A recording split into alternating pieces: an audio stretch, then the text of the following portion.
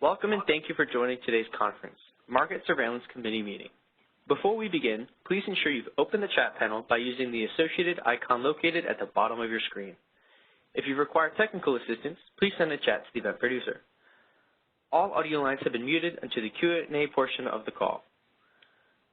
You may, however, submit a chat question at any time during today's presentation by selecting all panelists from the drop-down menu in the chat panel, enter your question in the message box provided, and send. Excuse my correction, we're only doing audio questions for today. As a reminder, this conference is being recorded. And with that, I'll turn the call over to Dr. Benjamin Hobbs, Chair of the Market Surveillance Committee. Okay, thanks very much, Ethan. Welcome to our meeting. We've got three very important agenda items, August events, system market power, and two of the approximately 10 aspects of the resource adequacy enhancements initiative that's underway. We'll be starting this morning with talking about August, and let me first go around the virtual table and introduce the folks who are here. I'm Ben Hobbs, Chair of the MSC, and I have with me Drs. Jim Bushnell and Scott Harvey, who are the other members of the Market Surveillance Committee. With us also from the ISO, we have staff Greg Cook, Guillermo Bautista, Mark Rothleader, Don Trethway, Anna McKenna, Perry Savidio, Brad Cooper, and Shami Davis. As always, we're going to start the meeting with a public comment period, and I'll ask you to reserve comments. If you have comments on the agenda items, if you could save those for those discussions. But if for some reason you can't stay until that time, you're welcome to make a comment now. So I'm going to turn to the operator and ask for anybody who has a question or a comment to please signal so following the instructions that Ethan will give you. Ethan?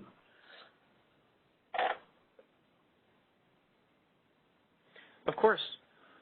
When we get to the Q&A session, you may press #2 on your telephone keypad to enter the question queue. You'll hear a notification when your line is unmuted. At that time, please say your name and question. Once again, that instruction is #2.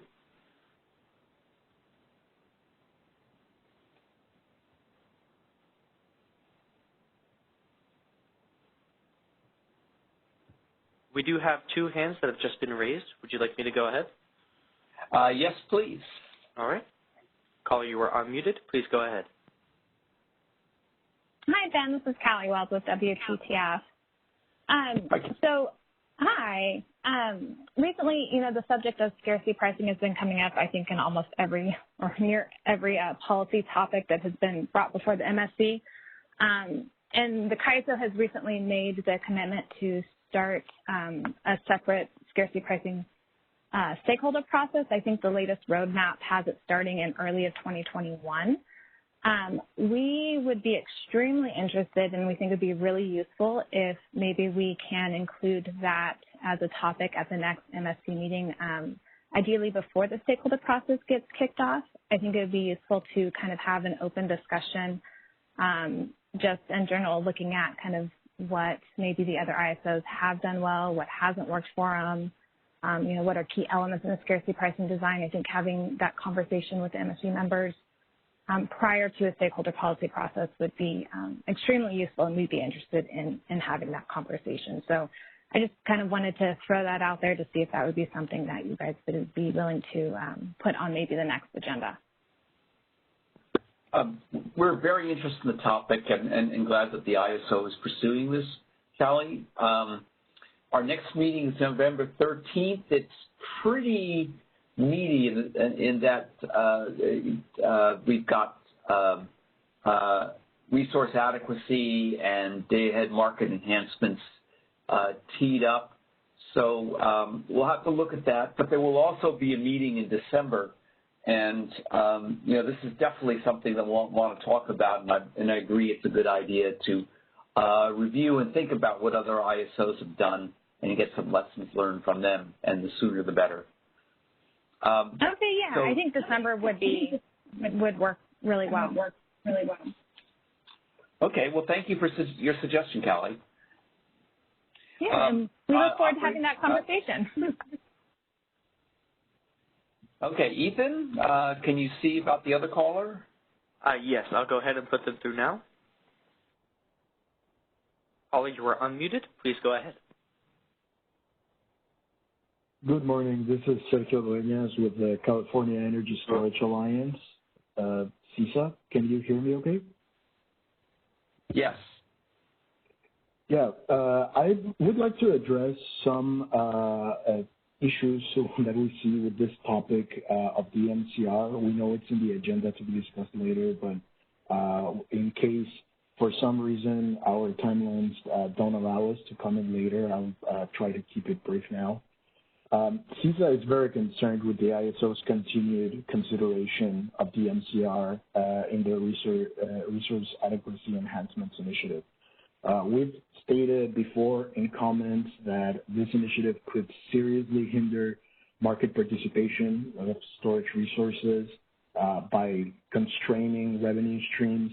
It could increase reliability risks by constraining the supply of flexibility, limiting resources from responding to real-time market signals. And it would also be running afoul CAISO principles of competition and efficient market-oriented policy. On top of this, we're also concerned with the precedent that the ISO is setting by moving this initiative this proposal across different initiatives, first in ESTER, now in our enhancements, and not considering the time in the development cycle that it has been necessary to see all the potential implications of something like the MCR.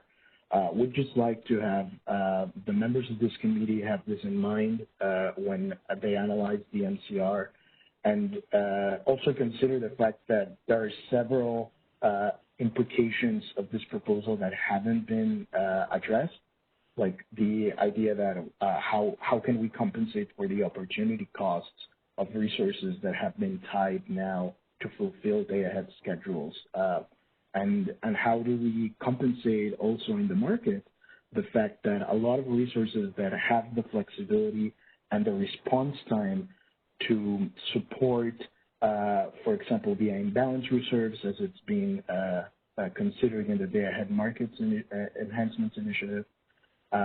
How can we ensure that the market would still have enough resources to cover those spikes in prices or in the mismatch of supply and demand? So because of this, we do think that the ISO should reevaluate this MCR construct and consider potentially the creation of an energy shifting product that would effectively compensate resources for the foregone revenues of tying to a diurnal shift schedule and operations plan. I would like to thank you for evaluating this and for considering our ideas and concerns, and to keep in mind that something like this could really hinder the procurement of resources that we know, because of studies done by the CPUC and other agencies, are necessary for California to fulfill its environmental goals. So thank you very much, and we'll try to stay in line and keep the conversation going. Okay, thank you for your comment, and I'm definitely looking forward to the discussion that we're having later today of this particular issue, which does cut across several initiatives, and of course it's going to interact with the one that Callie just talked about before, scarcity pricing as well. So the question of where the best place is to consider it is an important one. But at any rate, hopefully you'll be able to join us later on today. And if not, at least we have this comment. Thank you. So, operator, is there anybody else in queue? Currently, there are no other hands raised in the queue. But once again, you can jump into the queue by pressing #2 on your telephone keypad.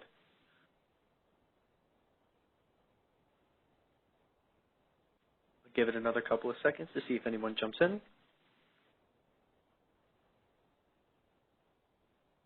And it looks like there are no further questions in the queue at this time. Okay, great. So let's go on to our first and very important agenda item about the August heat wave events and discussion. And I think we're having a presentation by Dr. Guillermo Batista of the ISO first. Is that correct?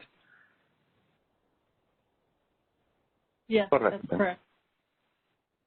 Terrific. Guillermo, thank you very much.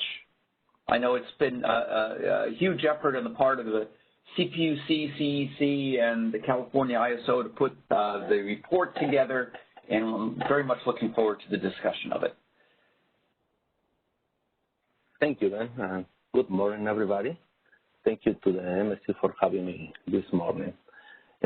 In this morning presentation, I will provide an update on the market performance during the heat of mid-August. The material is mainly focused on August 13, 14, and 15. But depending on the area being discussed, you may see different time periods being analyzed. As the CAISO has discussed in previous communications, these days were quite challenging, and we know how things play out. And we have a condition of insufficient supply to meet our demand requirements. The CAISO worked collaboratively with the CPUC and the CEC and put together a preliminary root cause analysis report. And this was about the contributing factors that led to the events of August 14 and 15. The preliminary report was released early this week. You may have seen the communication about that. And there is also a scheduled call for next week. I think that is for October 15. And that is going to be a dedicated call to discuss the findings mentioned in the report. From the report, you will find that there were several factors at play that contributed to this emergency. The main driver was the resource planning target and the procurement process not providing for sufficient available capacity to balance the needed demand and reserves for the peaks, both the gross and the net peaks under these extreme weather conditions. There is also a factor regarding the market practices that we have that have exacerbated the tight supply conditions. In this presentation, I will provide a glance on the overall market performance about this period of time. Some of the topics will naturally touch on some areas of the joint report. However, if there are any specific questions about the preliminary root cause analysis report, I will invite those entities to submit the questions in advance to the CAISO email inbox that we set up for that, so that the questions that are report-related can be addressed properly in the dedicated call that we're going to have next week. The details of that call are available through the market notice that we posted yesterday. Okay, so with that preamble, let me go through the presentation. Obviously, we have a slot of about 40 minutes now, and there is plenty of material to discuss, so I will see how we can go, at what pace we can cover this material. Next slide, please. Let me start with how the load and weather looked like for the week of the heat wave. Here you have an illustration that covers that week, starting from August 14. The bars in red stand for the actual peak that the CAISO system observes. There are other two bars on the top of that. One is to get an estimate of the demand response that was deployed during specific days, and the flex alerts and the conservation calls to conserve energy. These are estimations that we have done based on the forecast, on the actuals that we have. For the demand response, obviously, we don't know yet what the actual performance was, and we are still waiting for that data to come in our systems to be able to do an assessment of the performance. So this assumes that the demand response performed at 100%. And you also have dots in purple. That stands for the day-ahead forecast. And at the very top, you have a dotted trend with specific dots for each day, and that is just a rough estimate of an average temperature that we have across the CAISO system. Just to give you a perspective of the relationship between the temperatures that we observe versus the demand that we realized, and the potential unrealized demand that didn't happen because of the flex alerts and the conservation measures that took place. And you also need to take into account that some of those days are going to be weekends, like the 15 and the 16, and naturally the demand is going to be lower than any other weekday if same conditions remain fixed. So when you take into account the conditions that we have for August 15 and 14 versus the other heat wave that we have within that short period that was the 17 and 18, you can see that after the conservation, we really have, relatively speaking, similar peaks in the system. For the remainder of the presentation, I will really focus a lot on the 14 and 15 because that is really the genesis of the analysis that we have done. Next slide, please. Let me start with the temperatures and the implications of that on the forecast and the actual loads. On the upper part, you have a representative illustration of the two of the main areas that we have in the system for temperatures, and that is comparing the day-ahead forecast versus the actual temperature that's realized in these two main areas. And the lower part shows the corresponding trends of the forecast that we have across the different time frames. On the left-hand side, you have the evolution of the load in the day-ahead time frame. What load forecast we have in projection 3 days in advance, 2 days in advance, the day in advance versus the actual load. And you can see how rapidly the temperatures were changing and resulting in different loads because you can see that the D+3 or 3 days in advance was projecting certain amount of peak, and then the next day that come higher, and the next day actually came higher, and that was, relatively speaking, in the same ballpark of the actual load. On the right-hand side, you have the narrow time frame of the day ahead towards the real-time market. As we move into the real-time market, obviously the variation, the uncertainty reduces. We are relying now more on persistency where the current load is to realize what is going to be in the next 5 minutes, in the next hour or so. So naturally, you're going to have a smaller uncertainty and variation. And that just gives you a picture of how the load forecast was coming along in comparison to the actual load that realized that day. And obviously, the actual is going to internalize any measurements that we have, such as the deployment of demand response, the conservation measurements that we have around those days. Next slide.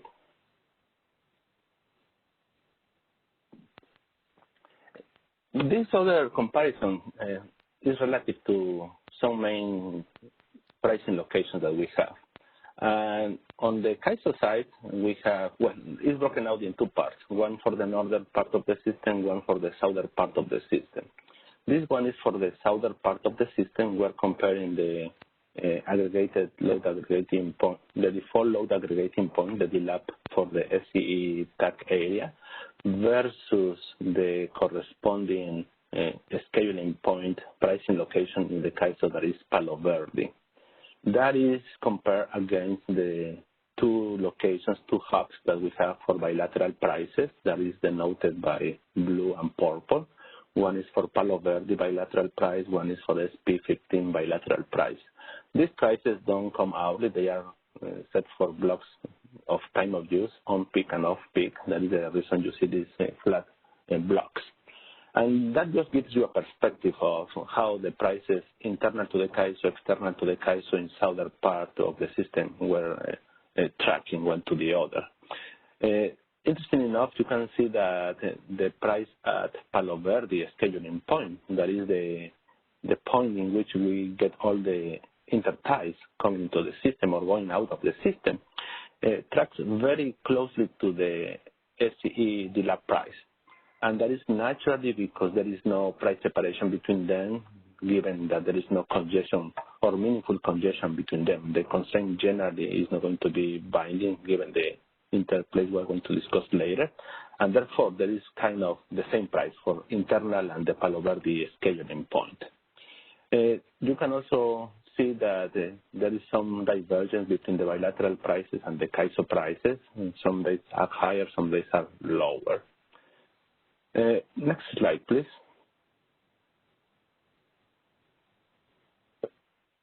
Similar construct is for the northern part of the system. We have the PG&E delap price together with the Malin scheduling point. The Malin is the scheduling point for the transactions happening with the north of the system.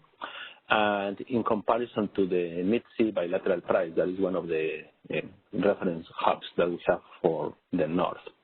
And here is a slightly different dynamic. You can see naturally there is a price separation between the delap price at PG&E and the Malin scheduling point. That price separation is due to congestion in the system, and more specifically and largely because of the congestion on the Malin intertie. That intertie was generally binding around this time of the period, and it was fully exhausted given the limited capacity that was available on that intertie. So when you compare Malin scheduling point against the mid-sea bilateral price, you can see that with the price separation at Malin, the Malin price tracks closer to the mid-sea price in some parts of this period. Now, we don't know much about the dynamics about the external prices. We can talk about our internal prices. It's just a comparison of external versus internal prices in comparison to the CAISO system. Next slide, please. One area, obviously, is how renewables perform around this time of the period. Here is a profile across the different time frames of the market: day ahead, the hourly scheduling process, the 15-minute process, the 5-minute process, and the actuals. It's a little bit crowded, but that gives you the perspective of how each market was positioning resources for the actual operation of the system. Naturally, you can see that there is some variability and volatility related to the solar, mainly on the 13, also on the 15. And that was expected. There was some expectation of clouds in the morning that would redevelop in the afternoon. And we were expecting that there would be some variability of solar as it realized in the ramping of the evening. There were a lot of conditions at play, specifically on the 15 related to the weather. We have cloud covers across the valley and the deserts. We have changing temperatures. We have storms in the Sierra and also impacting the Sacramento Valley. There was even a fire weather watch due to concerns of lightning causing fires.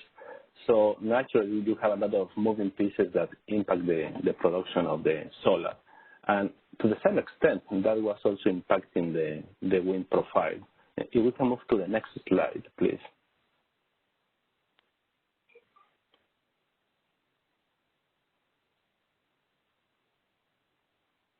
And you can see the variability, the volatility is there, and predominantly you can see that was quite interesting in the preceding hours of the peak on the August 15.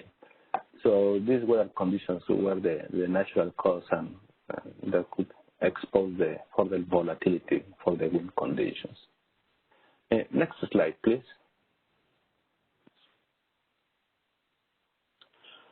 Okay, before I change topics, I would like to see if we have any questions so far.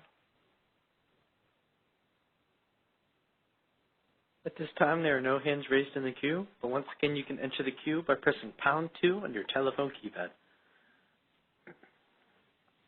Okay, with that, let me then move to a different angle of the market. Let me start with the interties. And there is a lot of interest to know how the interties perform around this critical period. And for most of the material, I'm going to rely on the day-ahead time frame. We are developing, and we already have some material related to the real time, but I will try to clarify whether it's real time or day ahead. In this specific case, we are dealing with the day ahead. Let me elaborate how we construct this illustration. Obviously, we always talk about the net schedule interchange. That is effectively the final megawatt flow coming into the CAISO when it's an import direction. The interchange is composed of several components. On one end, we have imports and exports. Obviously, they are defined with positive or negative values. We have static imports and static exports, and they are depicted in this illustration with colors in blue for the exports and color in green for the imports. In addition to that, we have a component that is coming from dynamic schedules. These are still megawatts that are accounting on the intertie flow. We also have some transactions that are called wheels. These are balanced pairwise import-export transactions that flow through the system. They do not add capacity or subtract capacity to the bid stack of the supply that we have in the system, but they do take a space on the transition capacity that is available, including the interties. You may have, for instance, a wheel coming from Palo Verde and going to meat, for instance, just to put an illustration. There is an import associated at Palo Verde, there is an export associated to meat. They are going to take capacity on those interties if that transaction clears in the market. Again, they don't add or subtract capacity to the supply, but they displace potentially transition capacity. So, and Guillermo, obviously, does that mean graphically the purple in the positive direction and the purple in the negative direction are exactly the same in every hour? yes. Okay, thanks. Yeah. And that is the reason that when you talk about interchange, it could make a difference what composition you are using, because if you add the wheels, it can add easily an extra 1,000 megawatts. So talking about 4,000 versus 5,000 may give a different perception of the number that you are using. This gives you the full composition of the interchange. And obviously, the exports are going to be offset fully with the imports, and they remain at a net balance of 0. And the net interchange is the algebraic summation of all these components, and that is denoted with the trend, with the line in dark red. And interesting enough, you can see the profile of the net interchange in the day-ahead market for this critical period. The net interchange basically dips in the evening hours, in the peak hours, and that is the critical hours. Not just because there is a small reduction of imports, but mainly because there is an increase of exports. That will be the first picture to get a context of the net interchange. Let's move to the next slide, please. This is for the real time, and this is based on the 5-minute market. This is not actual, but it's close to actual because it's as close as you can get through the market. And it's the same characterization. We have all the classical intertie schedules, but also we are adding what we call the EIM transfers. At the end of the day, when we realize the transactions in the market, both come together. If there are EIM transfer imports, they are going to add to the interchange. If we have exports, they are going to subtract to the interchange. When you see the two components together, that gives you a very good sense of what is the overall interchange that we have in the real time. And the other component here is the section in purple that stands for the EIM transfers. And you can see that generally, most of the time, the transfers were in the import direction. That meant that we have additional supply coming through the EIM transfers for the CAISO system, including the capacity that was made available for the evening peaks of August 14 and 15. Here and there, you have some blips where the transfers were reversed, and we have some export transfers happening in the system. But overall, roughly speaking, in some hours, you have solid 1,200 megawatts of additional transfer coming into the system due to the EIM transfer capability. Next slide, please. Now, one of the components is that there was a meaningful amount of export volumes transacted around that period of time. This gives you a perspective of the breakdown of those exports. The portion in green is still related to the wheels and balance exports. In addition to the formal wheels, those that have a pairwise leg import and export associated and imbalance, we have similar transactions associated with ETCs and TORs. These are transition rights that given the penalty prices at which they are protected in the system, they effectively act like wheels. And all these are together in there. And again, they don't add or subtract capacity. They take capacity from the intertie transmission capability. So effectively, the exports that were economically or self-scheduled transacted in the day-ahead market is anything that is above. The most meaningful component you can see is basically the self-schedules coming into the market, defined as low priority. These are self-schedules that don't have non-array supported resources. And also, there is a meaningful volume of exports coming with economical bids. And economical bid means really anywhere between the bid floor and the bid cap, up to the bid cap of $1,000 if that is the case, or the bid floor. So it's anywhere in that economical range. And this is really what composed the volume of the exports that we have for these 3 days. Next slide, please. There has been some interest, and I think we touched on that in the joint report, and that has to do with the capacity potentially used to support the export.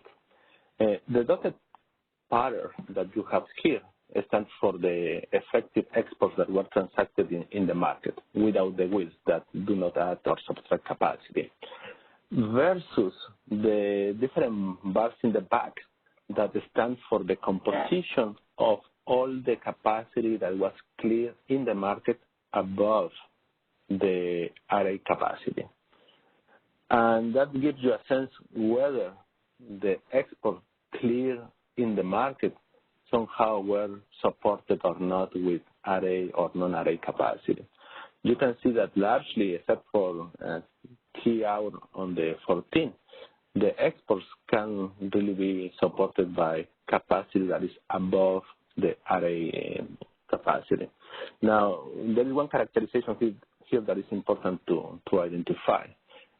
For the wind and solar buckets, as long as there is any array capacity assigned to a wind or solar resource, we consider in this classification that the whole resource capacity is deemed array, such that we take into account the nature of the array assignment for these resources. So that is the main picture here. In terms of non-array or capacity above the array, how much of that could be used to support export transactions? Well, this is Scott Harvey. In classifying it as RA or not RA, is that classified based on whether it was shown as RA for August, or whether even if it was RA in other months? This is specific for August. That means we take basically the array shows that are for August and use it as a reference for the classification of the resource capacity. Okay. Thank you. Guillermo, this is Jim. So for like the solar and wind amount in this picture, should I read that as the production in excess of the ELCC level, or is this units that were just not shown at all? No, let me clarify. Let me put an example. I think it's going to be easier that way. Let's take two resources for solar, just to name a case.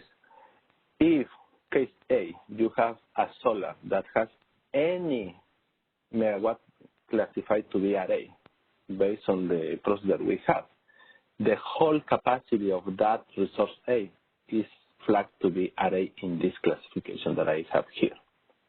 On the other end, if you have resource B that has no array at all, that resource is going to show up here as solar in the breakdown. This capacity that is considered to be non-array because there is no single megawatt associated for that resource for array. And Go ahead. Just to follow up on, did you use that same breakdown for even gas units and other units as well? So this is sort of an all or nothing characterization? No, and this is only for the wind and solar given the nature of how we determine the array. Got it. Thanks. So the wind and solar is resources that were built and exporting to another BA, or is there some other category that's in here? If you're including everything that's, it's either shown or not shown or dedicated to another balancing area, is there another category in there? No, these are basically any resource that is defined to be VAR, that is basically CAISO resources.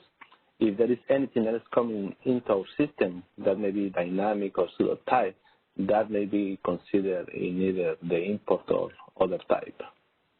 Okay, but I'm just trying to understand, for these resources that are in California and the ones that are the solar and wind that's not RA,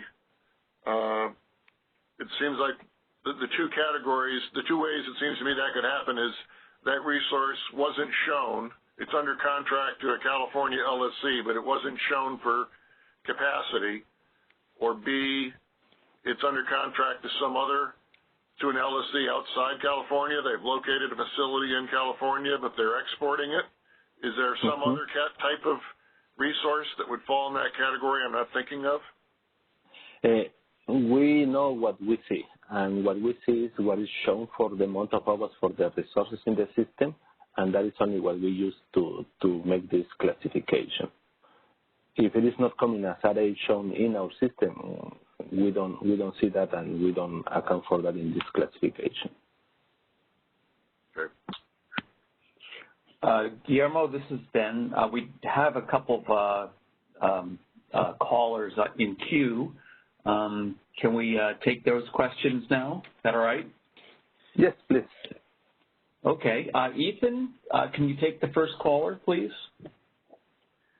Yes. Caller, you are unmuted. Please go ahead. Hi, this is Mike Castellano from the CPUC Energy Division. So I think I understand the point about solar. I think that was a good change that you guys made. I have some questions about the water, though. I know it's a relatively small piece of the chart here, but it seems to me that that's probably in a similar situation where I think most of the hydro resources are contracted, and I would be surprised if this is anything other than sort of the, amount above what they show in August, because they don't necessarily know that they'll be able to produce it on a regular basis. Have you guys looked at that? This metric specifically only tackles the wind and solar. Okay, so some of this hydro could also be RA resources, right? And then yes. Okay, so then my other question, you show this cleared above RA. So for imports, is that just everything that's cleared that's not an RA import? Everything that's cleared that's an import that is not RA? Correct. Okay. So this would potentially include, as you showed us, I think it was, some of the ties coming in from the northwest were congested, right? So this could include some imports that are crowding out RA imports, right? No, because this is only clear. Oh, sorry. Could you rephrase your question? I was going too fast. Yeah. So this might. We don't know that we got the full capacity of RA imports because some of that could have been locked out because of the congestion from the northwest. So this isn't necessarily, we got all the RA imports that we have, and then this was what was cleared above that. Some of this could have crowded out the RA imports, right? Yes, and that is the case. But remember, this picture shows the cleared capacity, not the available capacity. So if there was RA capacity and non-RA capacity cleared on an intertie, they will be classified accordingly and appropriately based on this graph. It's not all the supply that was available being classified as RA or non-RA. It's the clear capacity. Right. All right. Thank you. You're welcome. Okay. Thanks, Mike. Do we have another caller, Ethan? Yes. At this time, we have 3 more questions in queue. I'll go ahead with the next caller. Caller, you are unmuted. Please go ahead. Hi, this is Noah Tom from SDG&E. So Guillermo, just a quick question. You said you mentioned that on hour 17 and 18, the dotted line does mean that RA capacity was supporting exports. Is that correct? What I was saying is that generally there is enough capacity above RA to support all the exports, with the exception of the hours 17, 18 on August 14. As you can see that the dotted line is above the shaded area. Right, okay. And so that was supported by other RA capacity that was brought to the market. And to follow up on Mike's question, the ISO's report the joint report talks about non-RA capacity sort of replacing RA imports, non-RA imports replacing RA imports. So is some of this blue or colored, data here that essentially are really things that was cleared, supposed to be sort of to support the load in California, but then ultimately is being reused to support the exports? Well, the one in blue is going to be all the non-RA capacity on the imports that were cleared, either because they outbid RA capacity on the interties or because naturally they were in merit. Now, let's be clear. This is an accounting practice, right? We cannot color code electrons. And this is just trying to do a reference of how the composition of the supply based on the supporting element is. At the end of the day, it's all together.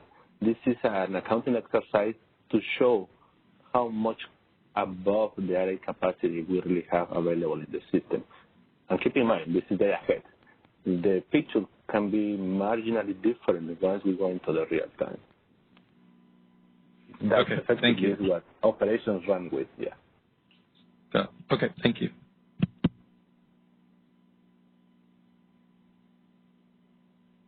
All right. Okay, do we have a caller? Okay. Caller, you are unmuted. Please go ahead.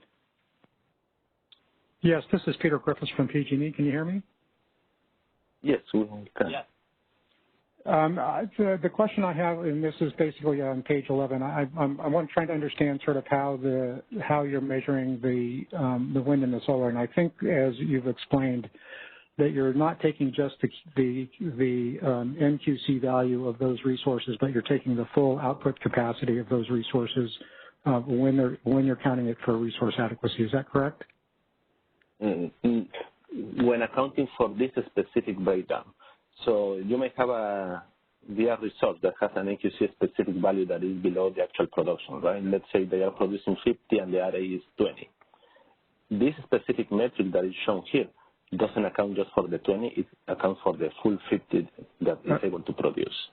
Okay, that's what I thought, and that's the way I understood. I guess my question, though, Guillermo, is how does the deliverability of those resources taken into account? If I've got a resource that doesn't have deliverability, how is that counted in this, or is it not counted in this? Any resource that is producing and is being dispatched, well, let me rephrase it. This is day ahead. It's a financial position. This doesn't reflect actual production. This is the best information we have based on the day ahead time frame that may be not just based on the forecast, but also on the specific bidding from the participant, because in the day ahead, wind and solar can be something different than the forecast. Based on the information that we have and based on the clearing process that we have a specific award for the resources. Regardless of the nature of that resource, we're going to clear based on the economics and based on what they submitted as a bid. Based on that clear, all what we do is to make a breakdown of that clear award in comparison to the RA shown that was assigned for that resource in that specific month. For wind and solar in specific, if that clear value happens to be higher than the RA is, the full capacity, the full clear award is considered RA, and is therefore not going to be shown here because this is non-RA. And I guess my question is, and that includes resources that essentially that do not have deliverability and do not have an RA value. Okay, so you're basically including here resources that essentially don't have sufficient transmission to make it to deliverability status as being cleared in the market and available to support the system. I will not assume what is the cost for not having an array, and that is beyond my knowledge at this point. No, I'm just trying. Yeah, no, okay. That's very helpful. Thank you. I just was trying to understand how deliverability played into this and how it essentially affects the numbers that you're showing. Thanks. You're welcome. Okay, this is Scott. So I think I get what Peter is explaining is that this could be capacity that's under contract to California LSCs, but it wasn't shown as RA because it isn't deliverable. But in fact, it cleared in the day-ahead market because, actual day-ahead market conditions were different than the studies. Is that an understanding? That's the way I understand it. That was good. Yeah. Thanks.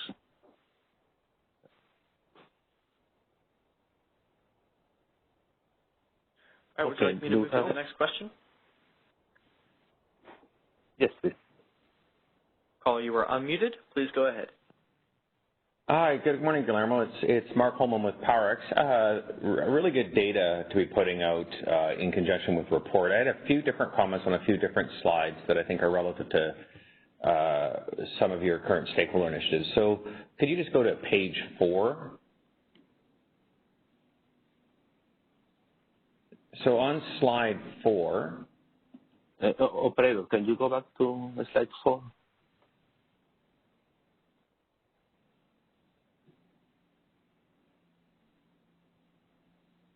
There we go. Thank you.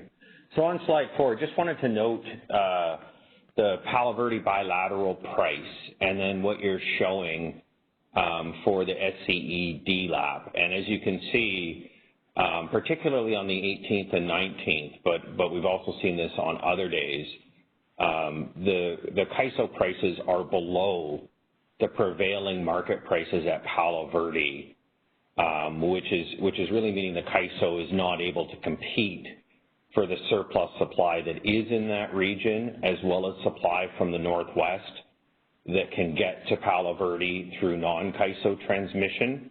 And I think this is really important in the context of the current system market power proposal, which has abandoned looking at import transmission limits on Cobb, Knob, and Palo Verde. I believe a closer look at this would show that the current proposal would erroneously assume that you were import constrained and price separated from the bilateral markets when it was anything but. The CAISO was actually not competitive for the supply that was in that region, and the supply that was available was largely going to Desert Southwest utilities because the CAISO's prices were too low to compete for that supply. And I think that's important in the context of of system market power, as well as scarcity pricing. So if you could just move forward to the next one, slide 5 at Malin. Another important lesson, I think, to be learned in terms of market design issues that can pose challenges during tight conditions.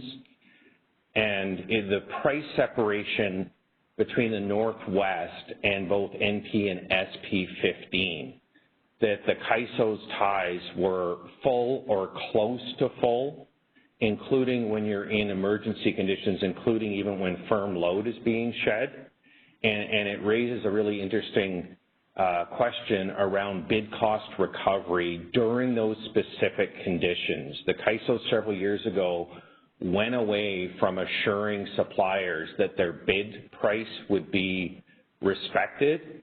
And again, not suggesting that you reinstate that as a market design across all hours, but when you're in flex alerts, when you're in emergency conditions, and you're seeking energy, you're requiring suppliers to take complete price risk at your interties. And so they can get cleared in the Haas process, and then if the tie ends up congesting, the price can go low or even negative.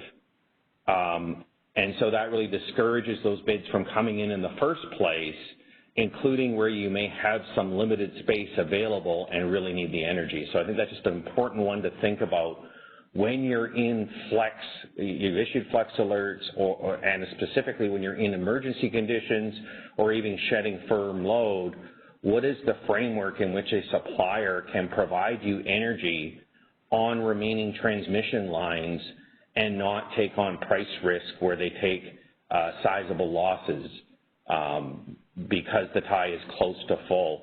And it can get exacerbated where they make a sale in the half for the hour, and then the CAISO is going out of market, exceptionally dispatching and self-scheduling energy in. You can actually cause the tie to congest and go negative. And now a supplier who's trying to help you out is ending up taking a very low price or even having to pay you to take their energy. And there's a gap in the framework of providing price assurance under those specific conditions. Hey, Mark. This is Perry. I just had a kind of clarifying question. So you're saying let's look at it's pages 4 and 5, right? So Guillermo, clarifying question: Are 4 and 5 these are day ahead bilaterals and day ahead CAISO prices, right? Right. So given that those are day ahead, I think a better illustration of if there's a half issue might actually, because you kind of talked about day ahead prices and tied it to a half issue. I think slide 12 might speak more to issues from half.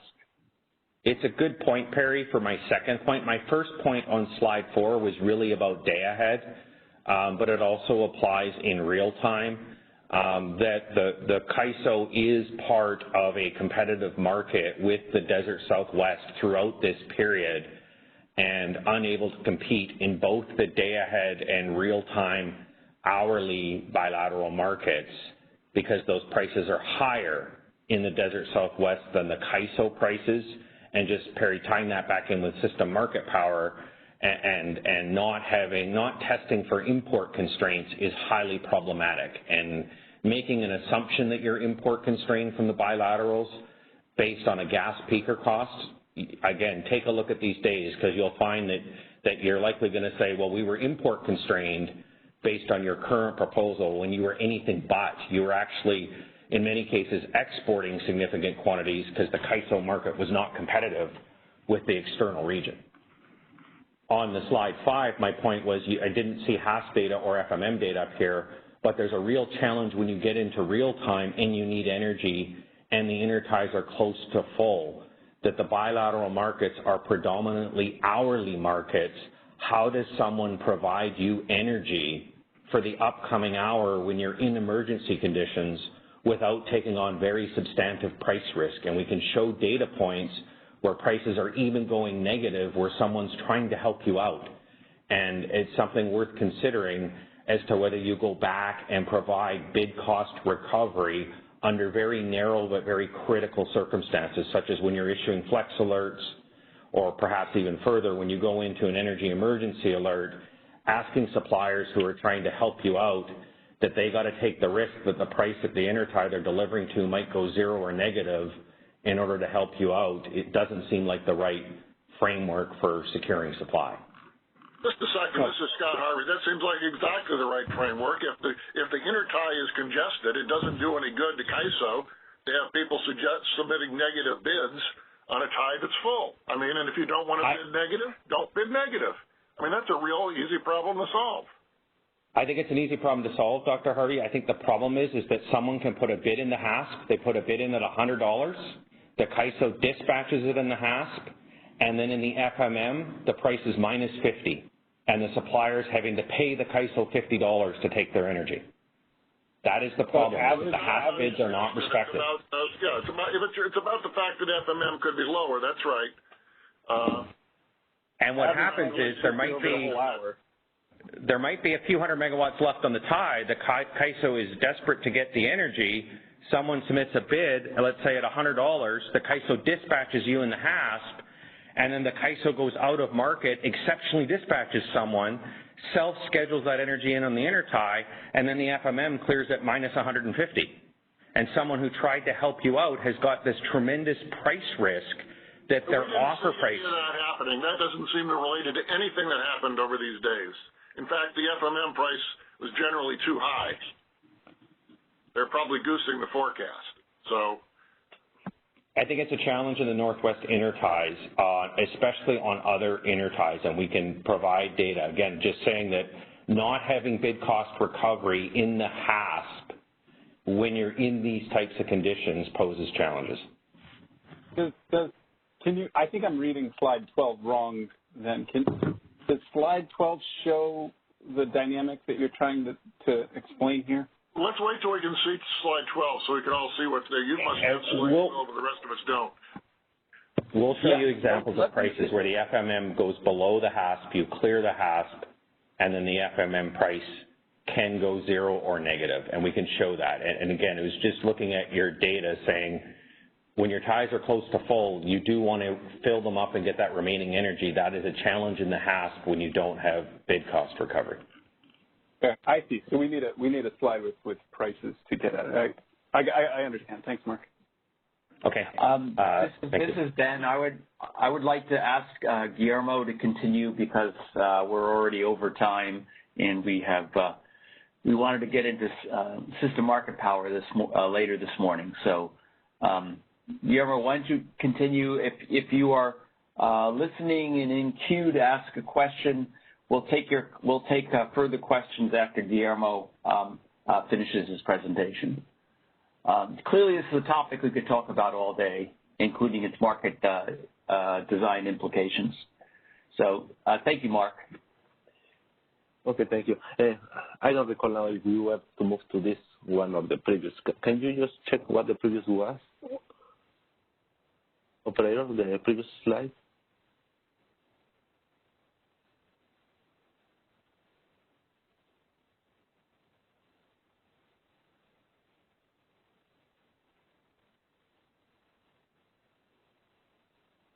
Okay, we were here. Okay, yeah. Let's move to number 12, please.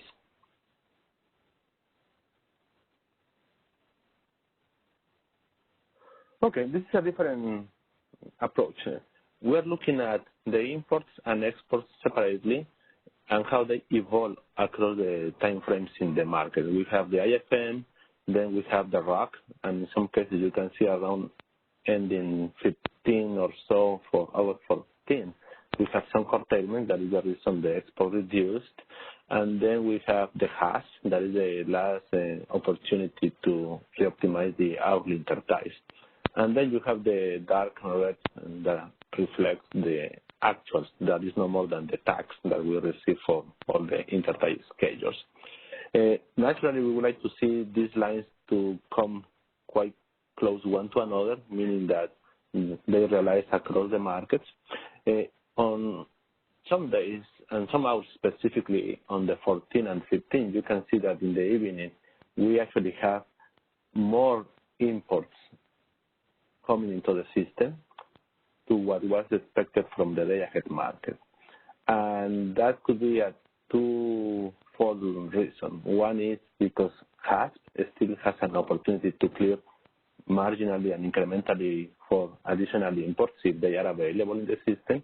And second, because there may be manual dispatches, energy emergency coming into the system given the conditions that we have on that day. So when you see the actuals and actually the HAS, some of that is going to be already reflected here. And actually there is going to be additional supply to what was projected to be available from the day-ahead market. In terms of the export, you can see that they closely track across the different time frames. And that is expected because typically for exports, what we have seen is that once they are clearing in the day-ahead market, they come self-scales in the real time. There is a little movement, very marginal movement that happens after the day-ahead market has cleared. Next slide, please. Guillermo, does this include EIM transfers and imports, or is this just the hourly schedules on the other interties? This doesn't include the EIM transfers. It's only the intertie transactions. Okay, thank you. Yeah. Next slide. Okay, number 13. In this case, we're trying to portray a breakdown of the supply that we have available in the day-ahead market. And similar to what we discussed for the exports, we are taking a perspective of what is associated with RA zones and anything that is above that.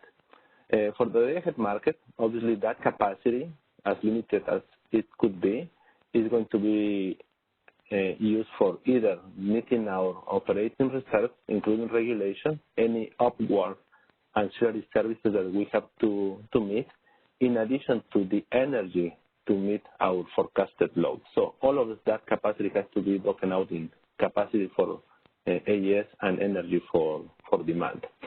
And the bars in blue and green stand effectively for the capacity that is associated with RA or above RA, and the top ones, the little ones in purple and red at the very top, stand for capacity RA or above RA that is linked to meeting the need for operating for ancillary services. There are two dotted lines. One is a flat line that is the nominal RA shown for this specific period, that is about 49,000 megawatts, and that remains constant. And then for the day-ahead market specific, there is something that we call RA obligation. Not all RA is created equal. We have some that are most offer obligations, and they come into the market. If they don't bid, we create a placeholder for that, and that capacity is made available. The dark green dotted line that is in the lower part, the one that is moving across the profile, reflects that, the RA obligation. And naturally, it's going to follow a typical profile. It's going to be higher at the peak hours just because we have this obligation for the interties. Interesting enough, you can see that RA obligation is flattened for the 15 because 15 happens to be a weekend and they don't have an obligation to bid in, even though the capacity actually show up. And the last two trends that you have here, one is in red and the other is in blue, stand for the day-ahead load and the net load. And actually, it's not just the load, it's the load plus the requirements that we need to meet for ancillary services, is all the capacity that is required to be met. The story from here, obviously, when you have this breakdown, is how much of the expected day-ahead forecast plus ancillary services is able to be met with the RA capacity. And you can see that for the peak hours, both the gross and the net peak, there is a need to still use RA, non-RA, or a capacity above the RA to clear to that level. Next slide, please. This is a similar construct, but goes to the real time. And it's a simplistic approach because it's only focusing on the clear supply for the real-time market. We have the same breakdowns, energy within RA, above RA, the capacity that is associated to meeting our ancillary, upward ancillary services, and the flat line reference to the RA nomination. And this also adds the EAM transfer because effectively is added capacity for supply or subtracting that capacity if the transfers are exports. And you can see where the EAM transfers added to the supply that we have in the system. Next slide, please. In the report, you are going to find that there is a specific description of why in the peak hours that we analyze, certain RA capacity was not available. And there is a variety of conditions. Some of those are expected and some of those may be intuitive to understand. One of the conditions, for instance, obviously is when you have derates or outages on specific resources, and that capacity may be not available.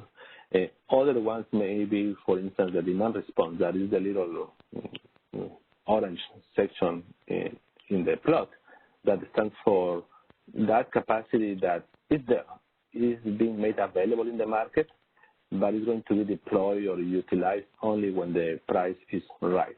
And that is what we classify as economics, because typically, for instance, demand response is going to be bidding close to the bid cap.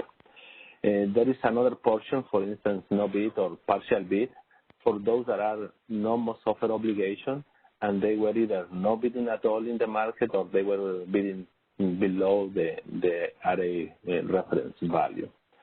And the green one, related to the imports, is classified as transmission congestion, and specifically this is for imports, meaning we have transmission bottlenecks on the interties. Specifically, I believe this is related to the Malin one, where we may have additional RA capacity, is just not clearing in the market. And I can explain in more detail that specific condition with the next few slides.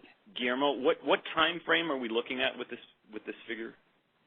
This is a sample of the ones that we have from the report. Is one of the peak hours. I don't know specifically okay. So what this is what hour. 1 hour. This is one particular hour, though. Yes. Okay. Thanks. Okay. Next slide, please. Okay. Coming back to the interties, I will construct the story about this capacity. We have a few major interties in the system. We have Malin on the north, we have Knob in the northeast, we have Palo Verde in the south, and these are quite the meaningful interties that we have in the system, where a lot of the majority of the transactions happen in the market. Let me elaborate on each of those. This one is related to the Malin intertie. And there are different components. The first one is the thicker dotted line at the very top. That stands for the nominal tie limit. That means when there is no outages, there are no derates, this is the full capacity that we can expect to get out of the Malin intertie. You can see that this is not a flat line. The physical capacity may be a flat line, but after we have that OTC capacity, we have to deduct any capacity associated with rights. So what is depicted with this thick dotted line is the available transfer capacity, and that is the reason it can change from hour to hour. Take that as a reference and now move to the next dotted line that is below, overlapping in many cases with the red line. That other dotted line is the effective limit, the derated limit that we have on this intertie for this period of time. And again, it's changing over time because different rates apply at different points on time, and also deduct the capacity from the transmission rights. That second dotted line is effectively the limit, the transmission capacity that is available to clear in the market. The red line is the actual binding or clear limit on that intertie. And you can see that most of the time it was binding because it's overlapping with the limit. There are a few hours, basically prior to the peak hours on the 14th, where that tie is not binding. This is just the tie on its own. The shaded area in different colors stand for the breakdown of the supply that was made available on that scheduling point. On the same coin, you have imports, positive values, exports, negative values. We have about 500 megawatts for the 3 days of available exports willing to clear if the price is right. Out of those, a very little portion actually cleared in the peak hours of August 14. Now, on the positive side, we have the imports. Those imports can be for energy, and a small portion is also clear for ancillary services for this specific intertie. The main portion that fill in the capacity made available on this intertie is composed by the blue and the green one. These two are either RA associated import capacity or non-RA clear capacity. The blue one is all the capacity associated with RA that was able to clear based on price. Now you can see that there is a portion in green that was actually filling in the rest up to the limit that we have. That is non-RA capacity. Even though there is still remaining RA capacity, the logic here is that non-array capacity is clearing simply because it's outbidding other portion of the array capacity, and this is no more than price. Effectively means the portion in green was bidding cheaper than the portion in this very light purple that is array capacity. And if you have limited capacity to clear, the least cost dispatch is going to clear first. Above the dotted line or the red line, you have all the capacity that somehow becomes stranded behind the Malin intertie. It's there, can clear, but there is just not enough capacity to be able to flow through into our system. And that capacity is also classified as array, non-array, or not just available for the system. For whatever reason, it was not bidding in to that level. And keep in mind, when we refer to array, this is the nominal array. In some cases, as I indicated before, there is certain aspects of most offer obligation for certain hours only. That will explain effectively what happened with that intertie. You can see that there is a portion of array that got stranded based on price. It didn't clear, even though it was made available to the market. A factor playing a role here, obviously, is the due rate that we have in the intertie. At the beginning was as much as 1,000 megawatts. So that is just the nature of a transmission system, that you may have the rates that you have to deal with. Next slide, please.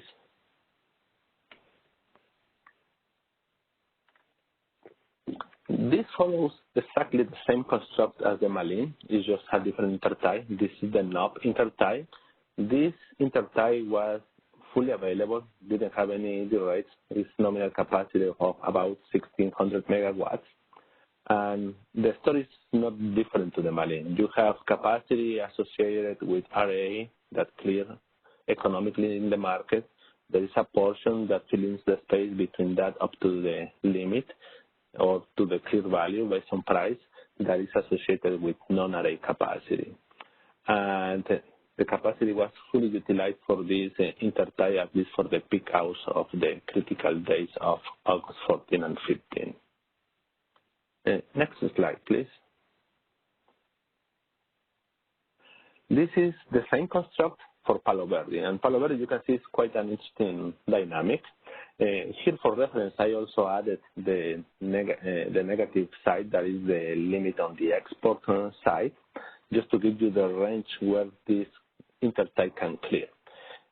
Same construct, positive imports, negative exports, clear capacity versus not clear capacity. The darker line is effectively the clear net value on the intertie, and you can see that it moves from being a net import in the shoulder hours to become a net export in the peak hours. And that is no more than based on the competition that was happening on that intertie, based on the prices and which ones were in merit.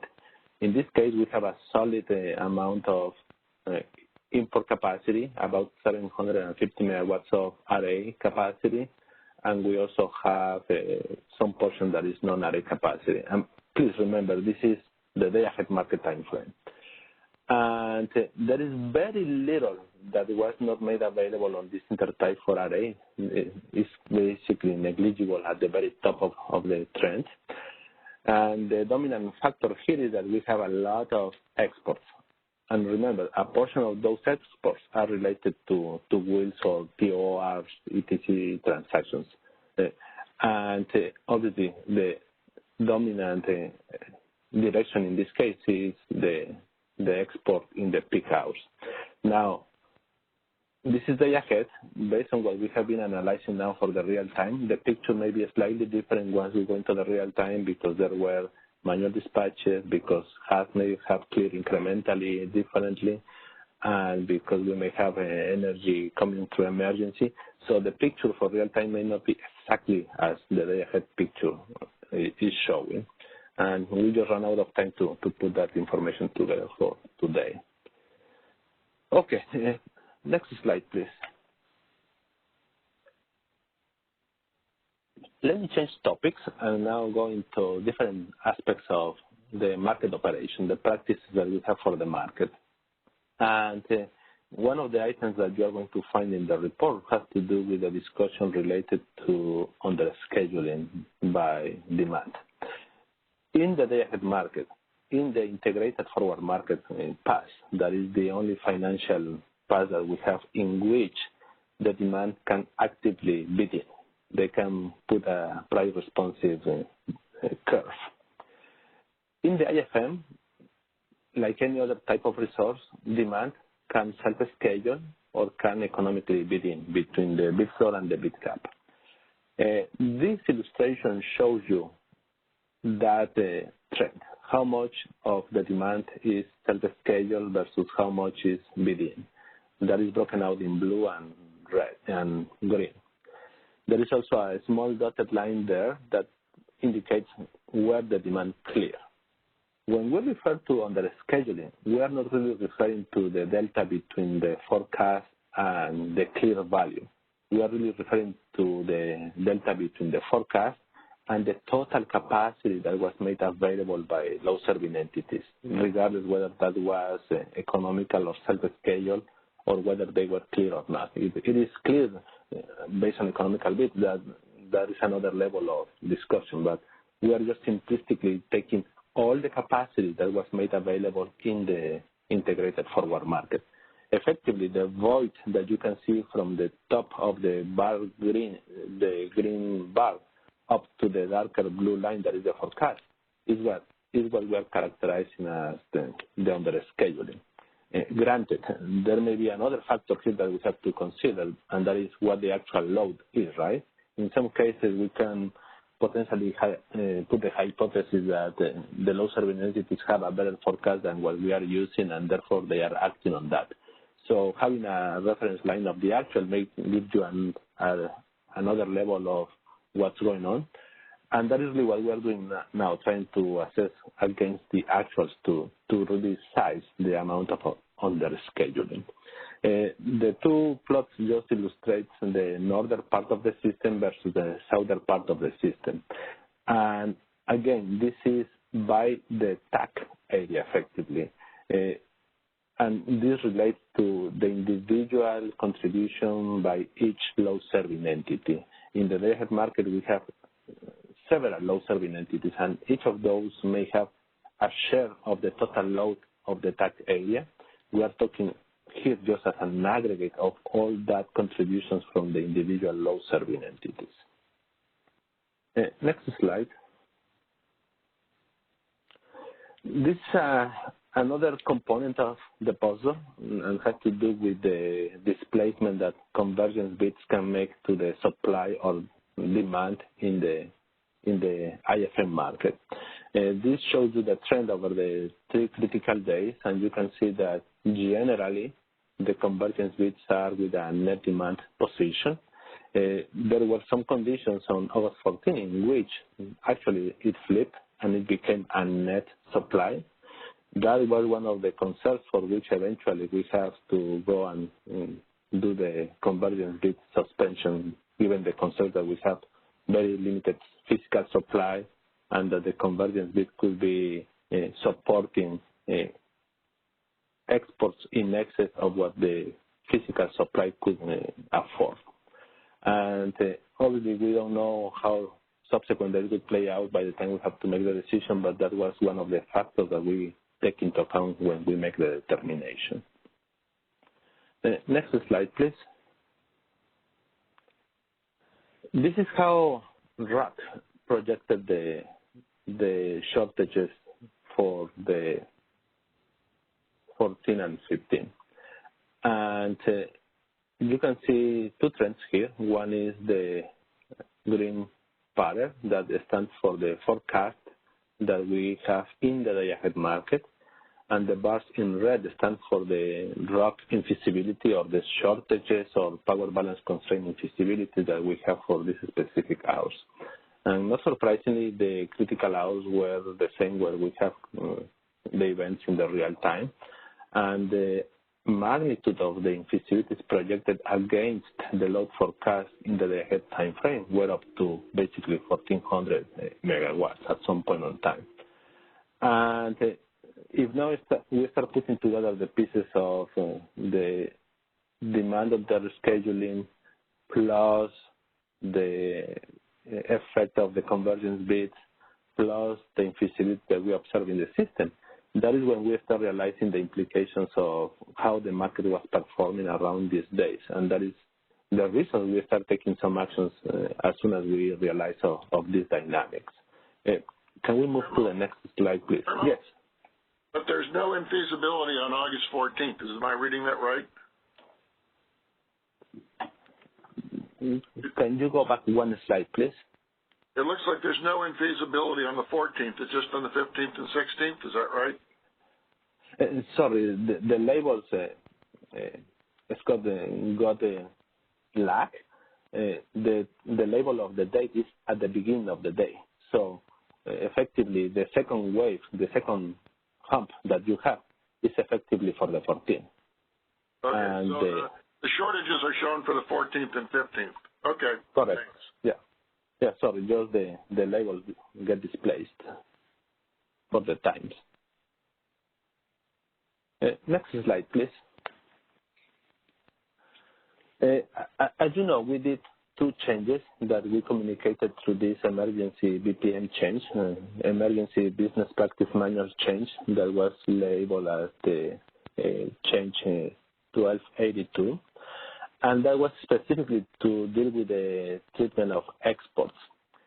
One natural question is going to be how that change effectuated in the trend of the exports after the changes took effect on September 5th. If you look at a very narrow window just around September 5th when we did the changes, one may reach the wrong conclusion that, yes, there were effective changes happening right after we implemented the changes.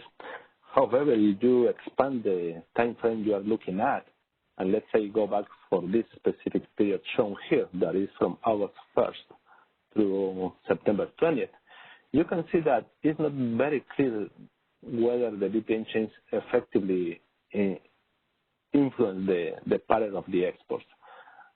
You can see first that since the beginning of August, when we started getting hot and we reached the heat wave in the middle of August, the pattern of exports just increased. And we have quite a lot of an increase in the exports, not just economical participation, but also self-schedules. And the whole West was tight, and obviously everybody was looking for the last megawatt. That repeated in the period of August 4th when we had the second wave. And when we implemented the change, we were effectively coming out of that wave. So I want to say that effectively it's hard to conclude how much of that pattern change is just because of the BPM change that we have versus the natural transition out of this heat wave. There seems to be a factor at least for both, and mostly the obvious thing could be the pattern change because of the weather conditions. It's hard to dissect at this point effectively the extent of the impact of the BPM change. In the pattern of the overall exports, we know exactly what the outcome is going to be in the market. This is the picture for the day ahead. If we move to the next slide, please, we have the similar picture for the real time.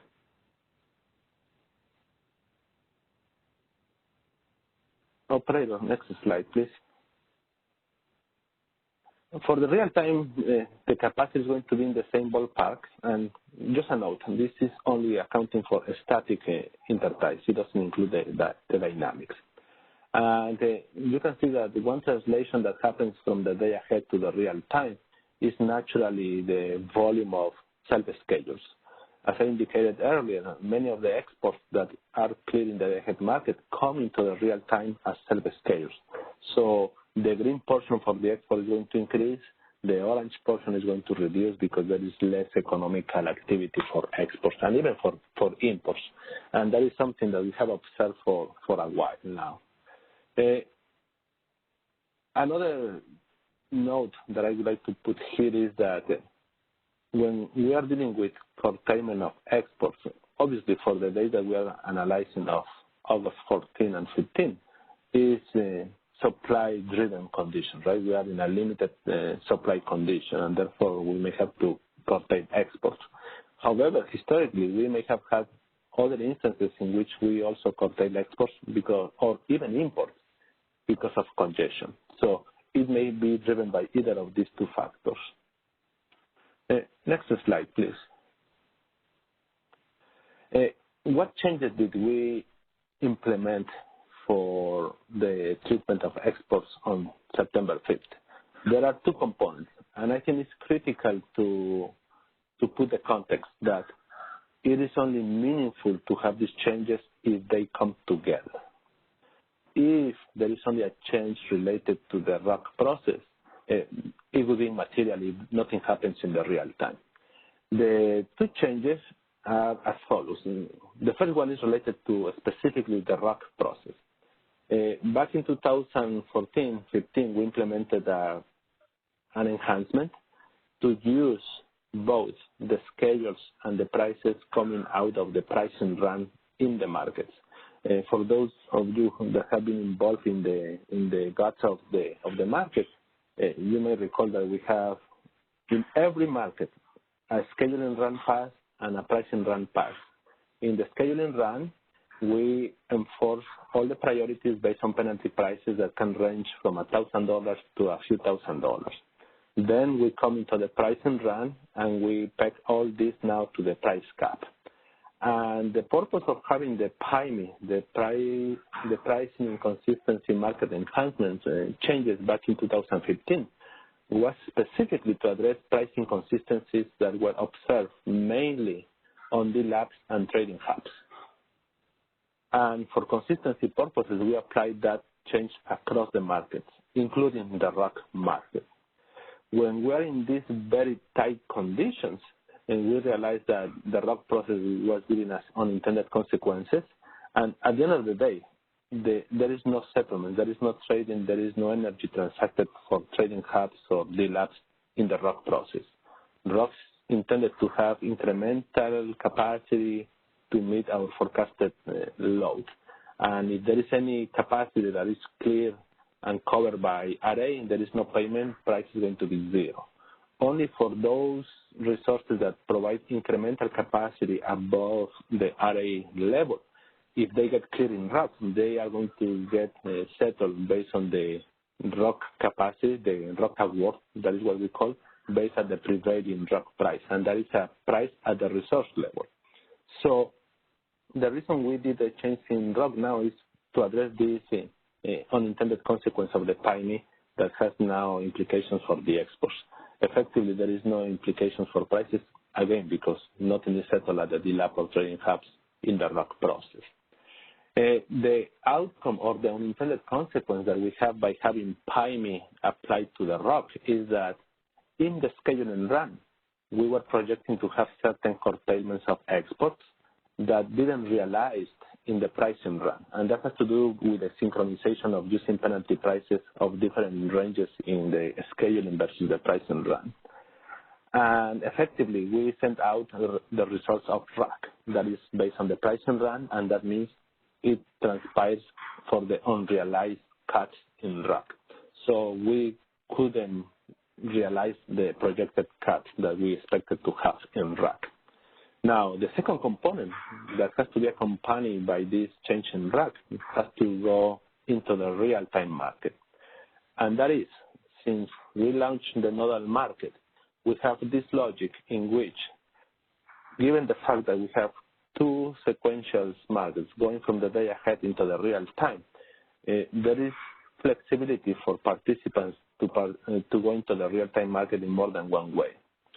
If a resource gets an award in the day-ahead market, once it goes into the real time, it has more than one way to participate.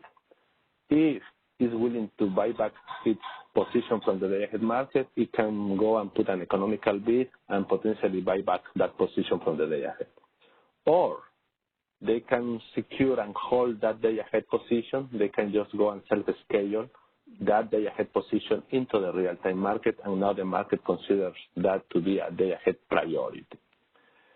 when we take the reference of what value should be used for self-schedule and have this day-ahead priority into the real time, we have always used the IFM schedule. And we realized that if we complement that change with the ROC schedule, we can really realize the cuts that were projected to be from the day-ahead market. So prior to the change, if IFM was scheduling an export for 100 megawatts and ROC determines that we can just afford 60 megawatts, effectively we have a cut of 40 megawatts. Once we go into the real-time market, the participant, the resource, can still self-scale up to 100 megawatts. So it unwinds the projection that we were having in ROC by using the IFM scale as the reference for the self-schedule. So with this change, all what we have done is to move that reference. Instead of having the reference tagged to the IFM schedule, it's going to be based on the ROC schedule.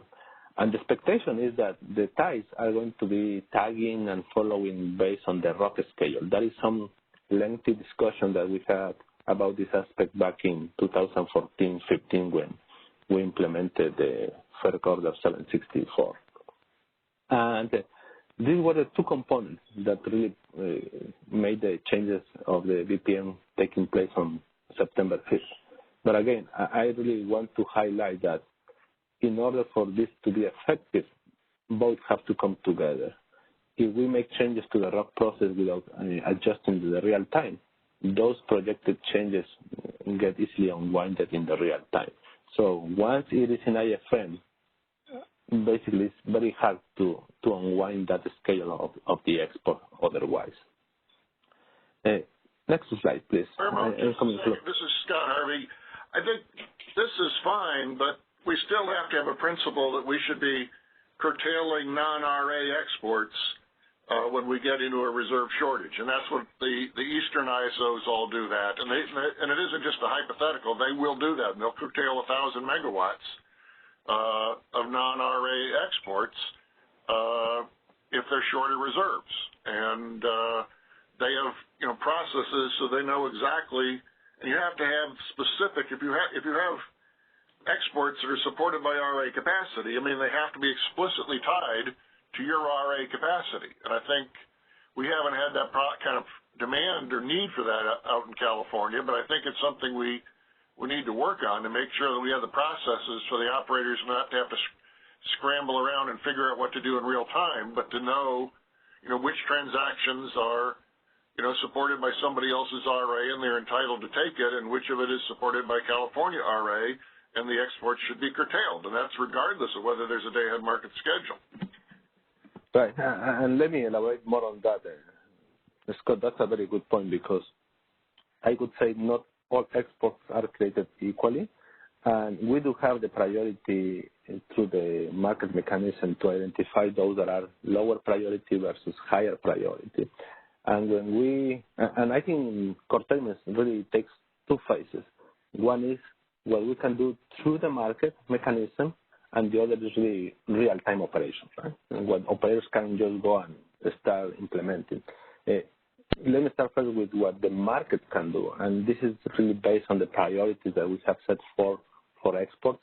We have set the priority that those exports not supported by non-RA are going to have low priority, and they are going to be the first ones to be cut. Now, for those that are RA, they are going to be basically at the same priority of our internal load, and by the time we're starting to cut our own load, we start cutting those exports. So we do have that transparency and that priority in place through the market. Now, once we go into the real-time operations, I think it's up to the real-time operations to determine what can flow or what has to be cut. And I understand different priorities are going to play a role on this. I would caution that just indicating to cut all exports is a little bit simplistic. The operations is more complicated than that. There are many dependencies that we have to take into account. Some exports, in some cases, may be supporting our own imports to bring it in. So we rely heavily on imports at any time. So if we start cutting exports, the chances that we're going to get our imports cut is there, and it's going to be a zero-sum game in this case. So there are many nuances to how we can actually go and just straight start cutting the exports. And through the market, we have that in place. Through the actual operations, I think there are many moving pieces in the operational space that we have to be mindful. But this brings really and opens the door for that type of discussion moving forward, what policies or changes we may have to consider in this space. But if I'm understanding Scott's description of what goes on in the East correctly, it seems like California places a higher value or level of security on an export that clears the day-ahead market, but is not linked to anybody's RA. Yes, correct. That is what we. Whereas in the East, if it's an export and it's not the external balancing area's capacity that is somehow acquired from the place that's exporting, then it doesn't matter whether it cleared a day-ahead market or not. It's still sort of something that the short balancing authority will claw back. Correct. Yeah, this is what we call the day-ahead priority, and I can tell you there is a. And so I'm just saying this seems to be the key sort of policy issue. I don't know which is better, which is fairer in a sense, but it does seem like the policy issue to confront is, exactly how much legitimacy or security to bestow upon a day-ahead transaction that's not linked to anybody's capacity. And I think in the West it's a different animal because there is no such thing as RA outside of California, is there? So I don't think there could be. The balancing area could still have resources that are its resources that are under contract to its load that are located inside California. So, it's possible that SMUD has a resource that's located in the CAISO BA that, is a SMUD resource that's not CAISO RA, and it supports SMUD load, and it's entitled to export that to meet its load. It's just not entitled to, bid above that, the day-ahead market, and rely on California ISO resources. Okay, yeah. So it may not be called RA. It may just be a good old, contract for energy, but it's the same principle that it's something that was lined up ahead of time by an external area. Scott, I'm not very familiar, but do any of the ISOs protect somehow the day-ahead exports that they clear in the day ahead? They might give some priority to it, but it's not going to overrule the fact that it's non-ICAP. Maybe if it's just a matter of they've got if it's all non-ICAP, then maybe they give that priority. But you're going to recall your ICAP regardless of whether the transaction is scheduled day ahead or in real time or whatever. Okay. And let me give another perspective because I think it's important to follow through the market, and this is a factor to consider. Once we are in the real time, obviously, we have this day-ahead priority, and I hear Scott's point. Now, we have to come one step before and ask the question, well, why that export was clear? And I think that is the first part. With the changes that we have implemented, and I'm not saying that there is nothing else to discuss. What I'm saying is that if the export cleared to start with in the day-ahead market, is because somehow ROC determined that it's feasible to flow through. So it's a first assurance, a first safety net now that we have that if it's able to clear in ROC, it's most likely because based on the ROC projection, it's able to flow through. That is one of the reasons why we did a change. So it's not that it's just showing up and coming as a day-ahead priority now in the real time. If it was clear, it was able to clear in the day-ahead market, and it was able to clear in the day-ahead market because it was feasible to make it happen. Right, but that's day ahead. I'd like to give you an example of what happens in the East. I know because I worked on winter reliability for the NISO a lot that, when you could have a transaction export from PJM to New York that clears in the day-ahead market, but then it's the polar vortex and a bunch of PJM generation can't start or trips offline, and they're going to curtail those exports. You know, it looked okay day ahead, but it does not look at all okay in real time. And if they're getting thrown into a real reserve shortage, they're going to cut those exports unless they're, you know, a resource that's contracted to meet California, New York capacity. And you know, that's just the way it is. Yeah, I think it's a very. They don't blindside the other control area. That when they see they have that kind of day, they tell them that. You know, as soon as they get into the checkouts and they know they're going to start cutting things later in the day, they tell the other control areas so they're not blindsided, but they're still going to, you know, cut the transaction if they need to. Yeah, I think this is an area that obviously is going to be discussed further as we go through the final findings of the report. And just to put the context, because I think I don't know if you can just generically say that it's okay just to go and cut all the exports, right? Because if we go back to these days, obviously it was not just a CAISO event. The whole West was tight of supply. It's not that everybody else have plenty of supply and we were the ones short. So everybody was looking for the last megawatt. Cutting the exports means that naturally somebody is going to is not going to have a chair in the dance, right? And the complication is that, yes, we may go and cut the exports, and if we cut 4,000 megawatts of exports, what is the assurance that we are going to get back the 4,000 or 5,000 megawatts of imports that we have if everybody is scrapping the last megawatt? So it's a more west-to-wide event that we were dealing with rather than just California being shocked on its own.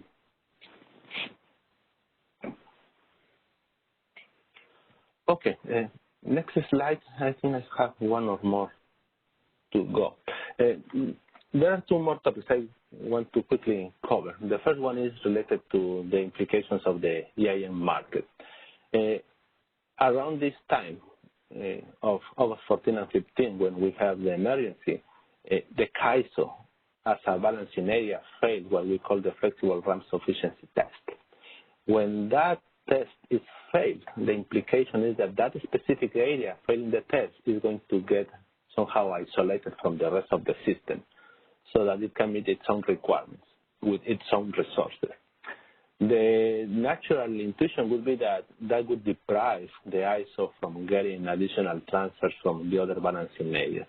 That in general was not the case. Even though we failed the test for these two critical hours of the 14 and the 15, this illustration shows you the dynamics. The line in black stands for the actual limit that was imposed on the transfers coming into the ISO, and the orange line stands for the actual transfers that naturally were happening in the system. You can see that there is only one point on time on the 14 where the two lines merge and they overlap.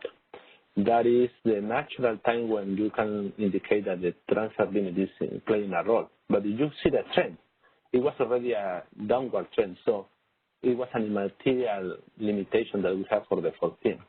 Now, when you go to the 15, there are 3-4 intervals in which the orange line is overlapping with the limit line, the black line, indicating that, yes, there was a limitation on the transfers happening for the CAISO on those specific point on time. Naturally, you can see that the transfers that could be available were oscillating in that same range. There was not much extra capacity to be transferred anyway. And if you overlap that with the times of the emergencies, actually they don't even coincide. This just shows that indeed the EIM transfers were helping us around that time, because you can see the healthy transfers that we have. On the 14 was in the range of 1,500 megawatts. On the 14 was in the range of 500 megawatts. This is additional capacity coming through the transfers that help the CAISO to meet its demand. And let me close the presentation with the next slide, please. One of the actions and mechanisms that we have through the market to handle the tight supply conditions has to do with the deployment of demand response and proxy demand and reliability demand response. These are two similar but slightly different products that can be utilized through the market that effectively reduce the load. And this one just shows on how actively we dispatch these products in the market in both the 14 and the 15. There is also some noise on the 13, given the day-ahead activity that they have, and they can participate in the day-ahead. But this only tells you what the market dispatch. And it's a very healthy volume in the range of 900 megawatts for both days. Right now, all what we have is the dispatch. We still have to wait for getting the quality data that we need to really assess the performance of these resources and see how much they indeed deployed when they were called upon. That's all what I have for the presentation. I don't know, Bernie, do you want to have some minutes for entertaining some questions, or what do you want to do? A clock check. I think we should take at least a couple of questions and then break for lunch and start the system market power then after lunch. We could shorten our lunch break slightly. So why don't we go ahead, and I think we have a new operator. Is that Ethan, is that correct? Yes, this is Victor on the line. Oh, Victor, I'm sorry. Victor, can you open the lines and see if there's anybody who would like to make a comment or ask a question at this time? Absolutely, and once again, pressing pound 2 if you wish to ask a question. I do have a couple in the queue. You just unmuted your line. Please state your name and question.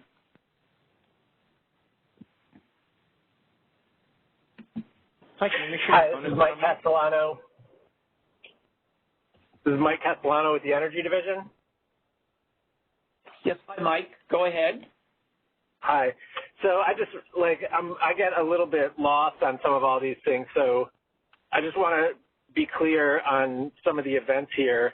So RUC, on the 14th, RUC had infeasibilities, and it looks like it was the same hours where we ended up having load shed, or it's very close to that.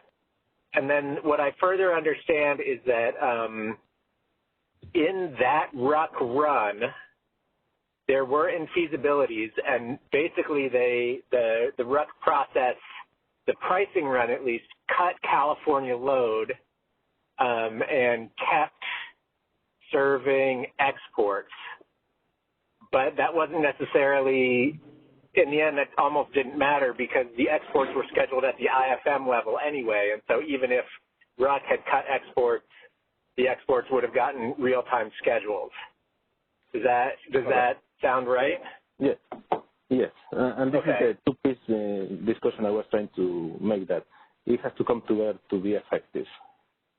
Right, right. So I guess just that, I mean, that seems like a really big deal to me. I agree that there are some capacity issues and some other things, but that seems like kind of a failure of the RUC process because, you know, and especially in conjunction with you guys talking so much about the importance of full scheduling. You know, the purpose of RUC is to compensate for times when things aren't fully scheduled, right? So if there was a major failure in RUC like this, you know, it's not clear to me that if we fix the RUC issues, we still have to worry so much about the full scheduling, I guess, is where I'm coming from. And I think you guys have kind of portrayed it as the problem with scheduling, and also we needed to make some RUC changes, and I am not sure that that's the right way to look at it. And especially, you know, I'm not going to be able to be on for the system market power, so I just also want to say, you know, one of the reasons you're not doing system market power in the day ahead is because load can bid in a price-sensitive manner. If load had submitted price-sensitive bids, you know, for a huge amount of load on that day, it still wouldn't have cleared and it still wouldn't have mattered. So we still kind of need RUC to be doing what it's meant to do, no matter what load does. You had a 16-pack meal with apple juice, extra fries, and a Kentucky nugget? All right.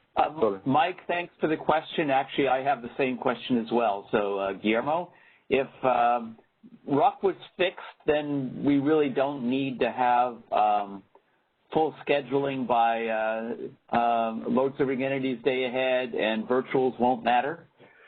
Is that true? I think there are several moving pieces, but I wouldn't like to go into a simplistic approach that just fixing one thing here is going to remedy the whole construct that we have. Okay?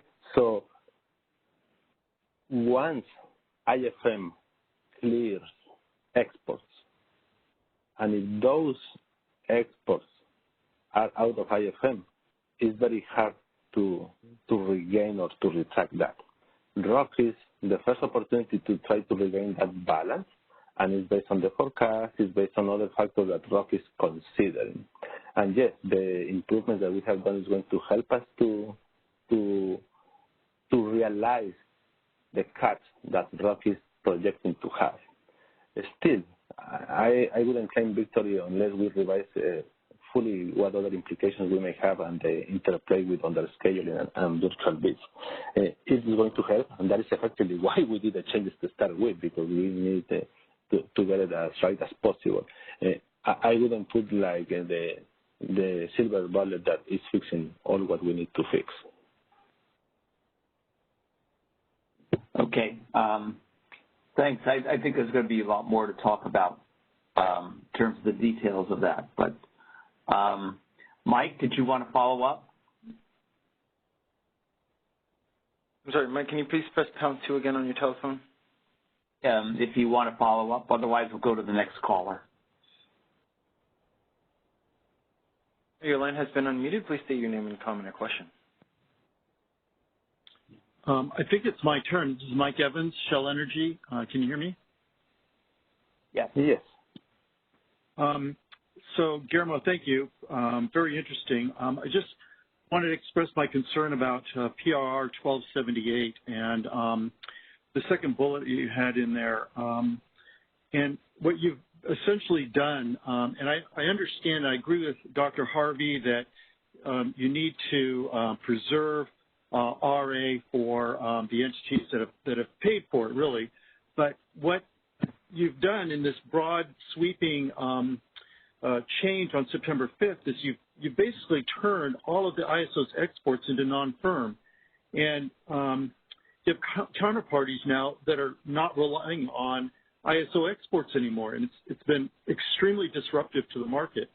And I wanted to ask if you've considered the impact to other balancing authorities when you have this open possibility that you're going to cut the exports, and then B, if you would be open to some type of staged implementation so that it wasn't so disruptive to the market, so that you could have maybe a more positive way for a scheduling coordinator to associate, or for the ISO to associate non-RA capacity with an export, other than just this cumulative calculation of all RA and all exports and all non-RA energy that doesn't drill down low enough.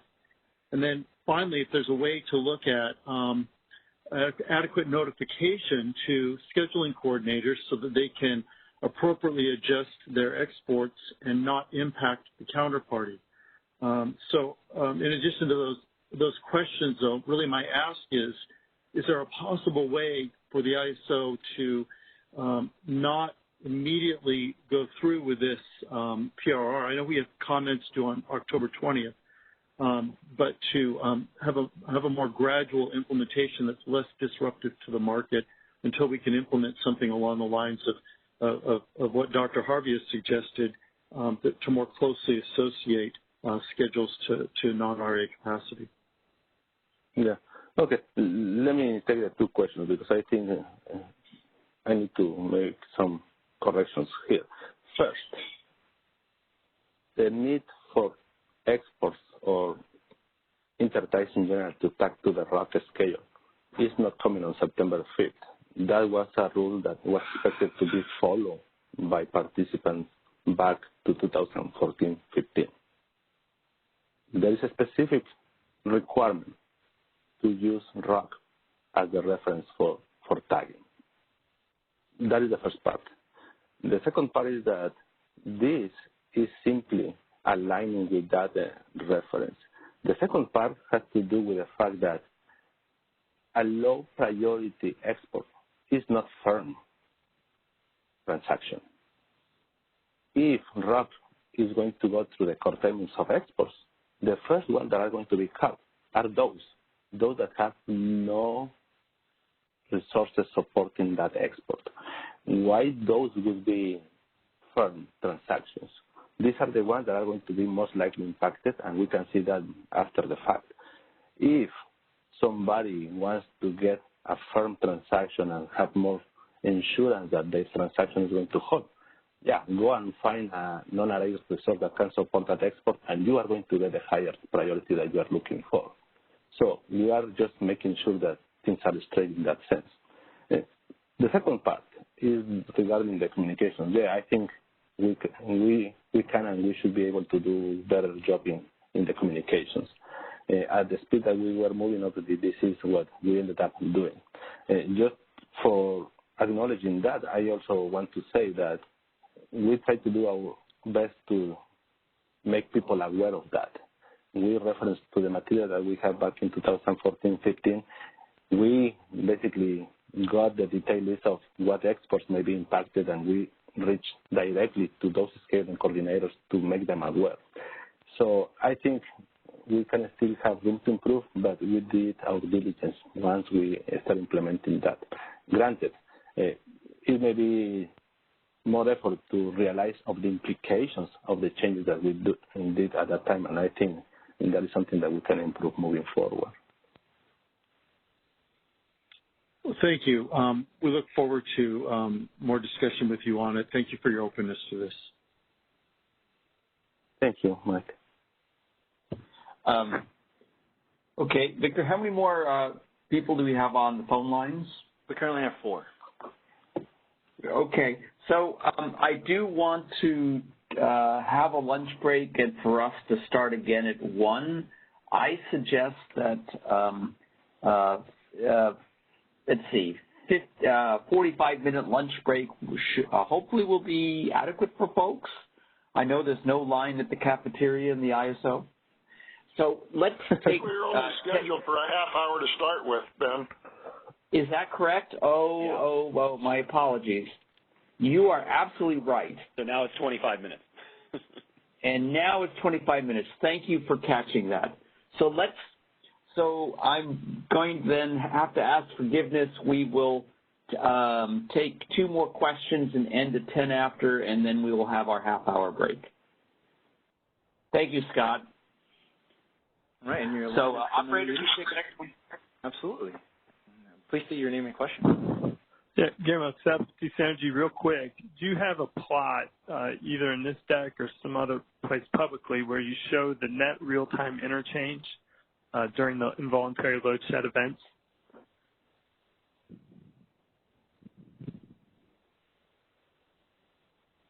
Did I say that too fast? So, sorry, I was already on mute. No, I was saying that we didn't have that on time for this presentation, but we are working, and eventually I think we are going to have an opportunity to provide that information. Okay, thank you, sir. Yeah. Okay, one more question. And just unmuted your line. Please state your name and question. Hello, this is Parthomel Badkar with PG&E.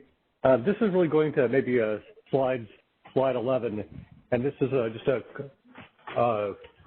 quick question. I was a little bit surprised about the amount of non-RA energy that was used to support the exports, and maybe a question for Guillermo. Is there a way to provide a little more transparency just in terms of what these resources are and how much they're being used to support the exports? I mean, it seems fundamental in order to do the analysis in the RUC in terms of the priority level, trying to understand what those resources are. And it seems to me there might need to be a change in practice in terms of what the visibility is into sort of what's RA for CPUC purposes and other jurisdictional versus what's being shown to the ISO as RA. The example is given in terms of, our hydro capacity that, in effect, if hydro is derated from a showing standpoint, it doesn't necessarily mean that that should be available to support export transactions if we're in an emergency. So I was just interested in your thoughts in terms of, are there changes in the practices that you're considering in terms of getting a better handle in terms of what's really available for exports in RA? So, yep, thank you. Thank you, Parta. I will have to check internally to see what level of granularity we can go deeper, because I think the natural next step would be at the resource level, and that is where we will not be able to go publicly describing those. I will have to check on that. And again, remember, this is an accounting practice to see what capacity above RA was available, rather than trying to color code the electrons of what really was utilized for the export. Thank you. Yeah, thanks, Guillermo. Appreciate it. Okay, thanks, Martha. Thanks, Guillermo. So we've run well over. So let's take that half-hour lunch break, and at 12:40 we'll reconvene and start system market power. And so, operator, at this point, we'll take a break, and if everybody can be back at 40 after the hour, we'll recommence. Thank you.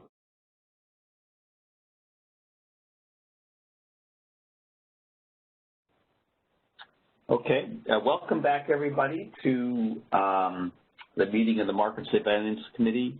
So this afternoon, we're going to be doing system market power and resource adequacy. Because we're starting late, SMP is going to be considered by the Board of Governors next month. We'll be writing an opinion on it, so we want to make sure there's ample time for that. So we're anticipating spending the full 2 hours scheduled for that, and we'll start off with a presentation by Perry. And then during the resource adequacy, we're going to end sharply at 4, if not before. We'll instead of going to 3:30. And we're going to switch the order of the topics in RA. First do the minimum charge requirements, and then if there's time, we'll turn to UCAP. If it turns out we don't have time to adequately cover UCAP or don't get into it, we will see you in November 13th, and when we'll be having resource adequacy back on the agenda. So no further ado, I'd like to have Perry step up to the virtual podium and start his presentation. Thank you, Dr. Hobbs. As you know, we've recently published and had a stakeholder meeting on our revised draft final proposal. So we want to have a discussion today, just a very brief overview of the major changes to that proposal. And then we'd like to focus the discussion on 2 elements of it and then a third question. Now I'll get into this on the next 2 slides. So if we can move on to, okay. So just very briefly, we made several changes to the system market power mitigation proposal from draft final proposal to revised draft final proposal. The first thing we did was revise the trigger to be only based on the EIM balancing authority area marginal energy costs and proxy peaker prices. And we'll discuss this a little bit later. The big change here was dropping the use of the bilateral trading hubs in the trigger.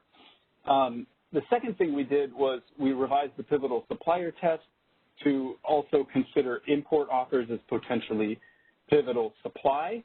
And the third thing was that we revised the competitive LMP to be the greater of the second highest price EAM region's marginal energy cost, or the highest price cleared import on a constrained intertie.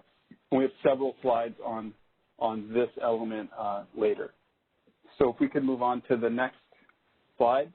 Well, we want to focus today's discussion on getting the Market Surveillance Committee's perspectives on the trigger, and we think that the The biggest change here was that the stakeholders were concerned that the trigger no longer includes the day-ahead bilateral index price, yet some other stakeholders say it rightly should not consider the day-ahead bilateral index price. The second major topic for today is to discuss the system market power mitigation competitive LMP. In this, just some thoughts prior to getting there that you could think through is that some stakeholders are concerned that the second highest EIM price may not necessarily be a competitive price to use in this calculation. And other stakeholders are concerned that the calculation does not fully capture scarcity premiums. So we have some bullets and slides on this later today. The final discussion, which is the last slide in this slide deck, is to discuss whether a market scarcity pricing improvement is a necessary prerequisite to implementing system market power mitigation. As you know, we've committed to looking into a scarcity pricing early next year.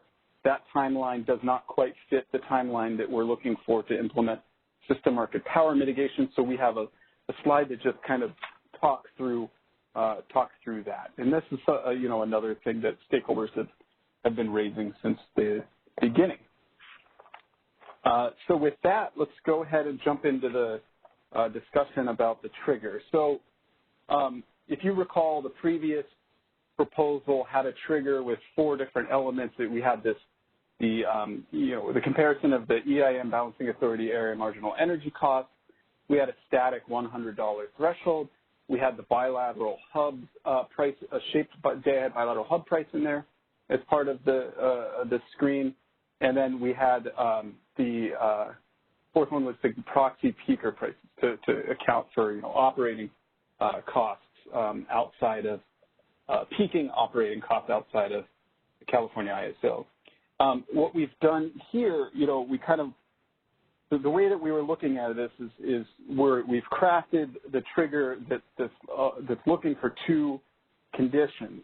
First, we want to be reasonably concerned that we're in an import-constrained area or effectively import-constrained area in the Western Interconnection. And the second thing is that our prices should be high enough to indicate that there may be a potential for suppliers to exercise market power. So we think, how do we accomplish looking for these 2 conditions? Well, the first condition is how we what conditions would reasonably indicate that we're effectively import constrained? And there's 2 elements of this. We could get imports from we could get what I'm calling non-EIM imports, like hourly block schedules on our interties, and we can get EIM transfers. I'll call those just EIM imports right now. So what we've done here to look for if we're import constrained is using the EIM Balancing Authority area marginal energy costs. We can determine when we're in a highest price and constrained region within the EIM, and what that means is that we can't get any more transfers in from outside of this defined constrained region. So we're limited in our ability to clear in more more EIM imports. And so we get to that EIM part of it by just doing this comparison of the EIM Balancing Authority marginal energy cost. That part did not change from the previous proposal. The second part is how to determine, if we're effectively import constrained in the broader West when it comes to our non-EIM imports. And here we've proposed to use a proxy peaker price calculation using all of the external, non-California ISO gas hubs, or gas hubs related to peakers in the non-California ISO area. We're calling this the external proxy peaker price. So we think that the combination of those 2 things should flag that we should be reasonably concerned that we're import constrained. The last piece of this was, when our price is high enough that we're really concerned about suppliers exercising market power. In the previous proposal, we had proposed just a static $100 threshold, and we got feedback that, that's kind of weird that it's static. You could have different gas prices on different days. You could have lower prices than $100 that suppliers could still be exercising market power. And likewise, you could have higher prices than $100 where you're not really concerned that suppliers are exercising market power because it's well within whatever the gas prices should indicate. So for the second part, instead of having the static $100 trigger, we've gone to using the internal proxy peaker price calculation using the maximum gas price associated with California ISO. So what that really boils down to now then is you have the EIM check, and then you're just making sure if your marginal energy cost is higher than all of the proxy peaker prices, both internal and external proxy peaker prices. Now, the most contentious change that we made was the removal of the bilateral hub price screen. So I have a slide on this, the next slide here. Yeah, so we removed the day-ahead bilateral trading hub prices in the trigger, and this was because some stakeholders were and still are concerned about using day-ahead bilateral trading hub prices in this real-time market trigger. The first concern that stakeholders lay out is that the bilateral hub itself could be in a constrained area in the Western interconnection. The bilateral hub price, the price of the bilateral hub, day-ahead bilateral hub, includes the expectation of an unmitigated day-ahead ISO price. So there's some aspect there where suppliers may be given sort of a safe harbor in real time to bid up to when it might not actually be warranted once you get to real time.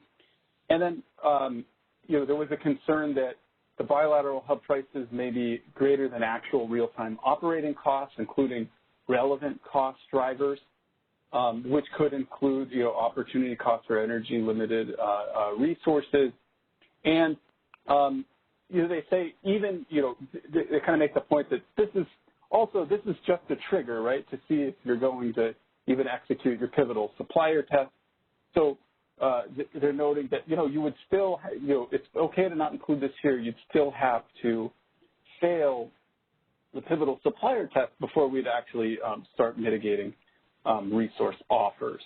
Now, other stakeholders believe using the day-ahead bilateral trading hubs prices is actually necessary, a necessary component of the trigger. And I think the argument goes along the lines of that day-ahead bilateral prices, those are the only prices available that would incorporate relevant cost drivers. And that would mean that's the only price available that could incorporate opportunity cost of energy limited resources outside of the California ISO, and if there are any scarcity premiums on the days in which this would trigger.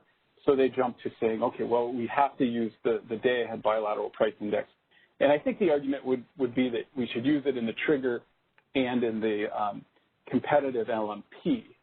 The other issue they bring up with using or with not using day-ahead bilateral trading hub prices is that imports may not offer supply to the CAISO if it knows CAISO is going to mitigate prices below its prices below the prices outside of the ISO.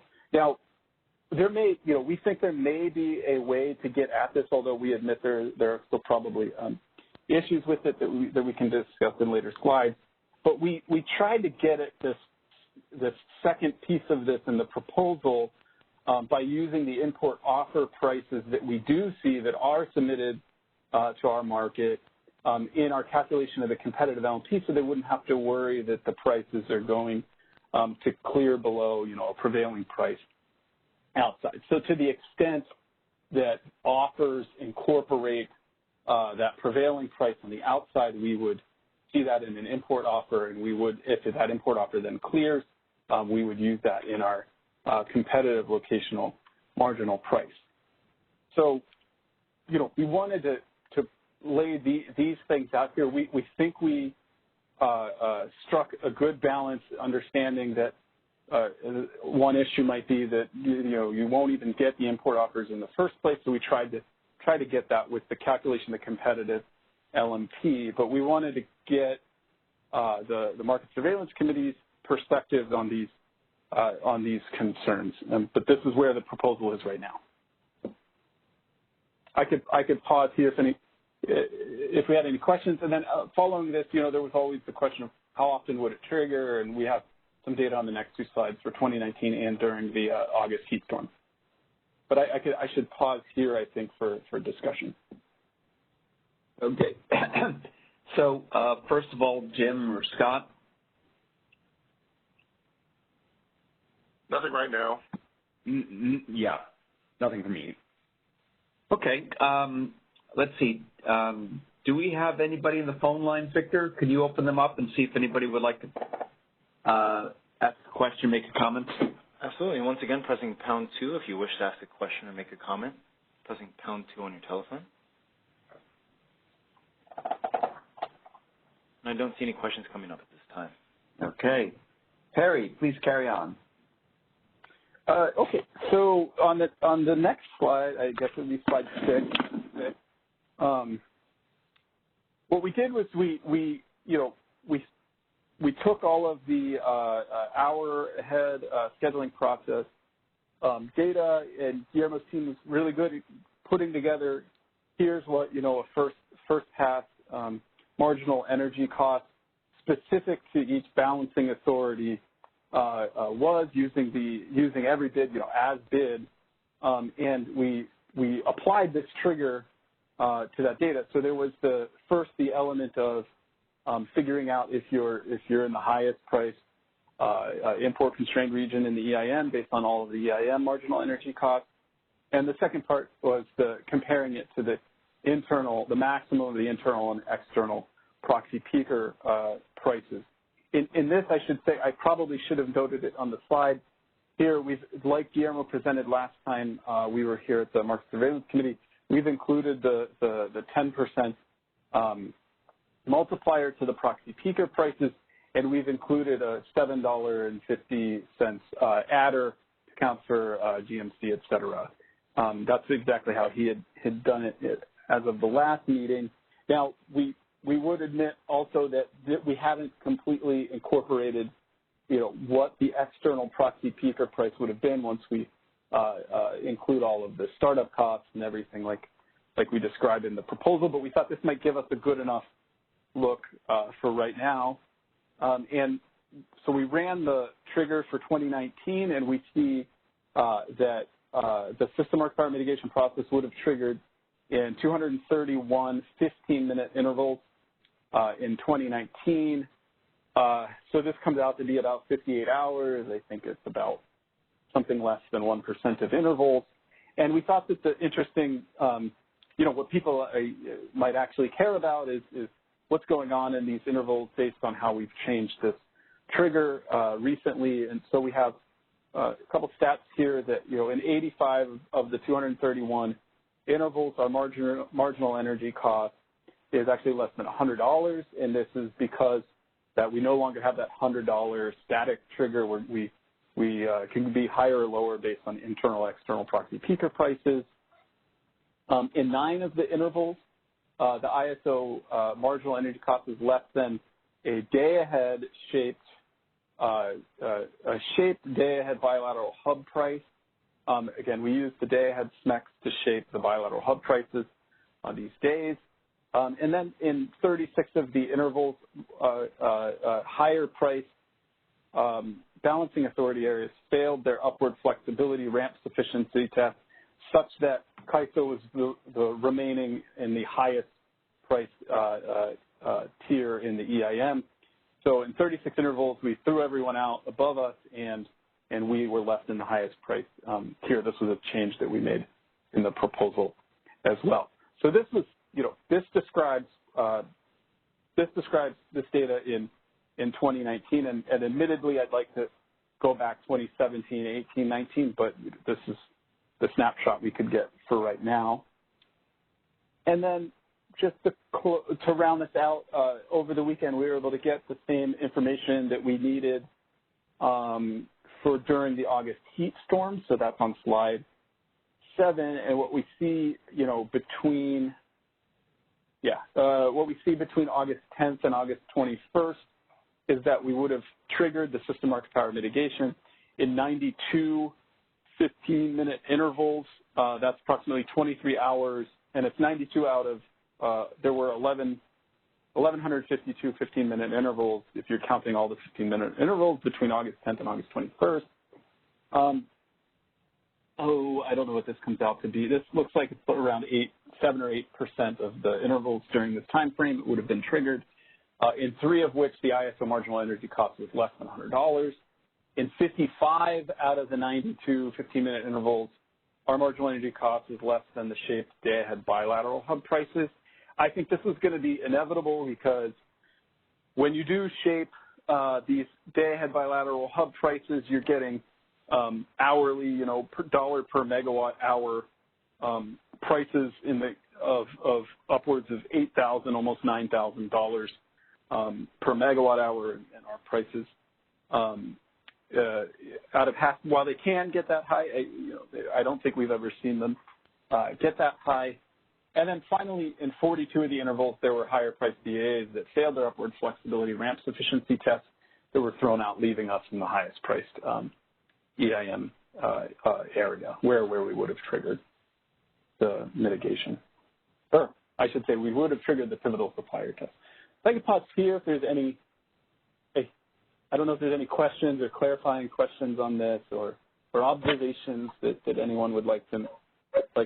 This is data people wanted to see before we go to the board, so here it is. Okay.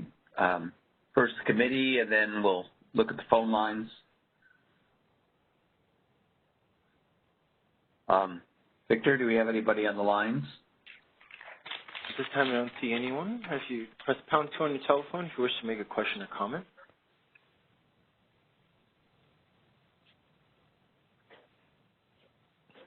And I'm not seeing any questions coming in. Okay, thank you. Terry, back to you. Well, okay. If you go to the next slide, I probably should have done this before we did the questions, but we've given the breakout per day, so you can see when, on what days and in what hours it would have triggered from the time in the time period from August 10th through August 21st. And you see here that it ends up being your most stressed days and your most stressed hours where the market power mitigation is triggering.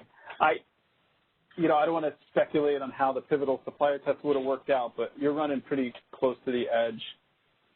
I think it might be a reasonable assumption that you're going to fail a pivotal supplier test in these hours, at least in these peak and net peak hours on these days. But we haven't run that analysis.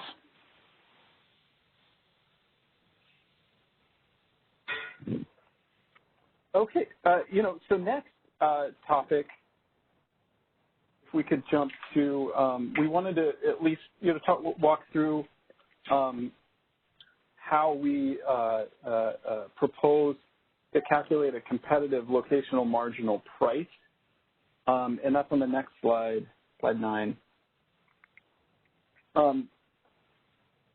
So here, we're going to use a system-level competitive LMP. It's going to serve a similar function as the competitive LMP served in local market power mitigation. Here, the whole, one reason we have this is that we want to ensure that the process doesn't over-mitigate resources. So that would be, we don't want to mitigate resources beyond the amount needed to resolve the market power in the constrained area. This would then avoid increasing net exports out of the constrained region due to mitigation. This has been in a lot of our market power mitigation proposals is essentially a principle that that we follow when we apply our market power mitigation. And so how we thought to do this in system level market power mitigation is, when it comes to using offers, when it comes to figuring out what's the competitive price outside, there's, like in the trigger, there's two things to look at. We could be clearing in more transfers from the EIM in real time, or we could be clearing in more or less imports on our interties as just economic import offers. So the idea that we had here was we should be looking to both of these essentially both of these market prices to determine, what's the price, what's the prevailing rate for power outside of the constrained California ISO area. So in order to effectuate this principle, you would set the competitive LMP to be no lower than the second highest balancing authority area marginal energy cost in the EIM, or the highest import offer cleared on a constrained intertie in the corresponding half 15-minute interval. So this you get both elements here. If I could clear more transfers into my area from the EIM, it would be coming from the next highest price balancing authority area.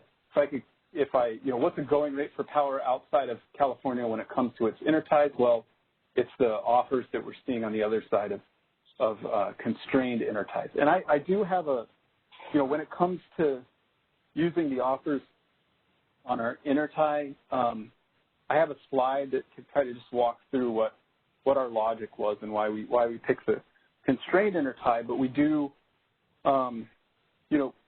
we do recognize that there might be concerns with this view. So we could have that discussion as well. So when it comes to using offers on our interties, the thinking was that these offers would represent a going rate for energy outside of our constrained area. However, we understand there's two concerns with this view. The first concern is that the import offer at the intertie may actually be in the constrained area. And I think, on the next slide, we'll walk through that essentially leads us to, saying we should be picking prices that are clearly outside of the constrained area, which are prices that are bids or offers that are behind a constrained import. But I will mention before talking through this slide that the second concern we think is still maybe a valid concern is that the offer that we receive on the interties may be very low price or even self-scheduled because the importer has already decided to sell into the CAISO in anticipation of high 15-minute CAISO clearing prices. So, to them, maybe the perspective of some importers are that, CAISO essentially is the last market, and I guess they feel there's no other opportunity to sell after they get to CAISO. They've already decided I'm not going to sell to someone else. I'm going to put my power into CAISO, so I'm going to give you a low price offer just so I clear, and I'm doing all of this because I had anticipated that your prices are going to be higher than the prices I could have, or that I was looking at selling for bilaterally. So what's happening on slide 10, we're kind of tackling this first concern, which I'll remind you is that there was a concern that the import offer at the intertie may actually be in the constrained area. And what you're looking at here, we see a stack of, the illustration is a stack of EIM balancing authority areas, ordered by their individual, or that tier's marginal energy cost in the EIM. So you can see BAA7, $40 marginal energy cost all the way up to the tier that the CAISO and BAA2 are in at a $500 marginal energy cost. And what we're trying to illustrate here is that, this idea that we have two ways to get power into our area. It's through EIM transfers, or it's through our import offers, and those are the circles with the I in them on the left. And what we're trying to show is that, clearly, if an import constraint is binding, the import offer behind it is clearly outside of our constrained area and cannot then affect price inside our constrained area, whereas an import offer at a tie that is not binding can affect price in the constrained area, and therefore, I'm saying, quote unquote, inside the constrained area. I think some stakeholders would argue it's arguably inside of the constrained area. But either way, it's a bid that could affect price, so that's a bid that a pivotal supplier could use to raise prices inside the constrained region. So our decision was that, look, if a pivotal supplier could use it to raise prices inside the constrained region, let's go to an offer that a pivotal supplier can't use to raise prices, and those would be the prices behind the binding import here, shown as the constrained import, which is the first circle I over here on the left side of this slide.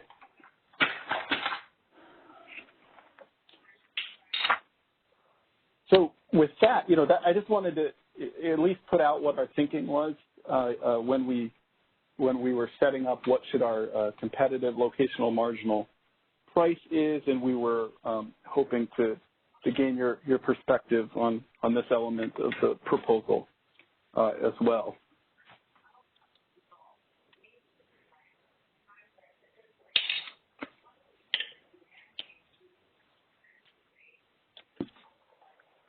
Well, okay, this is Scott. I'll bite a little bit and talk about this. I guess, this is reasonable, but there are a couple limitations we have to keep in mind. This using the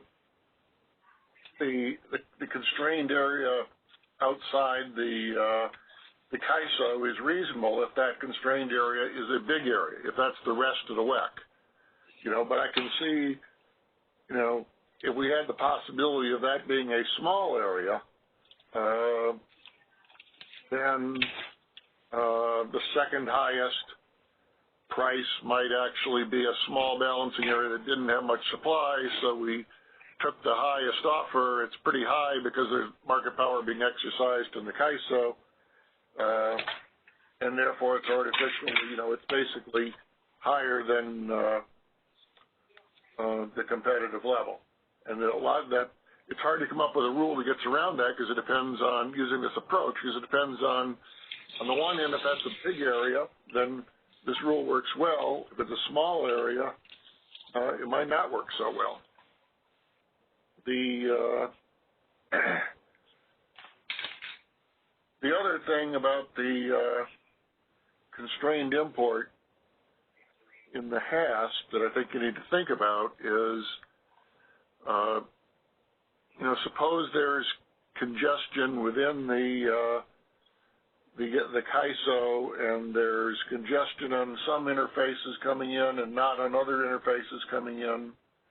And if you start using this to determine the SMEC and then add on congestion components relative to the SMEC, where the SMEC is a CLP, I see the possibility that we could get some odd outcomes that aren't what we had in mind. And I think it'd be good for the CAISO to do some testing of how this works when the CAISO is constrained.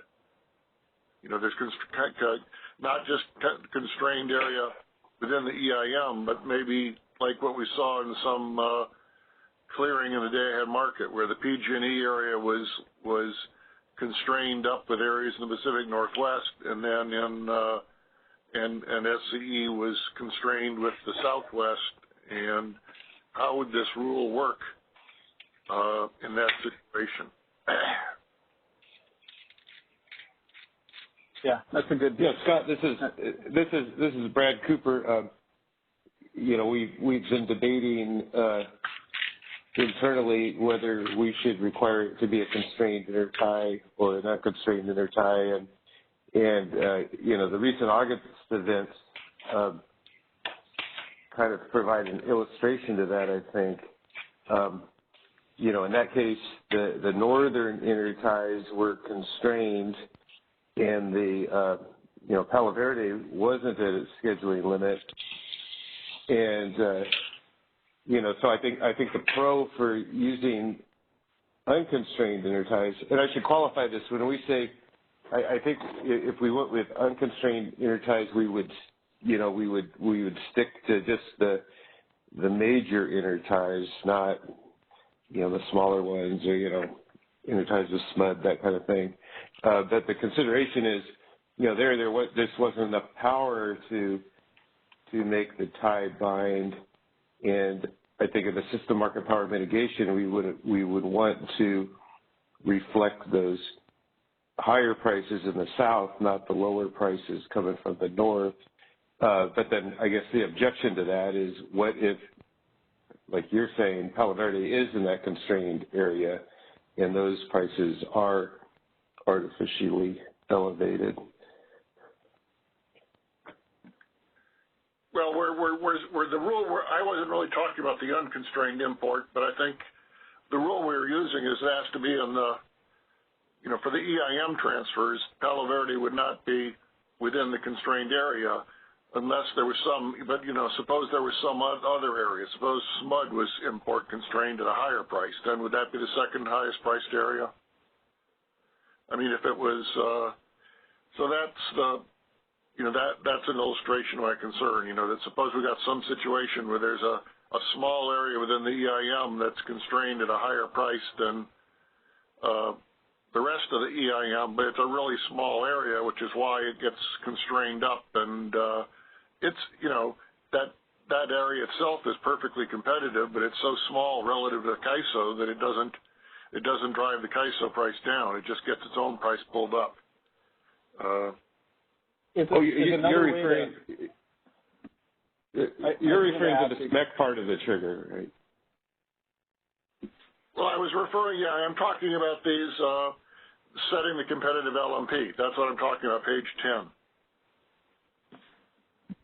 So could I ask, is another way to maybe look at that, some way I've been trying to understand that, is to think that, yes, if it's if this second tier was only BAA3 and BAA3 only had 5 megawatts of net supply, and that's making, a transfer constraint binding into the CAISO, would just be adding the 5 megawatts of net supply to CAISO all of a sudden make CAISO's area competitive enough that you could base it on the $200 lambda in BAA3. Is that another way? Yeah, the lambda, and even if you took the highest offer, suppose the highest resource in there. Well, the fact is, they were offering competitively, but they have one really high cost resource, and since they hardly have any resources, and your example is perfect. They got five extra megawatts. 2 megawatts of it is a really expensive resource. So in taking the 5 megawatts, we take the really expensive resource, which doesn't really reflect the overall competitive balance in the WEC. It's just this one tiny, BAA with one very high cost resource that gets called on. I mean, and this is just a pathological case. I don't know if this is something that could happen, but that would be the concern, that if, to think about scenarios in which if that could happen, we wouldn't be happy. If we want to have a real application design. So this is Brad. I'm getting a little confused about whether we're talking about the next highest price BAA's marginal energy cost or imports. So, Scott, when you're talking about the BAA with the one high cost resource, you're saying that one high cost resource would be setting the $200 in this example. It could be setting the 400. It could be setting 450. That the system land to be 450, because we forced the dispatch of their really high cost resource, and it's $450. But there's only 5 megawatts in the BAA, so the fact that we caused the dispatch of that really high resource doesn't really mean that the price of power in the WEC is $450.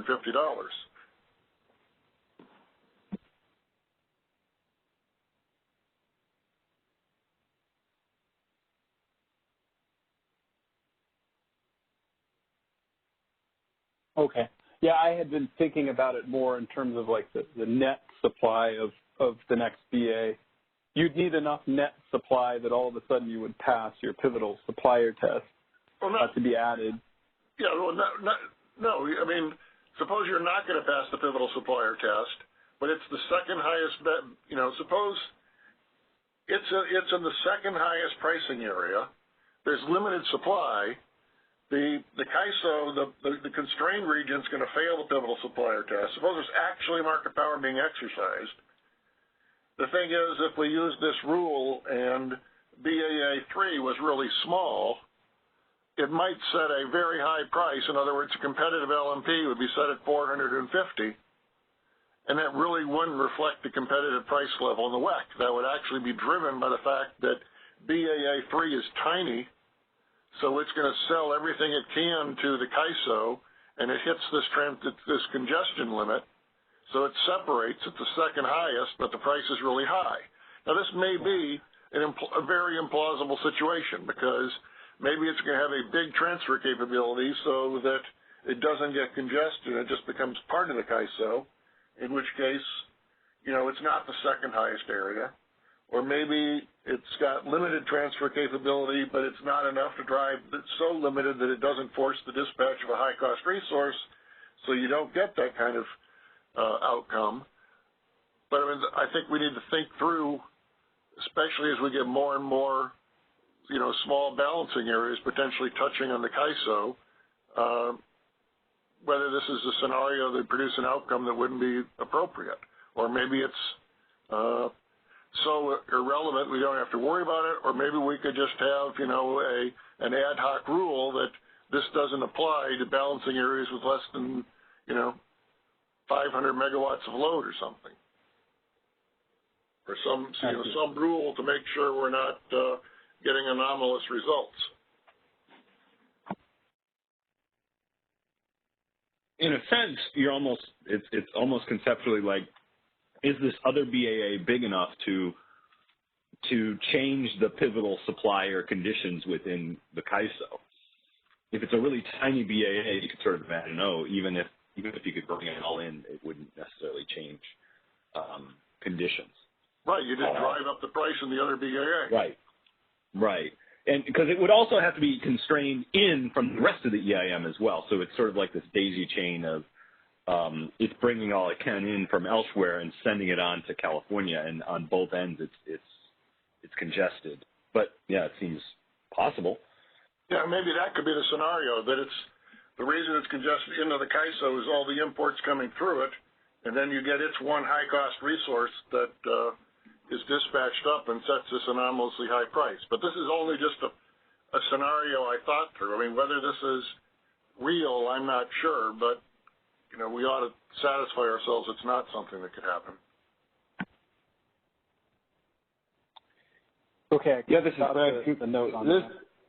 This is Brad Cooper again. You know, we've thought of various permutations of this. You know, there was the one idea of using the EIM prices at like the you know, kind of calculating a pseudo next highest balancing authority area price, like maybe some kind of average of the EIM prices at Palo Verde and Mid-C. I think you guys suggested something like that. And the concern we have about that is, you know, there's this, what we call the flow reversal issue, where then we mitigate and then we start exporting. And if we thought that if we use any other price besides the next highest group of BAAs, then we can't exactly address that. We'll always end up with some kind of quote-unquote flow reversal. Isn't necessarily a problem. Think about the scenario I talked about where, or you actually put, you know, suppose we've only got 5 megawatts in there. 2 megawatts are a really high-cost resource that should only be dispatched when the system is really dire. But we get this constraint, so it gets dispatched up and sets the price at 450. Well, we should have flow reversal. We should have those exports not flowing. That $450 resource should not be dispatched, and the constraint should become non-binding. Yeah, so yes, I kind of the price take that should as fall below 450. I think I'm agreeing with you, Scott. If I were to, kind of like what Jim said, if I were to run the pivotal supplier test that include BAA3 and that failed, I'd say, okay, well, yeah, 450 is not a price that's been competitively set, so it's got to be wrong. I'd go to the next tier down, or you keep going down until you can find the competitive supply mix. So I think when we say small BA, I think and then therefore assuming that it's not enough to make a pivotal supplier test all the magically pass. So I think I agree with you on that.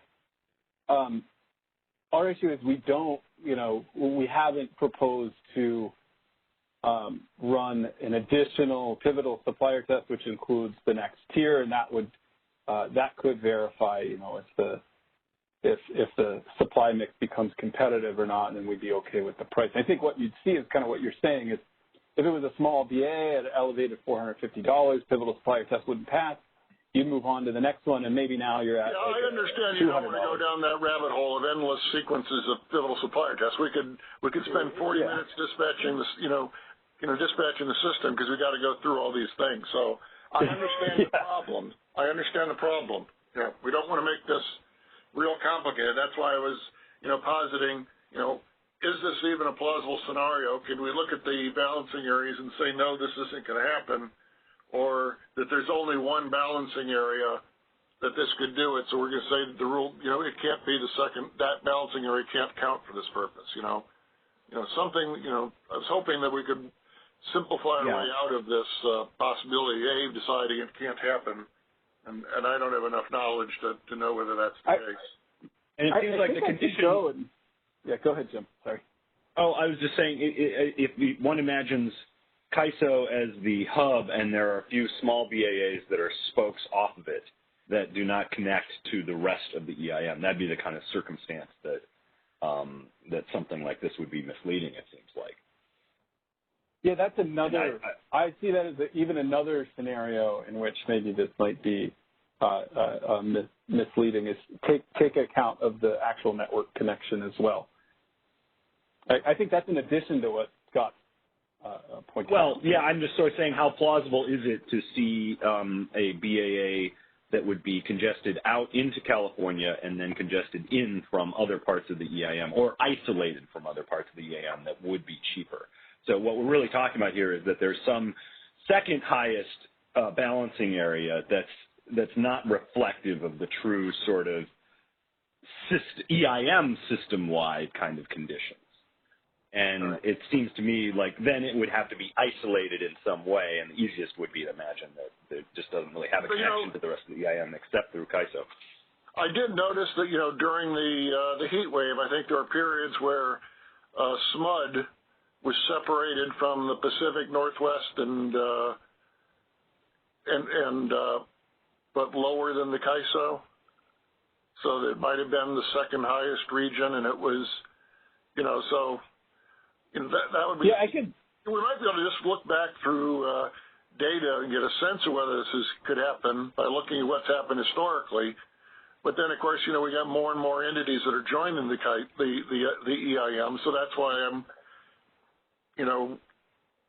a little concerned about also thinking about all the entities that are going to join over the next, 2 years, and is this going to? Are there some other cases we need to worry about that aren't even in the mix yet? Yeah, so let me, I have the note. I think that's something I could probably pull together pretty quick to try to figure out who's in the next tier and how many are in the next tier. I think I could try to pull that together pretty quick. That might, you're saying that might inform whether or not this is a big issue or not. Right, if we've never seen it happen, that might, say this shouldn't be a stopper. Okay. So this is Brad again. So we've been talking about the EIM price of the competitive LMP, but then we also have the other component of the highest import bid price cleared on a constrained intertie. I was wondering your guys' thoughts on whether it does need to be a constrained intertie, or we should consider also bids on unconstrained interties. So, like, for example, like I guess August 14th would be an example. So say the constrained intertie is, Malin and Knob. So move that red arrow to the north, I guess. And the unconstrained intertie is Palo Verde. Our current proposal, where we say we would set the competitive LMP to the highest cleared bid on a constrained import, would ignore those bids we had on Palo Verde, which has the advantage because we know the bids that cleared on to the north are they're fairly likely to be competitive. Because it was a binding intertie and it was much less than our system costs. But, on Palo Verde, that, like Scott, your point, you don't know how big that constrained region was. They may or may not have been competitive. But on the other hand, it would have a drastic effect on what we would set our mitigated price at potentially if we excluded those bids on unconstrained Palo Verde, for example, on the August 14th. Brad, didn't you or Perry say that you weren't going to use just any interface for this rule? Because if you used any interface, then again you could have really tiny ones. But if you were going to say we're only going to look at, the two northern ties and the Palo Verde tie, then those would be big ones. So if those were constrained, that wouldn't really be like the tiny example I was talking about. But it seems to me that the other issue, though, is that Palo Verde was basically within the constrained area. I mean, the constrained area on the 14th included Palo Verde. So it seems completely circular to set the CLP based on, offers within the constrained area.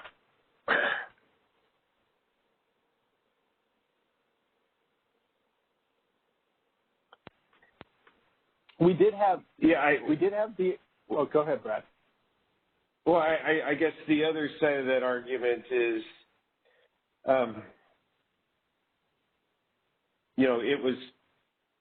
it was constrained. I guess it is a constrained area, but we don't know how big that constrained area was. I think you don't know how competitive it was, really. You can look at the EIM data, and if that would be the area we'd be testing. We'd be testing. I mean, if you look at the EIM prices, in the real-time report, you can sort of see the congestion pattern.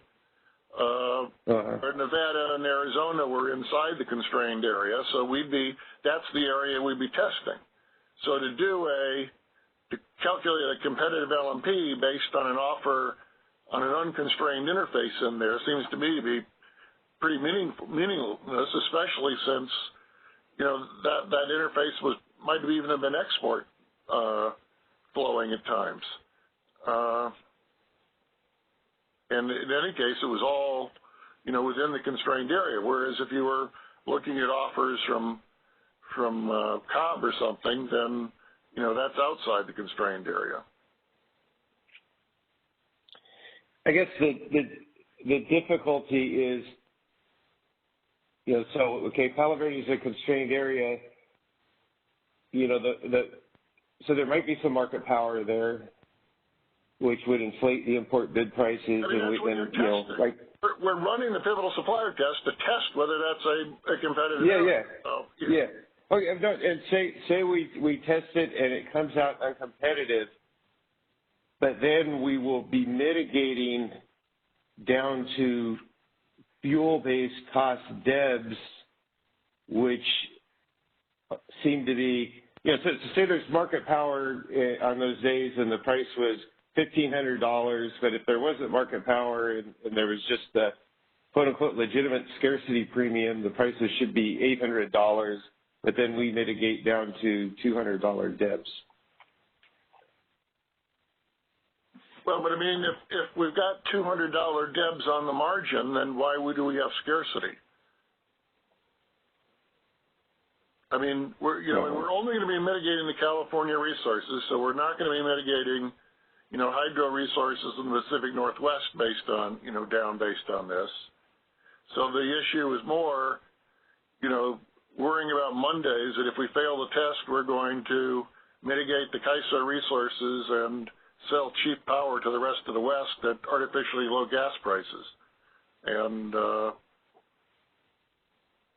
to the extent, I think we've still got the rules in this, right, that we're only going to mitigate the people that failed the pivotal supplier test.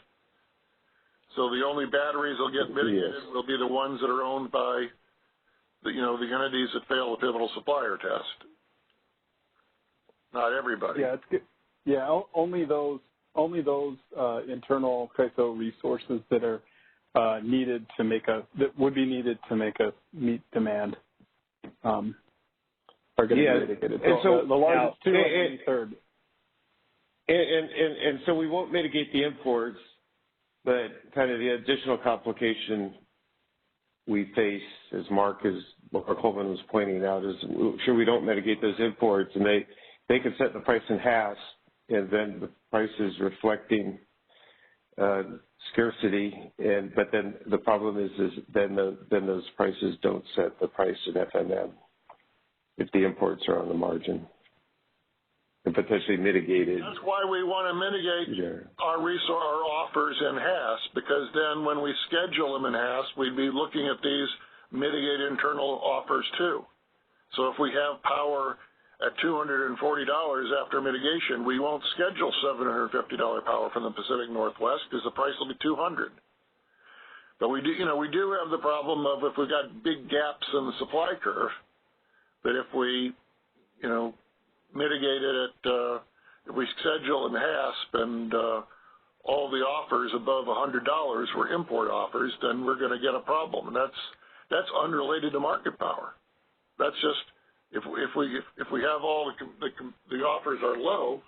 I mean, when I look at what happened on August 14th, look at the difference between RTD and FMM, where in some of these days, I guess it was especially on the 17th, where I looked at the price in RTD, didn't get above $75, and yet we got $2,000 in FMM, or $1,000 in FMM. It seems like we got a really thin bid stack, so that we get these big variations in prices. But hopefully if we don't mitigate the batteries, they can set prices.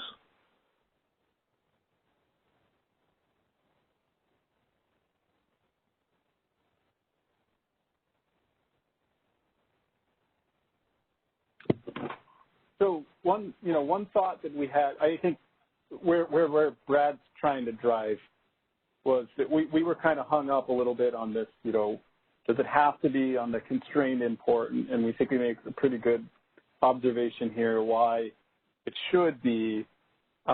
We did have this lingering concern of to what extent, and this was what I pointed out on the previous slide, our second major concern with using import offers is if those import offers, whether they're on constrained or unconstrained interties, it doesn't matter. But if importers are bringing them in as say a self-schedule or very low price because they've already decided to sell into our market and they don't like the bilateral price on the outside, so they're essentially just we'll dump it into CAISO and we'll take whatever price.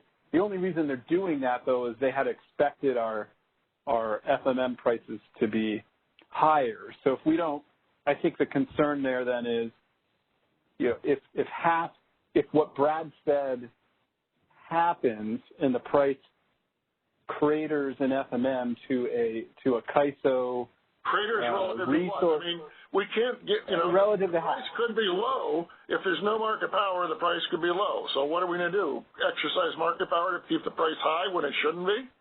I mean, yes, there's a possibility. If they self-schedule, there's a potential of getting low prices.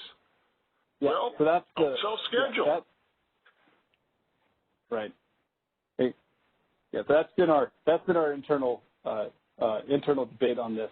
And one, it doesn't sound like maybe we need to go there, but one idea that we had was, if we could look to if we wanted to try to, solve that problem or allow import offers to represent to us a going rate for a prevailing rate for power on the outside, we could perhaps look to our, any intertie so long as the offer was from a non-pivotal supplier. And that's what I have on the next slide, but it doesn't sound like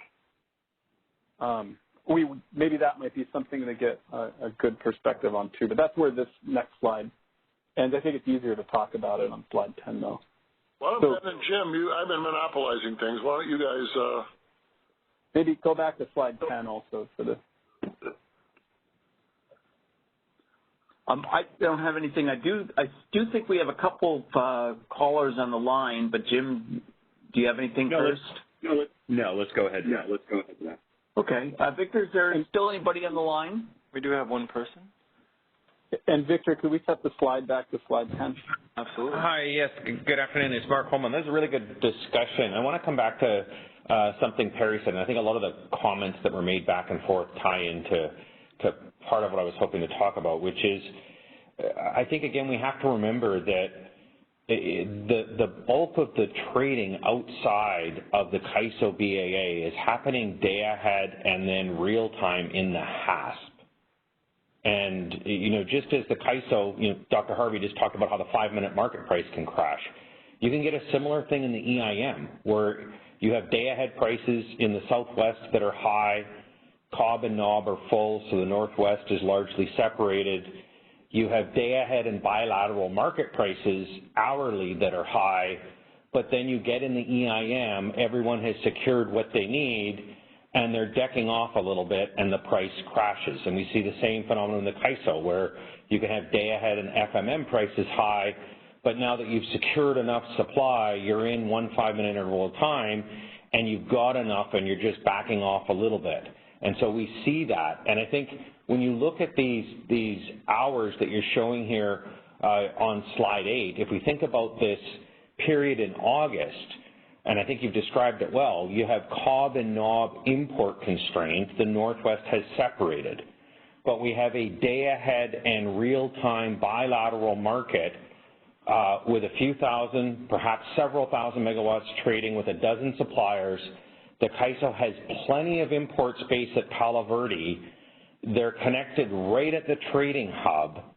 And we have bilateral prices of $500, $600, $700, $1,000. And we seem to be not testing that. We're not testing anymore whether Palo Verde is import constrained in the day-ahead or real-time market, and we're not looking at bilateral prices anymore. We're looking at a first step to say, what's the theoretical cost of a peaker, and if the CAISO prices are above that, we're going to assume we're import constrained. And it seems like we've dropped the 2 key criteria, which is the transmission full on the 3 major interties? If it's not, you're part of a competitive market with the desert Southwest if Cobb and Knob are full and Palo Verde's not, and we're not picking up that trigger. And I think that's been dropped, Mark. We're testing.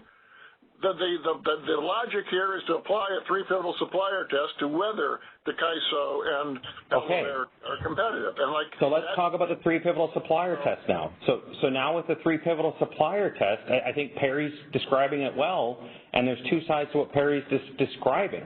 Entities have to decide they're deciding, do I sell to the CAISO or do I sell in the Southwest? And in the cases where they sell to the CAISO, they've now done so because they're forecasting the CAISO price to be higher.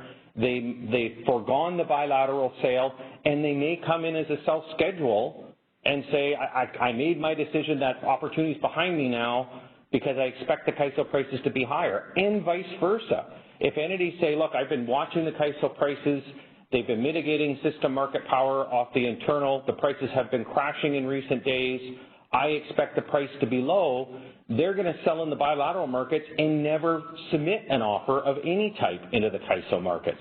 And so what I'm concerned about here is we keep coming back to thinking that we can determine whether we're import constrained without looking at whether the transmission's full, without looking at the bilateral market prices, and then we're doing a 3 pivotal supplier test based on the bids that are submitted, and we're going to be triggering system market power inside the CAISO BA when its prices are already below the Desert Southwest. Bids were never submitted into the CAISO. The CAISO BA was part of a competitive market with dozens of suppliers, but based on this criteria, we did not check import transmission, we didn't check prices in the external bilateral market prices, and then we went to a pivotal supplier test where we're not going to get bids because we're already created this expectation that the price is going to be below the bilateral market, so the bids never get submitted.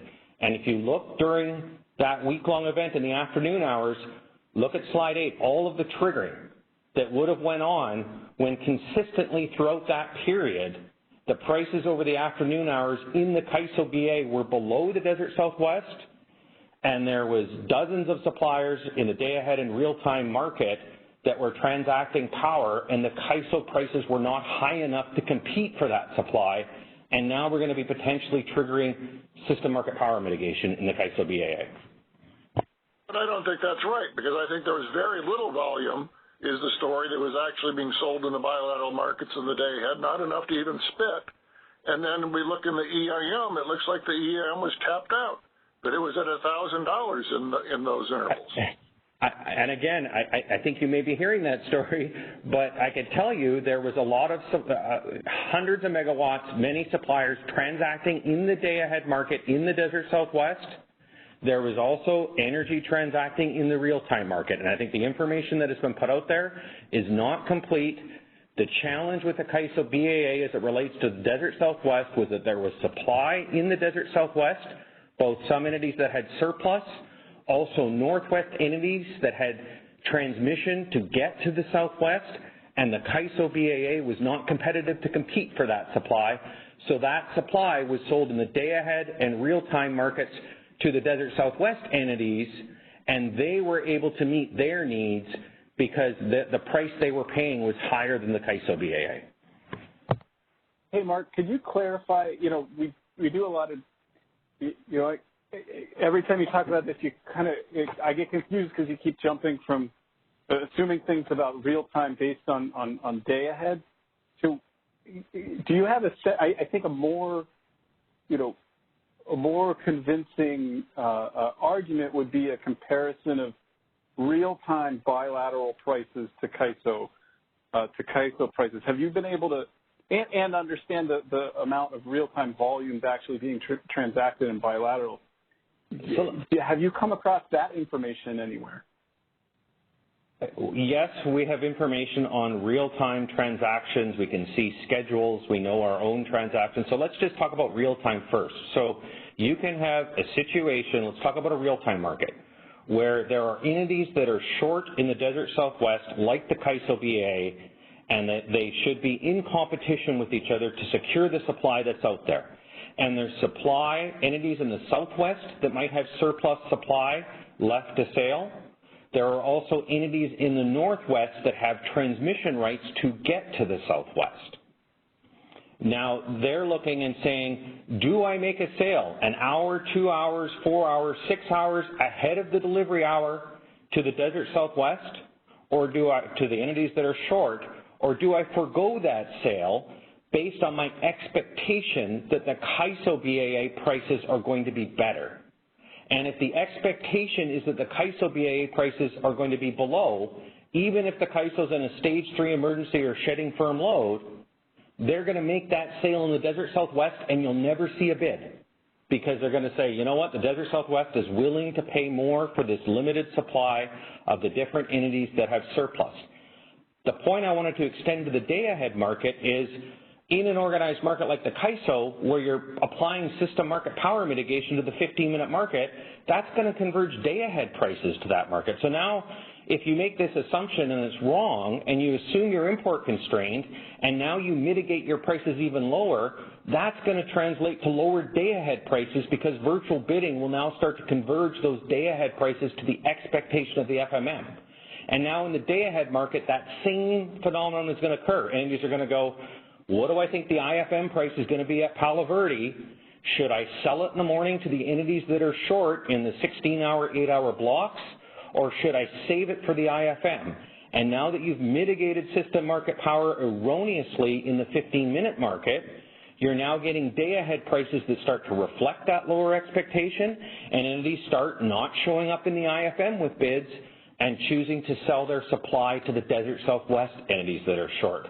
And what we really saw during this period was a failure for the CAISO to compete for that limited supply that was out there, and that there was surplus supply by multiple suppliers, but it was being transacted with Desert Southwest utilities that were short because the CAISO was not competitive. And now here we are here confirming our concern. With market power, Mark, that had to do with the fact that it has a $1,000 bid cap. Yes, but what I'm saying is, if there's market power, then we mitigate it and we don't need the power. And it doesn't matter. You know, it's not an argument to say because you think you might possibly need power that you should have the price elevated through market power to $5,000 all the time. I'm not saying that, Dr. Herman. I'm not saying you should have that for a second. I'm not saying that at all. I'm saying that prices should be competitive and free from market power. What I'm saying is, why are you triggering system market power mitigation when you're part of a competitive market with the Desert Southwest and you're not import constrained? That's okay. That was made. We were going to test it over a broader region. We're not going to, that. So you could say, well, maybe the CAISO should test it just within the CAISO, but that decision been made. We're going to test it over a broader region. So given that decision's been made, the question is, how do we do this test for the competitive LMP? And that's the question we're at, and I don't think it makes sense if we're trying to test for market power within a region that includes the CAISO and Palo Verde, to use a circular test based on offers within that constrained region is just going to bring down inappropriate other kinds of mitigation. So we better have a good, accurate mitigation test rather than something that's going to be circular and obviously produce nonsensical results.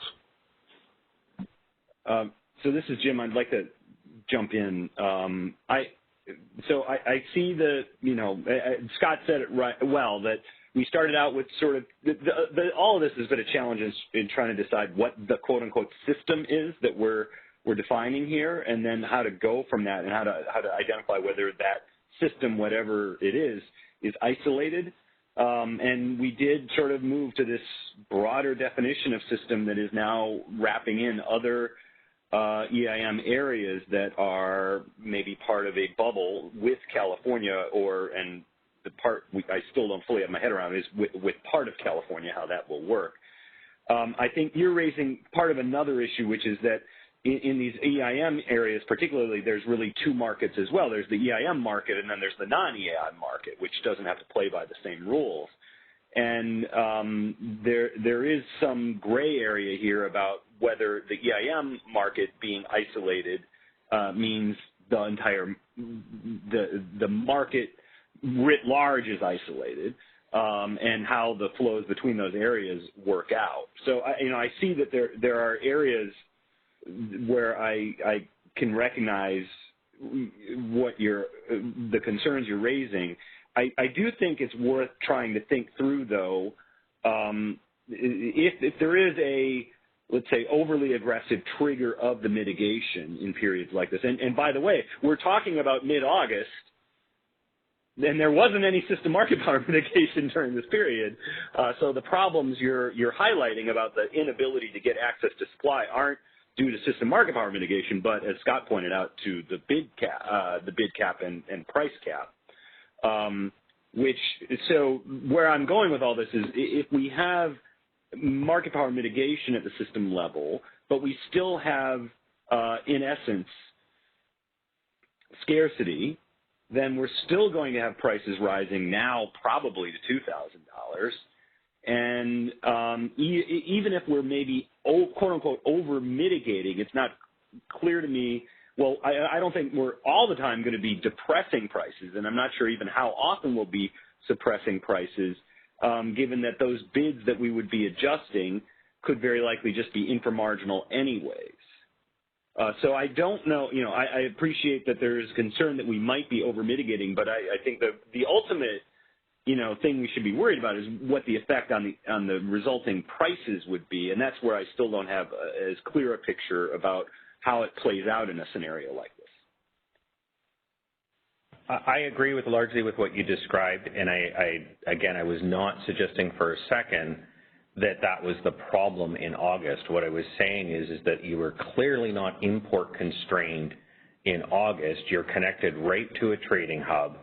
There's lots of activity in the day-ahead and real-time market and power trading hands with multiple suppliers, and it appears like this proposal might have triggered system market power mitigation when you were in a competitive circumstance, and that's the concern.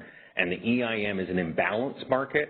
It's not the dominant market outside, and we need to acknowledge that. And I do recognize that if you have scarcity pricing going hand in hand, it mitigates it. It comes down to are prices accurate, competitive, reflecting the grid conditions. And the concern with this proposal is that what we're seeing here is that you might be introducing system market power mitigation in circumstances where you're in a competitive situation and we're mitigating when we shouldn't be mitigating. Yeah, Perry, how hard would it be to assess what the actual pricing outcomes would have been during these intervals you've identified?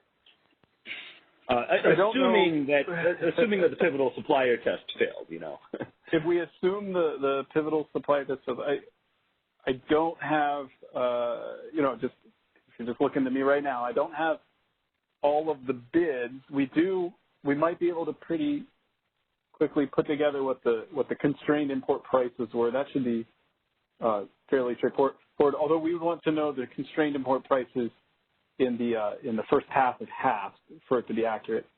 And then we could look to what our second tier, lambdas were, and you might have some bounds on what you would expect the competitive LMP to be. That also doesn't necessarily mean that's what the final price is going to be. If you're still short in a shortage condition, your price is going to be higher than that anyway. Yeah, and the price would either be set by a penalty or by the highest unmitigated import bid, I would imagine. Yeah, but I think if you look at the Pacific Northwest, it was constrained, and the prices out of there were low. So, you get a low price coming out of the Pacific Northwest, but, a lot of the time it looks like the EIM in the FMM was clearing at $1,000 during these periods because we were tapping everything they had. So, if I'm right in reading the data that we're having power balance violations, then, mitigating wouldn't make any difference because we were taking everything we could anyway. But, there is an issue about, what the extent to what our operators are doing the usual thing of goosing the FMM price, because then you sometimes look and the FMM price is $1,000 and the RTD price is $75. But that's not related to market power. That's related to, what's going on with the operators and the load forecast and the flexi ramp and all that. So we got to realize there are reasons why the prices are different that are we don't want to try to solve by having people exercise market power. Yeah, in an odd way, this week is maybe the wrong ones to be focused on for this kind of thing, because I think mitigating if there's real scarcity and when we're sort of past scarcity is not really the biggest concern, because it won't really change prices. It's mitigating when we're not that close to scarcity and the market is really competitive. And we're somehow missing costs, which I guess would have to be an opportunity cost miss. Well, or Monday morning. We miss the gas price all the time on Monday morning. And, that's the...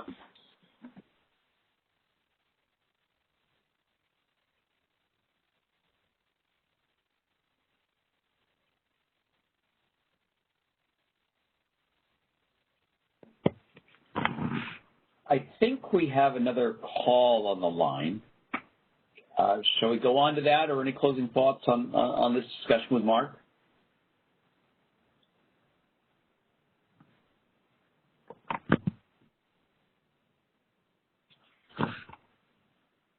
If not, hi, we have a new operator, Christian. We've worn out our 2 previous operators, but luckily they have a deep bench. So, Christian, can you check to see whether there are any further callers on the line? Yeah, we do have somebody on the line. Let me open up the line for you. Thank you. All right, please go ahead. Hey, this is Michelle Keto from Energy Division at the CPUC. So with regard to the discussion, hey, how are you? Hey, with regard to the discussion that you were just having, I just had a couple of questions. Would it be, I mean, you were talking about trying to tease out what the prices would be during that week, but don't we also agree that the RUC wasn't working properly? So the prices that would come out of that analysis wouldn't necessarily what would be the price now that we're doing RUC differently, right?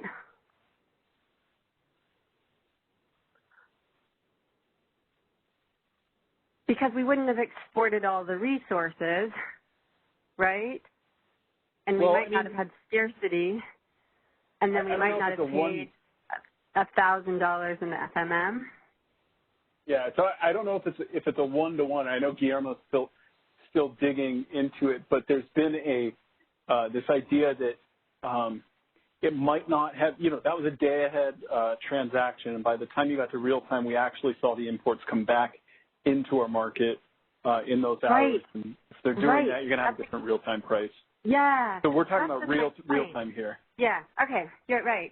But if you rerun the day ahead and you held back some of those exports, then you wouldn't have had to import them in the real time, right? I think they would have still come in at the price that they're going to come in at in real time. Right. It was a decision from another entity to say, I have too much power now, I'll sell it back to CAISO. Right. But the only place we had power was Palo Verde, and that was the only place we were exporting to, right? So we sold it in the day ahead, and we bought it back in the real time, right? That's what essentially happened. Because, the North was already constrained coming in, so nothing was happening there. That was just full in, right? So in Palo Verde, people were buying out of CAISO, exporting out of Palo Verde, and then it came back in at Palo Verde in the EIM, right? Sure, and it could come back in at a different price than it was exported for. So that's what I'm getting at. We still don't, you're raising, I think, a good point, and I know that Guillermo's looking into it, but I think there's a feeling that it might not have had as large of an impact as we first thought. So I want to leave that one there because I'm definitely not the expert on that. Okay, but if you have the RUC process and coming out of the IFM, let's say you clear 44,000, but your forecast, the CAISO's forecast is 46,000. Typically, RUC would go schedule to get 46,000, right? That is the purpose of RUC, right? Well, it would just make sure you have enough commitments, that you have enough capacity to cover it. And it's not producing an energy schedule or anything like that. Right, but if you saw that you were exporting 4,000 megawatts, but you knew you weren't covering your load, RUC would make you cover your load, right? That's what it's supposed to do, right? Right. According to its priorities, it should make sure you could cover load and exports in the certain priority order, yeah. Okay, so then if you cover load, you don't necessarily need those EIM in the real time. So what I'm getting at is that the real-time market, if you look at August, might not be what you need to look at. I mean, maybe what you would look at is Labor Day weekend after you guys implemented the emergency BPM and changed your procedures, right? That would be a better weekend to look at for the real time, right? Yeah, again, I don't know if it's better, but that you raise an interesting point that you could look at that one if you want it to be free from the effect of the issue.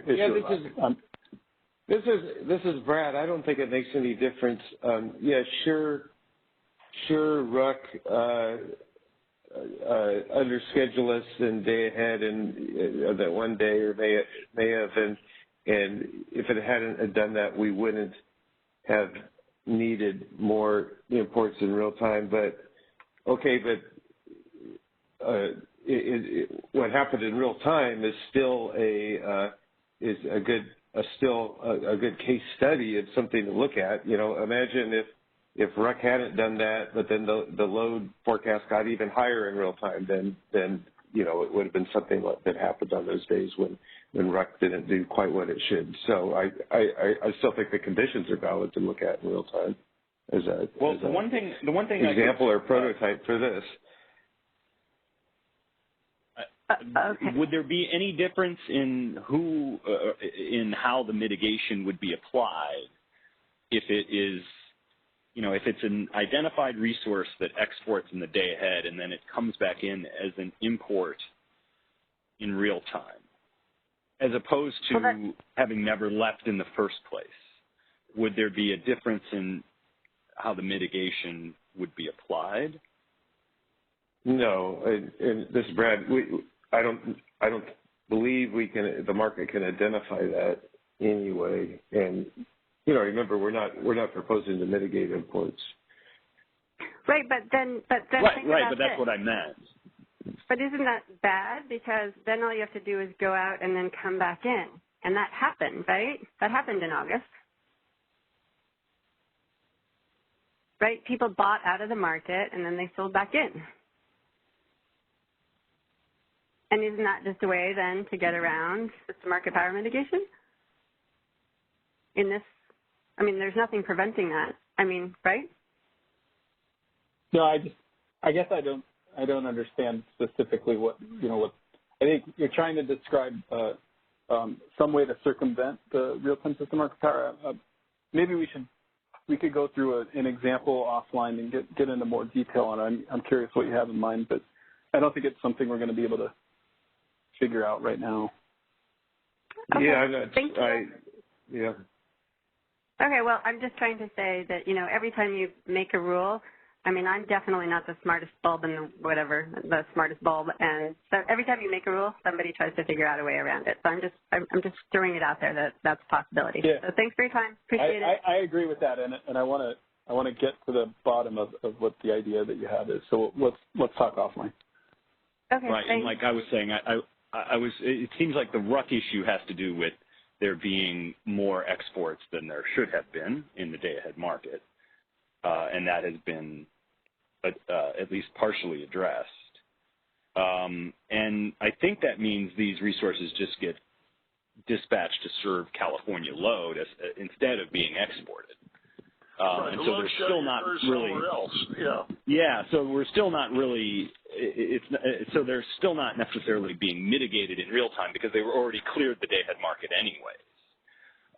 But I think where we were wondering was, is there a circumstance where you like sell you sell from a internal unit as an export, and once you're an export, then that export could be sold back into California as an import, and it would not be mitigated. Whereas if it was just an undispatched internal unit, it would be mitigated. But I mean, it's not an undispatched. Once it's sold into, Palo Verde, it's not undispatched in California. But Palo Verde, APS or somebody has a little more room on their units, which maybe was the room that allowed them to, meet their EIM sufficiency test. So maybe they would have been frozen if they couldn't have bought that power. And they couldn't have sold power back to us because they would be the ones shedding load or at the risk. It gets complicated to say what would happen in those situations. But California shouldn't export power. It needs to meet its load. I agree with Michelle there. But that's not market power. We want to make sure that when power is scarce, the California RA meets California load. Well, this is Brad. I did say we weren't planning to mitigate imports, and that's not completely true. We're planning. Oh, I'm sorry, I spoke wrong. We're planning to include imports in the pivotal as supply in the pivotal supplier test for pivotal suppliers. So I guess you get around mitigation from the import, but that import you offered back in would still be counted as supply as your potentially pivotal supply.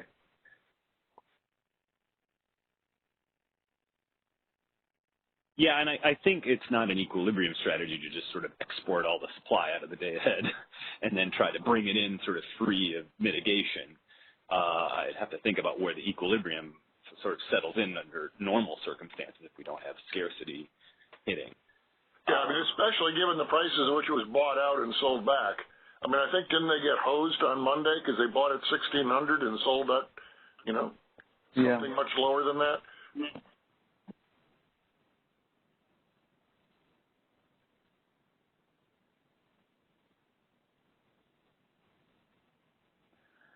That's correct. Okay, Michelle, thanks for the question. Operator, anybody else? At this time, we do not have anyone else in the queue. Okay, thank you, Christian. Okay, let's see. Carry on, Perry. Yeah, so we had the one more slide. We've already been kind of touching on it in this discussion also. And I think that stakeholders have been raising this from the beginning. Victor, if we could advance to slide 11. The question that everyone's been bringing up is, are scarcity pricing improvements a necessary prerequisite to implementing this initiative? And I think you've already heard it today that stakeholders are concerned that if CAISO has this process in place and we're planning on mitigating resource offers due to system market power, then the expected resulting ISO market clearing price may be less than the going rate for energy outside. I think they're implying that there may be scarcity premiums outside the CAISO that are higher than CAISO's scarcity premiums. If this is true, then those importers would not even offer the supply in the first place to the CAISO. And then, the more I'm looking at the slide, it's more just summarizing everything we've already said. So then, Scott, I think you mentioned, and what we've been saying all along, that if we can't rely on our internal suppliers exercising market power in order to effectuate scarcity premiums in our market prices. So, one way to keep the ISO price competitive with the broader West without relying on suppliers exercising market power would be to incorporate scarcity pricing improvements in the real-time market. And that's something we've committed to doing and starting next year. The question still remains is can you move forward with system market power mitigation without some level of protection regarding a scarcity price premium difference between CAISO and other markets.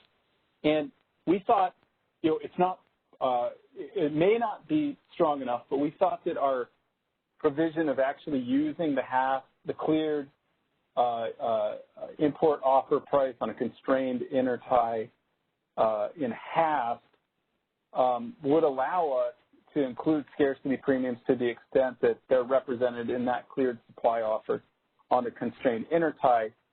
And what you've heard us talking through maybe a little bit on the last slide, what Brad was kind of getting to, is that might not be strong enough in the interim until we can get scarcity or scarcity pricing improvements in place. And that's why I had mentioned that, while this may be, we may have already talked this through, but we had another idea that, you could use the highest cleared import offer in any intertie as long as it's coming from a non-pivotal supplier. I think other stakeholders, I think the DMM mentioned you could do, you don't have to limit it to a constrained intertie. If maybe you do if I'm mischaracterizing it, you guys can ask the question, but I believe it's that you could do essentially a 3 pivotal supplier test on the intertie to see if the intertie supply could have been binding without the 3 largest, and if so, that you say, oh, that intertie is competitive. You'll take any highest offer cleared on that, even if it's non-binding, can also set a competitive LMP. They have these 2 ideas out there, and that's if we think that the provision we already have is not strong enough to handle this scarcity pricing premium difference in the interim. But we kind of put this together pretty quick, and this is a summary of what we've been talking about. But we wanted to at least get this in front of you guys to see if you had any other perspectives or anything we should think about in making this decision.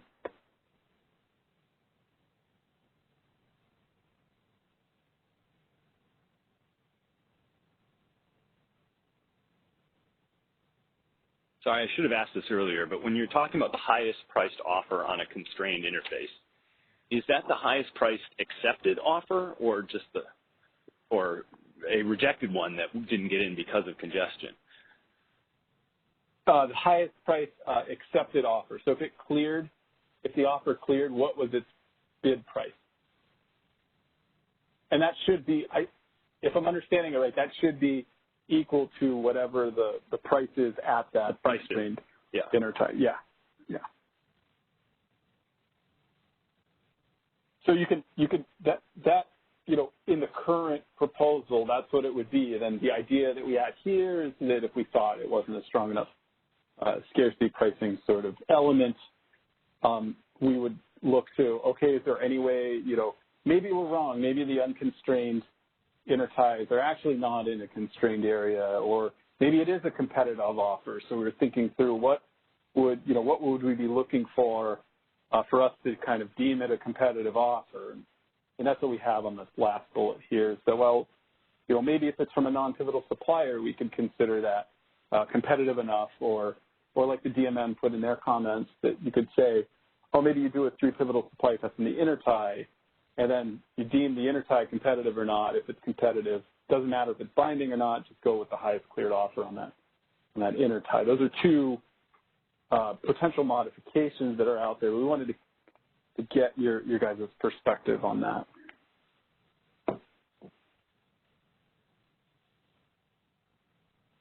So with a 3-pivotal supplier test on an intertie, what is the demand in that test? Yeah, the demand would be the intertie. I guess one way to look at it is, as I understand, from reading it, the demand would essentially be the intertie limit itself. So, 1,000 megawatt limited intertie with 2,000 megawatts of bids on it. The 3 largest suppliers supplying those bids are 800. You'd see you have 1,200 megawatts of bids on a 1,000 megawatt intertie, whether it's binding or not doesn't matter, and you'd say, hey, that looks competitive to me.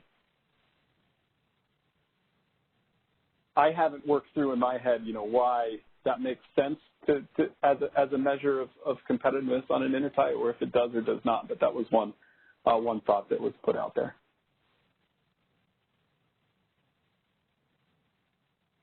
Did the example make sense? Yeah, I think so. Like the idea would be is if you threw out the 3 biggest, you could still basically fill up the line. Yeah, that's exactly it. Yeah, I'm not. Yeah. Let's make it even more restrictive. We're getting to the 6-pivotal supplier test, maybe the 12-pivotal supplier test, that we got to pass the 3-pivotal supplier test inside the CAISO, then on each interface. That seems to be moving further away. But I mean, to be clear, this would be actually a relaxation relative to what's being proposed, isn't it? No, I don't think so. I think it's the other way around. Oh, I thought this would be a way to allow prices on unconstrained interfaces to set the LMP. They could, but it could, like Scott's saying, it could work against you also. If you had a constrained intertie, a 1,000 megawatt intertie with 1,001 megawatts of bids on it, and it was binding, today, under the current proposal, we say it's binding. We'll take that. Okay, sorry. Yeah, I mean, I thought this was only going to be applied to the unconstrained ties. But yeah, if you're applying it to the constrained ties, then you could end up throwing out some of those as well. Yeah, that's a good point, Scott. I hadn't thought of that when I first read through it. But I guess if you're really worried about I'll just finish, then you can on this short. Go back to my initial reservation. If the area we're importing from that's constrained is a big one, like if we're limiting it to the 3 big ties, and it's an area outside the constrained region we're testing, then I think that you're, using this as a CLMP is reasonable. I just worry about using it as the SMEC and how that's going to interact when there's congestion within the CAISO. It's a reasonable measure of a competitive price somewhere, but I worry about how it's going to work when we've got congestion within the CAISO when we start using that as the SMEC. Yeah. And then, so that seems to make sense, for the current proposal. Did you have, have we, what do you guys think about this? Jim, idea on the bottom? I interrupted Jim. I'm sorry. Yeah, me too.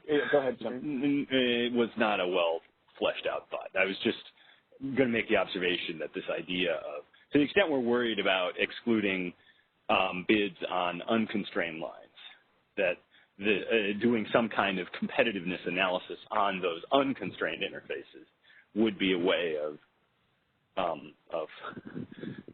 kind of trying to compromise between ignoring those prices altogether and just accepting them no matter what they are. But I don't have I haven't fully formed an opinion about how worried I am about the unconstrained anyways. I think, the issue is again, it all comes back to market definition, that we have now sort of defined the market as a contiguous EIM pricing area. And I think the shortcoming of that is the extent to which the EIM is not the whole market. And, on the one hand, it's sort of the last market, and so if you didn't get that supply into the EIM, we couldn't take advantage of it anyways by the time the real-time EIMs run. But on the other hand, it's sort of more dynamic, larger sort of idea that I think Mark was getting at, that if this is all one big competitive market and we just have some small constraints on EIM, it's going to look a lot more isolated than it really is in fact. But that's kind of like this philosophical design choice that's already been made about how to define the market as EIM, and I'm not sure if there's any better way to accommodate that. We've got a couple of hands, and we've got 15 minutes left. Hands raised. Do you want to say anything else right now, Jim or Scott, or shall we go back to the lines? Go to the lines as far as I'm concerned. Yep. Okay. Christian, can you take the next caller in line, please? Yep, please go ahead. Hi, yeah, this is Adam Swadley from the Department of Market Monitoring. I wanted to follow up a little bit on Perry's characterization of the sort of pivotal supplier type test on an intertie. So I think what was being referenced there was something that was in our most recent round of stakeholder comments, and actually referenced some analysis that was done in comments that we put out back toward the beginning of the initiative. But the basic idea here is to say that, just because an intertie may be constrained, the thinking is that there's no guarantee necessarily that there is competitive access at all times to reach that intertie from outside the ISO.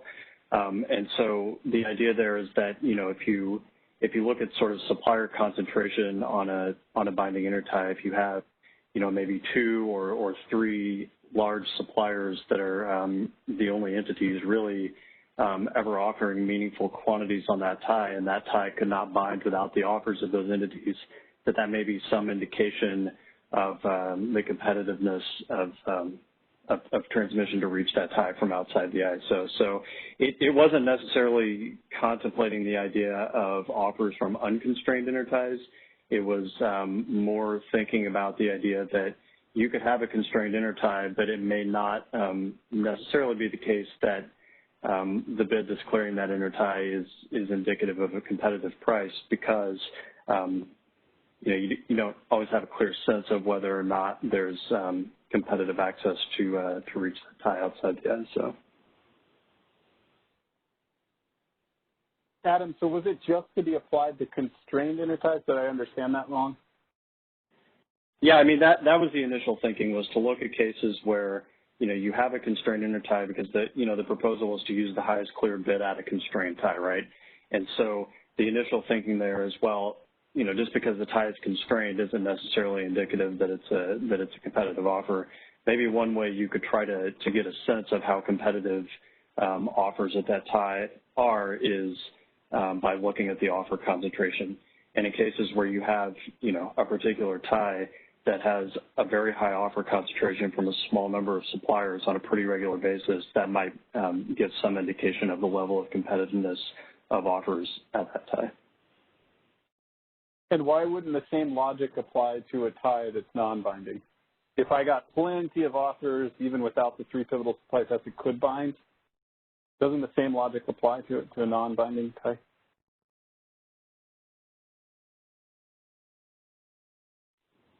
I haven't thought out in great detail how that would work. I think, initially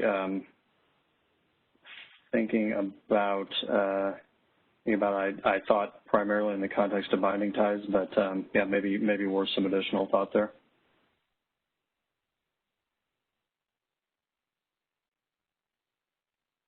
Yeah, this is Brad Cooper. I just had a thought that seems like it's kind of related to Scott's point. We're just under your proposal, we'd be doing a 3 pivotal supplier test, intertie by intertie, but those intertie bids aren't just clearing against other bids on the interties. They're clearing against all the bids in the market. So I'm not following how it makes sense to do a pivotal supplier test just tie by tie on the imports on the tie. Yeah, the real idea is just to try to get a sense of, in the absence of having full visibility of the competitiveness of access to a particular tie, just to try to get a sense of, if you have a binding tie and you're considering that being an input to establishing a competitive LMP, you'd want to get a sense of whether or not that bid was reasonably likely to be competitive. And maybe one way to do that is to try to, assess the supplier concentration. If you have a limited number of suppliers that are routinely offering a tie, that might give you some indication of that.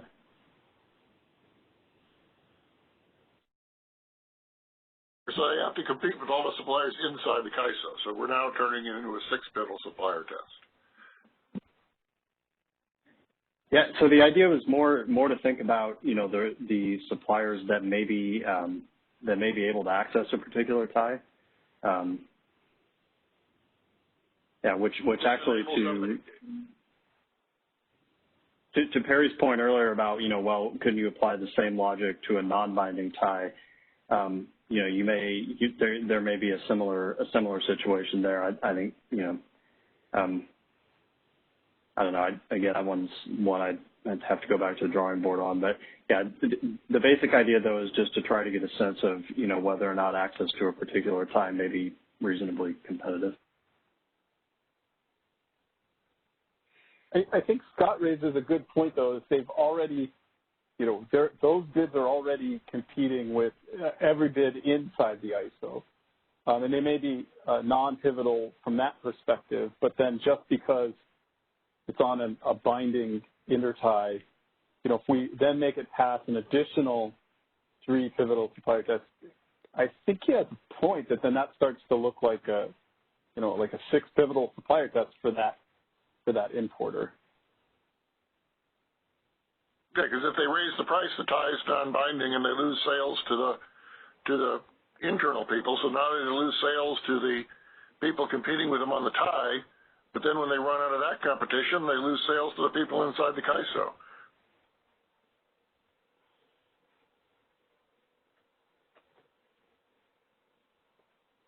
So maybe we'll do more thinking on it.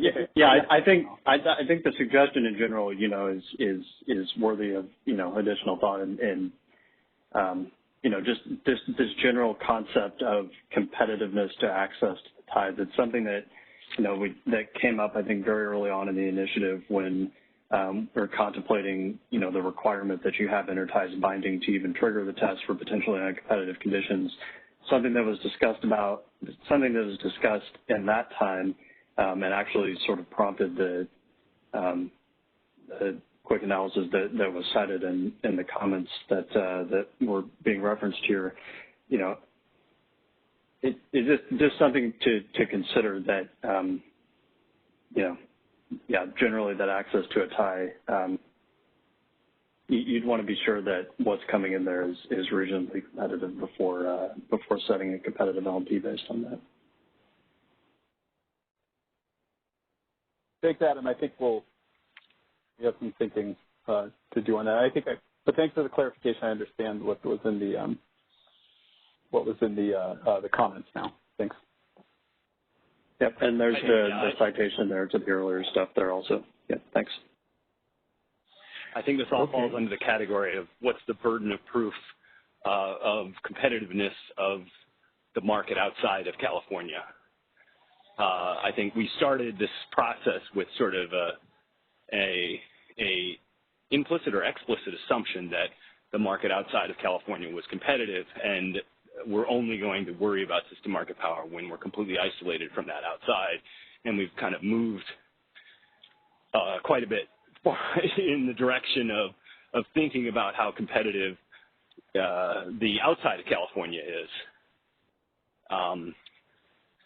which I think that's the spirit of what a test like this intertie kind of test is trying to get at. I don't know how effective it really is at capturing it, or what the broader implications of, you know, how far down the road we want to get on testing and attempting to mitigate things outside of the CAISO.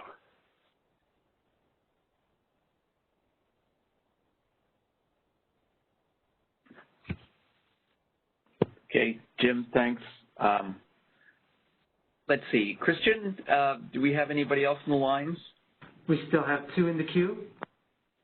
Okay. We have about 8 minutes left before our next agenda item, so let's go ahead and take those 2 questions if we can get right to the point. All right, please go ahead. Hi, yes, it's Mark Moon with PowerX. A really good discussion, and I appreciate that summary. That I think the concern I have is how you're defining the market and the change away from really including the bilateral markets, which are the dominant markets outside, and the assumption about the competitiveness of those. I just want to reiterate that I do agree with Dr. Harvey's comments that we do not want prices to be raised or lowered by system market power. We want to ensure prices are competitive prices, and then they gradually rise to reflect scarcity. But I just wanted to talk briefly about this slide, which I think has got a lot of good information about it, and just one comment on scarcity pricing and kind of, you know, suppliers responding to the expected price signals. So when we think about scarcity pricing, you know, I agree with Dr. Harvey, this has not become a problem when you have a power balance violation and you go to $1,000 or you go to $2,000. Now mitigation doesn't matter because you have a power balance violation. But when we look back and we think about how these things transpire over an afternoon when things are tight, the hours leading up to the evening peak and the most challenging hours, if we end up getting prices wrong and we don't have scarcity pricing in place when we apply this and we falsely apply it, you could be sitting there where your market would be at $300, the outside market's at $250, we incorrectly trigger system market power, we don't have scarcity pricing, we drop the price below the bilateral markets, and you're right down and you're getting quite tight. Well, what's going to happen the next hour is those bids may not show up at all because entities have now seen that the external market prices are higher. And so it just really ties in with the scarcity pricing provision that once you have graduated scarcity pricing that starts to kick in as the grid gets tight and then climbs to the appropriate penalty price for a power balance violation, that can really help against the false positives of triggering system market power. And when you don't have that, and we're not going to have a perfect test here because we're not in a single RTO ISO footprint and we have bilateral markets out there, concerned about triggering false positives that exacerbate a situation where the CAISO grid is tight, you lower the price inaccurately from a false positive, and now supply dries up in subsequent hours because the CAISO price was already either already in a competitive situation, we've lowered the price below external bilateral markets because of a false positive. So again, support competitive markets with appropriate system market power mitigation, but without scarcity pricing, it does raise concerns for us.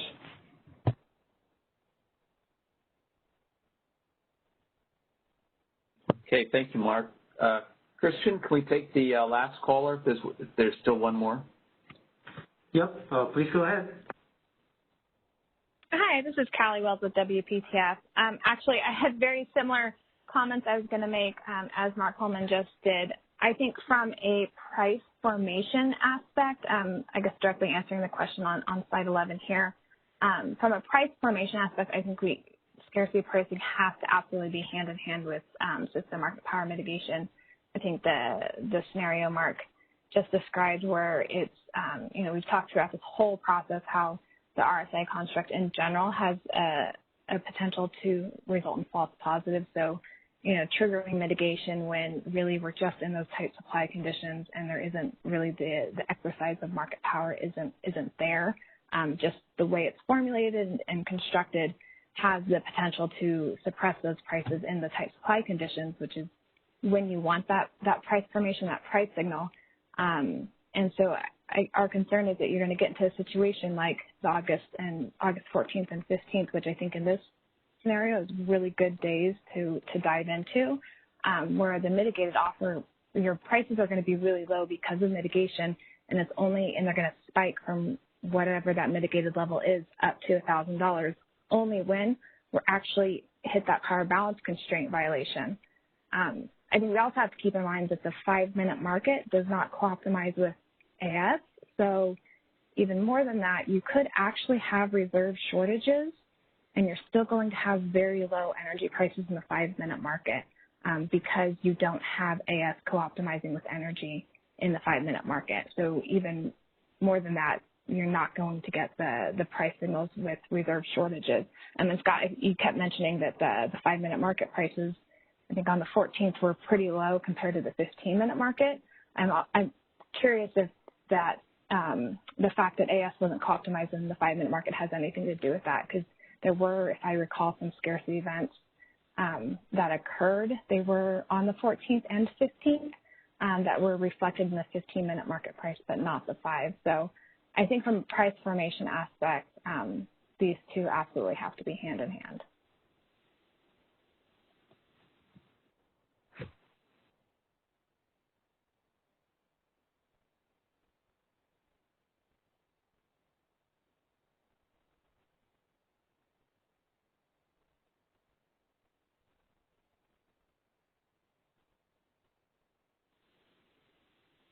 I think we had a hand raised. Christian, could you check if there's still somebody in the line? Yep, I just opened it up. Please go ahead. Thank you. This is Parthomel Vadkar with PG&E. Yeah, I appreciate that discussion, and I certainly would be interested in the MSC's thoughts on this tie-in to scarcity pricing. At least the sort of the discussion that was happening earlier made me somewhat concerned with the way that Mark Holman from PowerX and just the comments as well from WPTF were framing it. My own take is it seems like there are challenges out there. There certainly are challenges to make sure that CAISO gets the power when we need it. The issues associated with import RA and with exports and making sure that works right. There are also challenges possibly in terms of price formation during scarcity periods. Almost all the discussion I've heard offline makes it sound that somehow, as the DMOs point out to, we're getting to sort of less and less competitive markets, and a lot of that's to do with kind of who's owning and controlling resources, more resources are being owned and controlled by net sellers in the market. And that the tie-in here is that somehow by getting less competitive and allowing more market power to be exercised, we're going to have a more reliable system. And that, at least I'd be interested in MSC's thoughts of, to me these seem like very separate topics. And at least as you were discussing before, the issues around scarcity pricing, these scarcity pricing events, aren't really the times in which this would be really affected. It's really in the case where when scarcity price, when implementing system market power might affect dispatch, is really during the lower price levels when you are mitigating a generator that might not be otherwise inframarginal based on that mitigation.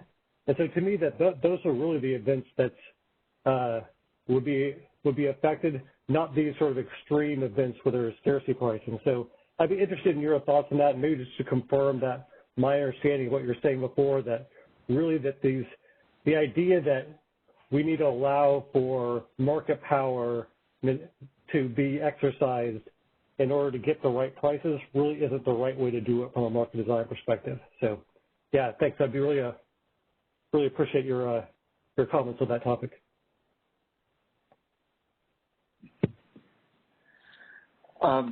Any quick response from anybody?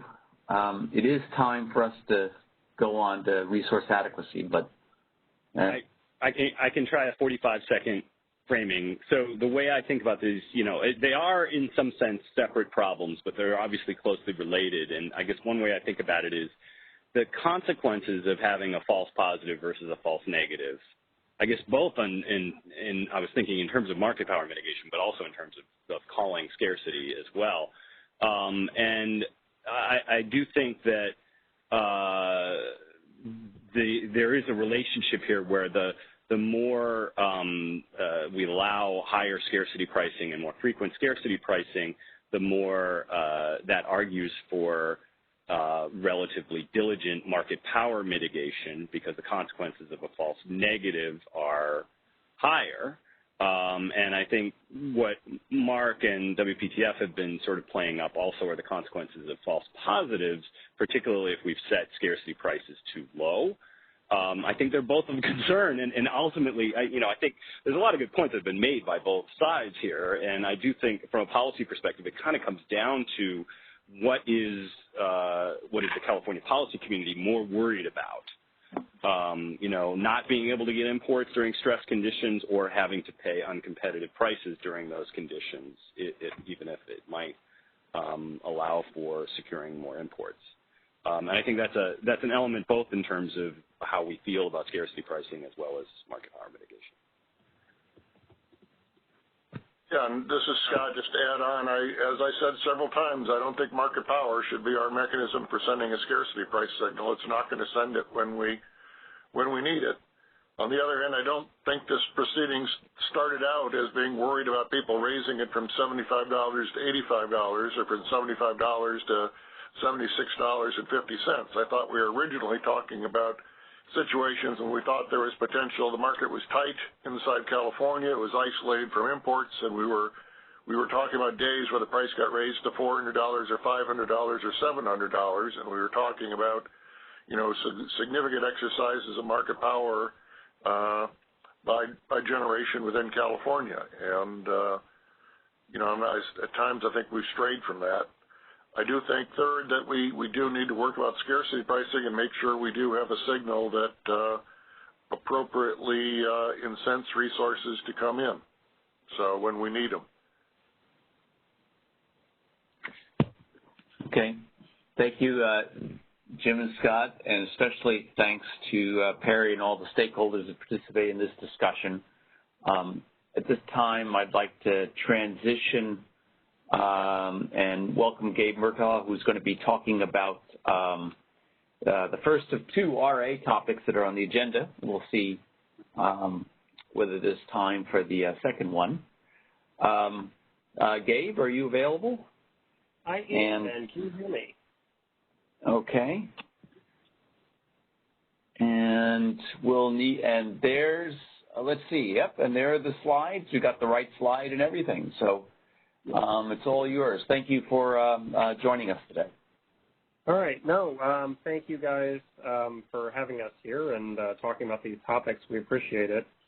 So one of the items that we are addressing in the Resource Adequacy Initiative is this idea about operationalizing storage. And specifically, we are contemplating implementing a tool called the minimum charge requirement. And I'll go into the details a bit more in the slides, but essentially it's a way that we'd sort of use day-ahead schedules to inform requirements on, real-time states of charge for storage resources. And we think that this is something that's going to be critical for reliability on the system or some similar tool. I've also provided sort of a list of different potential solutions to this problem as well. I would also note that this is just one of many components of the Resource Adequacy Enhancements Initiative. I think that, there is another topic that was teed up for today that we may or may not get to, and then I think we have some other topics that we'd like to bring up as well in the November Market Surveillance Committee meeting. So there's going to be plenty of more discussion on resource adequacy topics. So, operator, if you would continue on to the next slide, please. So, just to give a little bit of background here, and pardon me if you've heard this in another venue, but this is some of the same information that I've presented in a number of different meetings for a number of actually different initiatives as well. But I think it's relevant here for this discussion. The CPUC over the next few years has authorized new procurement of 3,300 megawatts of resource adequacy capacity. This is largely capacity to replace the once through cooled resources, which we're planning to retire again over the next few years. We also have a scheduled retirement of Diablo Canyon, which is a large 2,200 megawatt nuclear facility, and that's scheduled to happen in year 2024. Which, when you think about it, really doesn't seem that long if you want to get new capacity online. I would say and note here that most of the procurement of new resources that are coming online to replace this existing 3,300 megawatts of capacity are storage resources. And specifically in California, they're mostly 4-hour lithium-ion storage resources. And frankly, a lot of them are going to be co-located at existing solar or other kinds of generating facilities that we already have on our grid. You can imagine why this might be beneficial if you have a solar resource that's, of course, primarily producing during the daylight hours, and you locate a battery at that same site. Well, the battery could use some of the solar generation to charge itself, or during the times when solar generation is bountiful across the ISO footprint, and prices tend to be lowest, they could be charging, and then they would discharge later in the day at higher prices when the solar is not available. So there are some cost-saving propositions there because you might not have to really build up the infrastructure at the point of interconnection because what you need is already there from the existing solar facility. So today there are about 550 megawatts of storage online. This is actually up quite a bit from just a few months ago. If you heard me do this talk in February or March of this year, the number would have been about 200 or 250 megawatts of storage, but now we're significantly over 500 megawatts and continuing to grow. By the end of next year, so December 2021, we're anticipating about 1,500 megawatts of storage on the system. So I think for years the ISO has sort of been saying that, storage is going to be coming in the future. We're going to see a lot of this coming onto the grid. And I don't think it's necessarily dissimilar to when we had a lot of new solar coming onto the grid maybe 5 to 10 years ago. But we do anticipate that there will be a large influx of storage over the next few years. Certainly, like I mentioned, most of that 3,300 megawatts will be 4-hour duration storage, and then likely even more storage with the retirement of Diablo Canyon. These resources do not necessarily substitute one-for-one for traditional gas generation. So the nice thing about gas generation is that it's available more or less on a 24/7 basis. So if you need a gas resource anytime during the day, you simply send a dispatch instruction to the ISO. The gas resource is able to run for the most part, and then you're able to produce energy if you need to. Storage resources are a little bit different. They don't actually produce energy. They have this property where they can move energy intertemporally from one time period of the day to another time period of the day, but they don't actually create any new energy. And in fact, there's some round-trip efficiencies which sort of tell you how efficient these resources are at doing that energy transfer. And for most of these lithium-ion batteries, it's somewhere in the neighborhood of about 85%. So you'll charge 1 megawatt hour of energy in the middle part of the day, and then you'll discharge 0.85 megawatt hours of energy later in the day, if that's the only activity that the storage resource does. The integration challenges, and if those storage resources are charged, you will not be able to discharge any energy. So it's more of a complicated problem than what you had with the gas resources, because now if the ISO wants to efficiently manage the grid with these resources included, you're going to have to schedule intervals where the storage resource is charged, make sure that that resource is charged later in the day, and then when you want to discharge the resource, you've got energy there that's available for use by the market. The idea here is that the minimum charge requirement is going to work with other resource adequacy tools to provide this assurance to the ISO that we're going to have that charge when we need it. So, operator, if we could advance the next slide, please. I think this is slide 26. Yeah, thank you. So this is actually a day, somewhat recent history here. So 9/6, I think this is the peak load day of the year for California ISO. You can see that I have two curves here, and these are curves that I've shown, again, in other meetings. But I've sort of got this aqua line on the graph, which represents total load that the ISO needs to serve, so it doesn't include it, or it already has netted off any sort of behind-the-meter generation or anything like that. And then the sort of purple-blue line, that curve is the net load. So that's the aqua line minus generation from solar resources and wind resources. You can see that that peaks at about, 43,000 megawatts or something like that.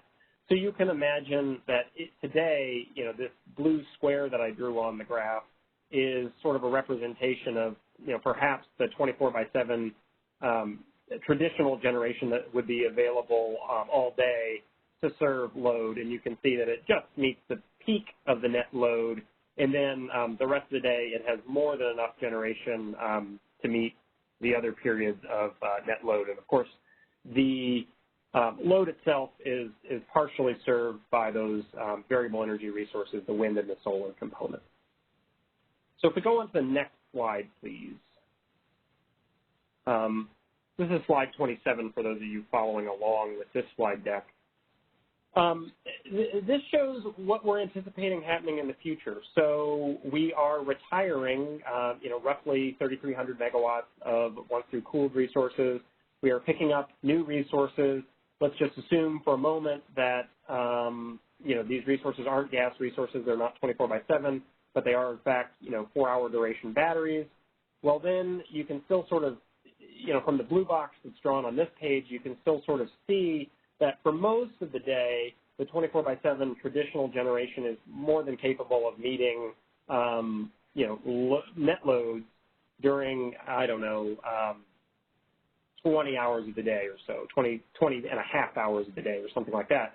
But there are a few hours, hour ending 18, 19, 20, and a little bit of 21, where that purple line, the net demand, goes over the amount of, roughly 24/7 generation that the ISO is anticipating having on the market.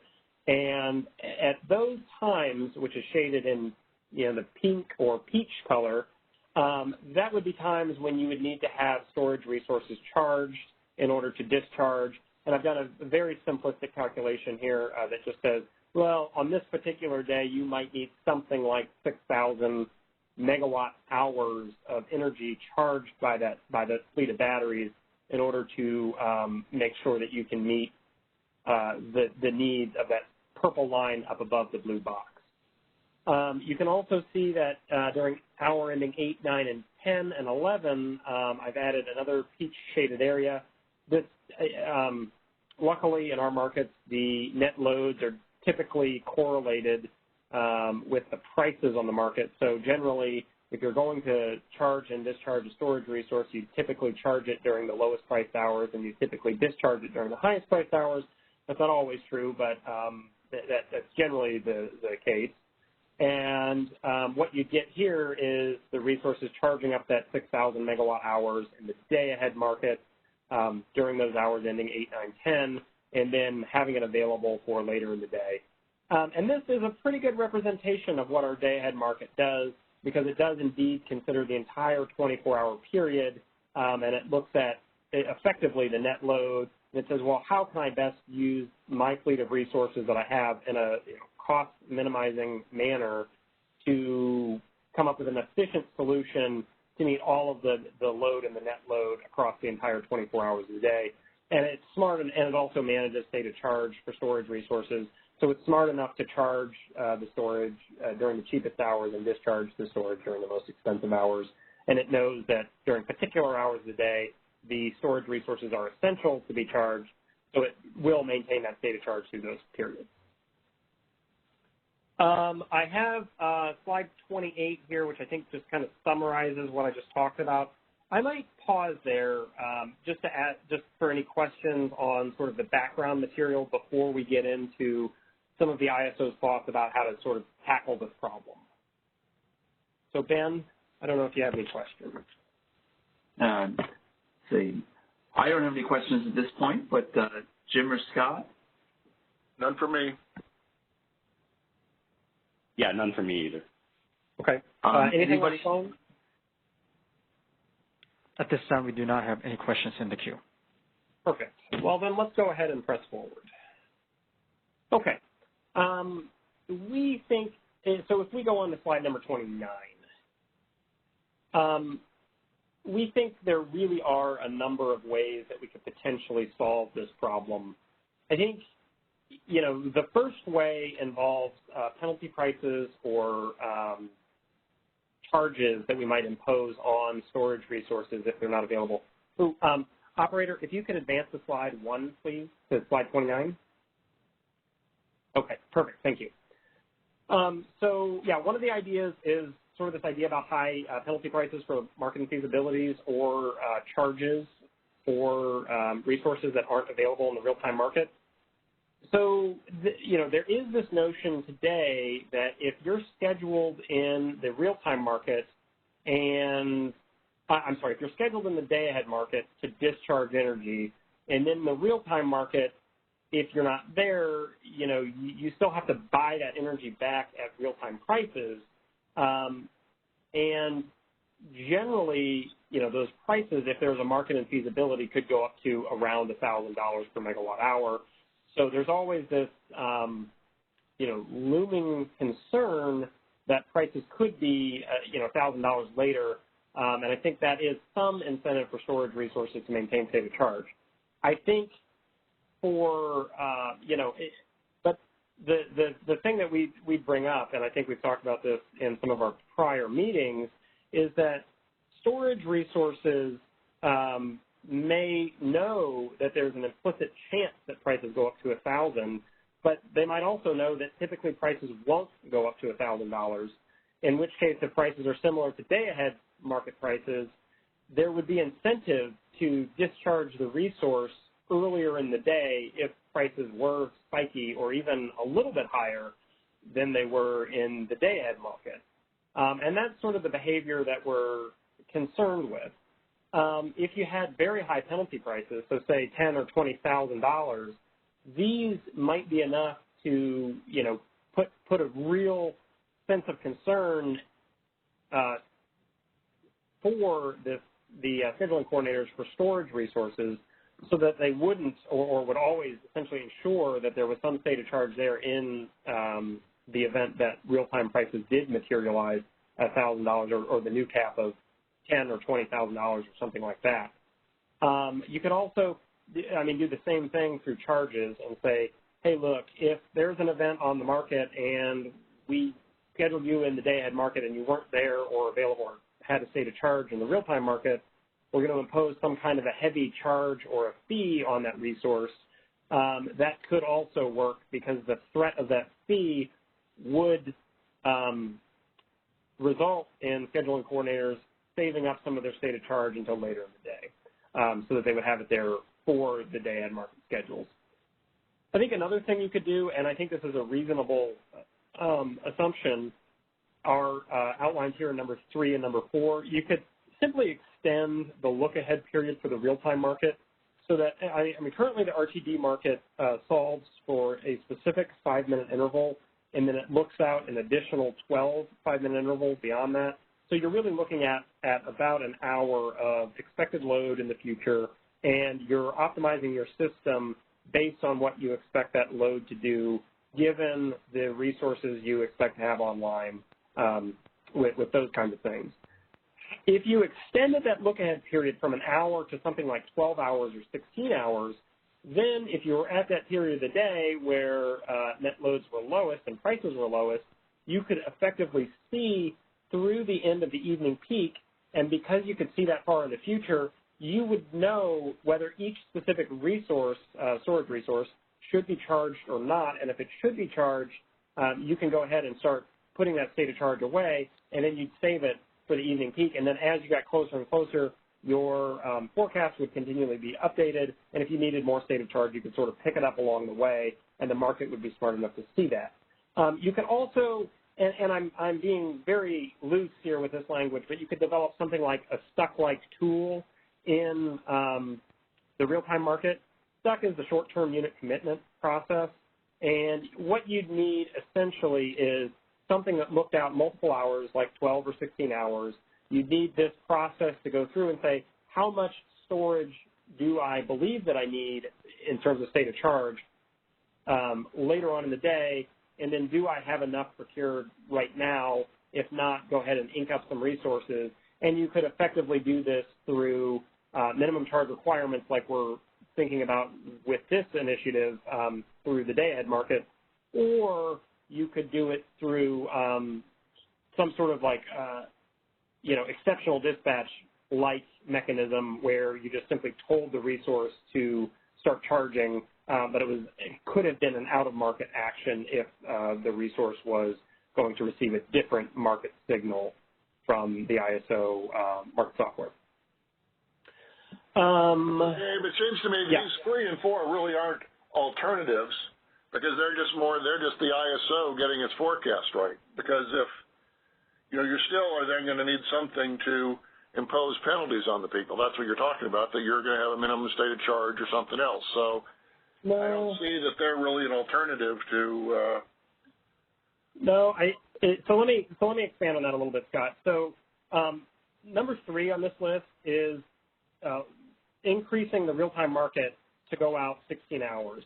So if I'm at hour ending 15 and I know that I'm going to have a really, really tight period in hours ending 20, 21, and 22 later on tonight, even though prices might be $200, I might know that there's a chance I drop load in 4 or 5 hours, and it's better for me not to discharge my storage resources, even though prices are fairly high right now and potentially very high compared to the. So that's inconsistent with where you started, Gabe. You started out with there's a pricing incentive problem with the generator that he's going to be better off getting 100% of $400 than 10% of $1,000, and that's still true if the CAISO sees it.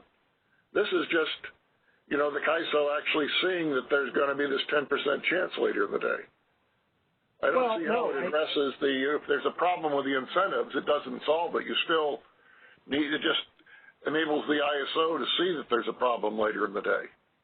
No, Scott, I'm not sure that that's true because, I mean, let's just say there's an infeasibility 10% of the time or something. And I'd self-schedule my unit. I self-schedule my unit. You see it, but I self-schedule and dispatch it and get the $600 because that's worth more to me than the 10% later in the day. So you still need your other tools. Well, what I'm saying with the real-time market that looks out further in advance, the real-time market would be smart enough to know that when you're actually in those 10% of times that you're going to be short on load later in the day, those are the days when you don't get the $200. The other 9 days out of 10, you do get paid the $200, and the real-time market actually commits those storage resources economically to run during those more expensive hours prior to when they were scheduled in the day-ahead market. Right. That's what I'm trying to get at here. Yeah, but I think you're not getting the point. That's what the ISO needs in order to do this right. That doesn't solve the incentive problem of the market participants if the prices are wrong. This is just what the ISO needs in order to set intelligent state of charge requirements. Yeah. Yeah, I agree with that. Yeah, I see your point. Are you saying, Gabe, that there would be better information from the advisory intervals, and this would provide more of an incentive for storage not to discharge earlier? Is it just is it the information that matters in this situation that you're thinking of? So I think, you know, Scott's pointing out that if prices are $200 earlier in the day in the ramping period, and there's a chance that prices are $1,000 later in the day, then the resource, if the weighting and the expected value of that later in the day price is always less than 200, the resource is always incentivized to run during that $200 interval. And I think, right, Scott, what you're suggesting is that they would just self-schedule and do it anyway. Right. Yeah. It doesn't solve the incentive problem. Yeah. I think 3 and 4 are what the ISO needs in order to do this right. But it doesn't solve the incentive problem if we don't have appropriate scarcity problem. Yeah. Yeah, and I would agree with that. Gabe, if I can ask about, you mentioned exceptional dispatch. So that's an arrow in the quiver of the operator now, right? Yeah, that is. I mean, rather than saying you always have to be fully charged at a certain time, the operator could just say, hey, I see this problem coming, whether it's informed by 3 or 4, or whether they're just, you know, based on, you know, whatever sources of information, and just exceptionally dispatch. That's, I suppose then that puts the burden, more of a burden on the operator. It's not automatically, you're not automatically getting that fully charged storage at the beginning of the evening peak, but that's great. It may, I suspect that they would probably not call for that exceptional dispatch every day, and so there'd be some more flexibility for storage to do what it wants. Mm-hmm. Yeah. So what's the matter with you know, the situation now where the operators do have that capability, and if they so desired, could call it every day, but probably wouldn't.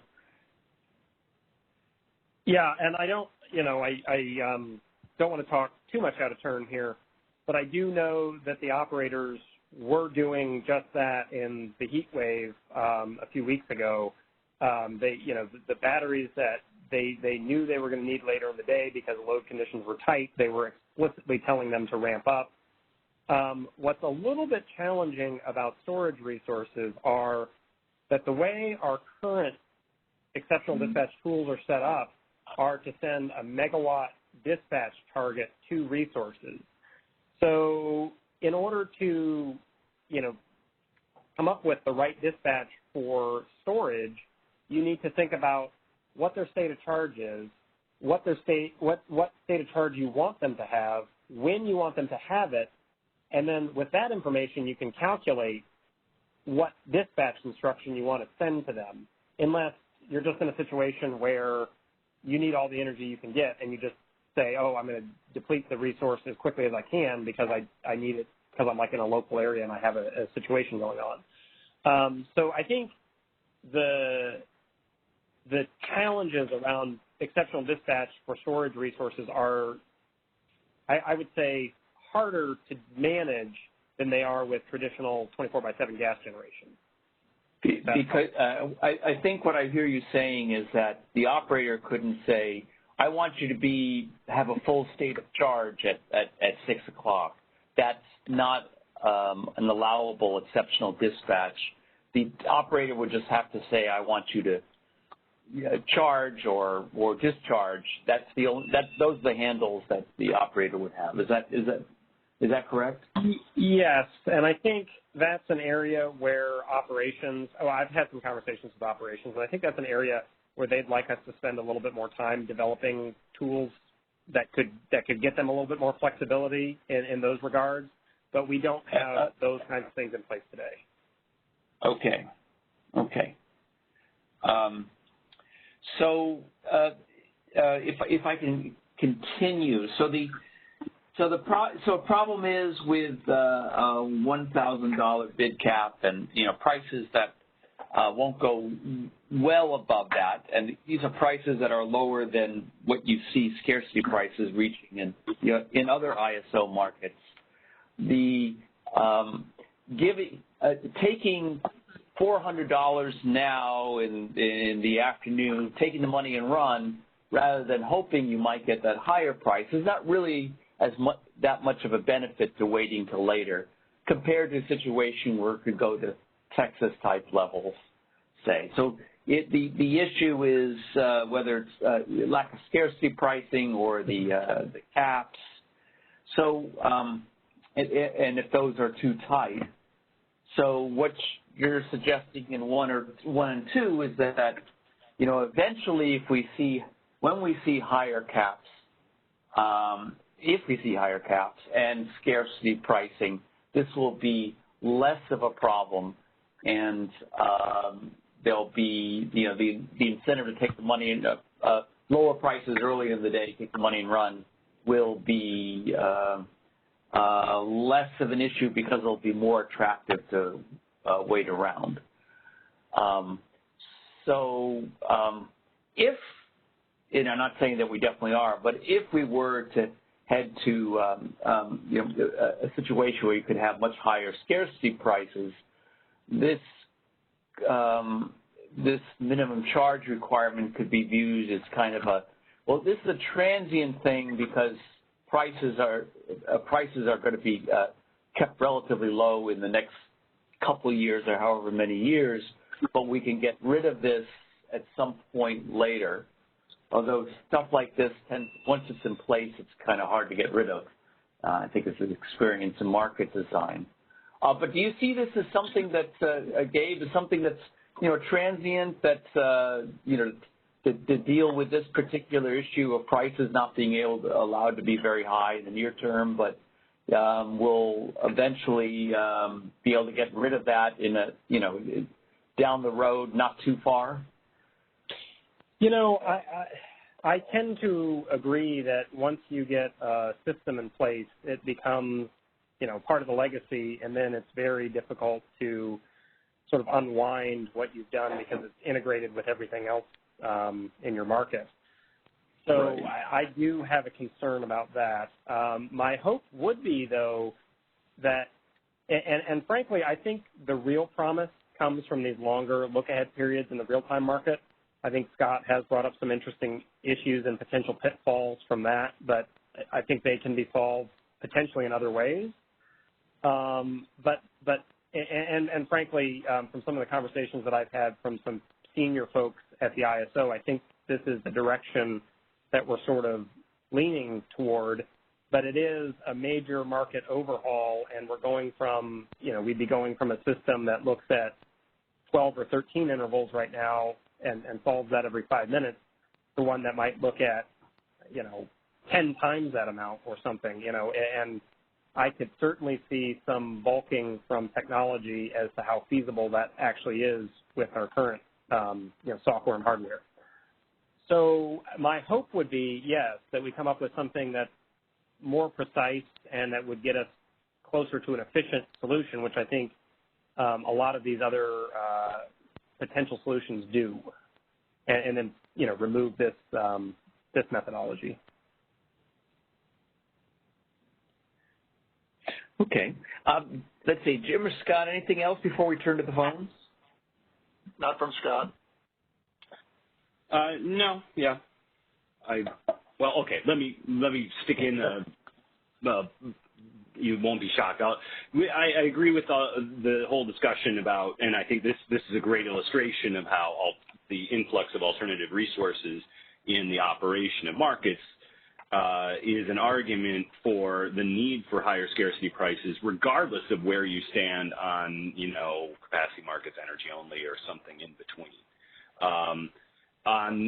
In addition, I do think that stricter performance penalties is another way to try to provide that incentive, which Gabe did bring up.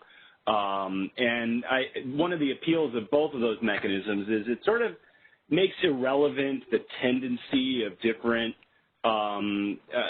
different stakeholders to want to try to lobby for a this or that counting rule for RA or this or that, market power mitigation, all sorts of different things. Because in essence, especially in the RA arena, if it's linked to the rewards for performance in an ex post sort of way, there's more at stake. And so even if you did get a sort of favorable RA credit ex ante, if you really feel like you're incentivized to submit for RA the amount of resource capacity that you feel like you can truly perform.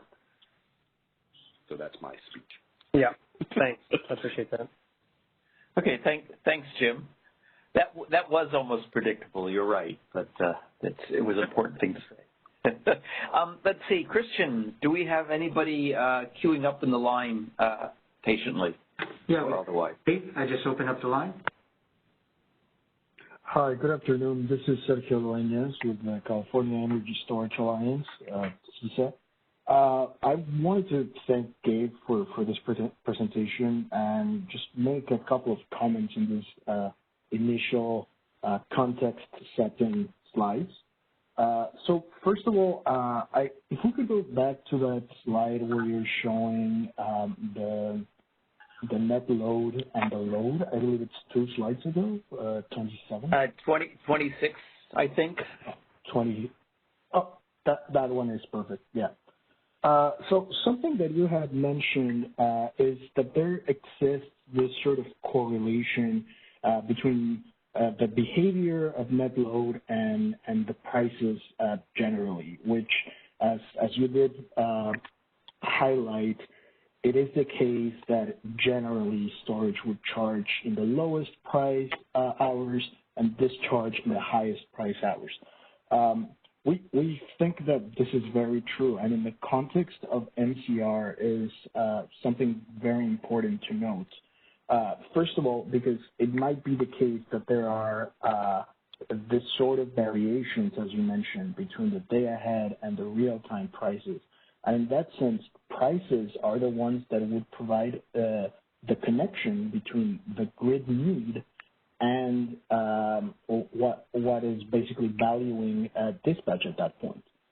So perhaps this will be clearer later in your presentation when you go into the specific NCR proposal. But I was wondering, particularly in this case, let's imagine we have a storage asset that is set to discharge its full capacity at the interval starting 5 p.m. Or 6 p.m. so that we're closer to this graph. The NCR, what it would be doing is it would be limiting the storage asset from participating in the market for intervals prior to that moment, so that it can fulfill that schedule. If we do see a spike in prices in the real time, signaling an actual need for flexibility and an actual need for resources that could do so to ramp up quickly and provide that value to the grid, this would effectively take out the possibility of these resources that are quite flexible, that is one of their competitive advantages from providing that reliability to the system. So while we might be fixing something in the perspective of the day-ahead market, in the real-time market, this could actually be quite detrimental for reliability, since a lot of resources in the future, even though, as you highlight, 500 megawatts, something like 500 megawatts today, but later on this will be much more, those resources that are quite quick won't be able to respond to any of this. So the ISO, this proposal in that sense is very much disconnected from using prices as actually signaling what is going on and what is needed on the grid. I just wanted to connect this to another point that was raised on how this relates to exceptional dispatch, and I think that comparison is actually very valuable.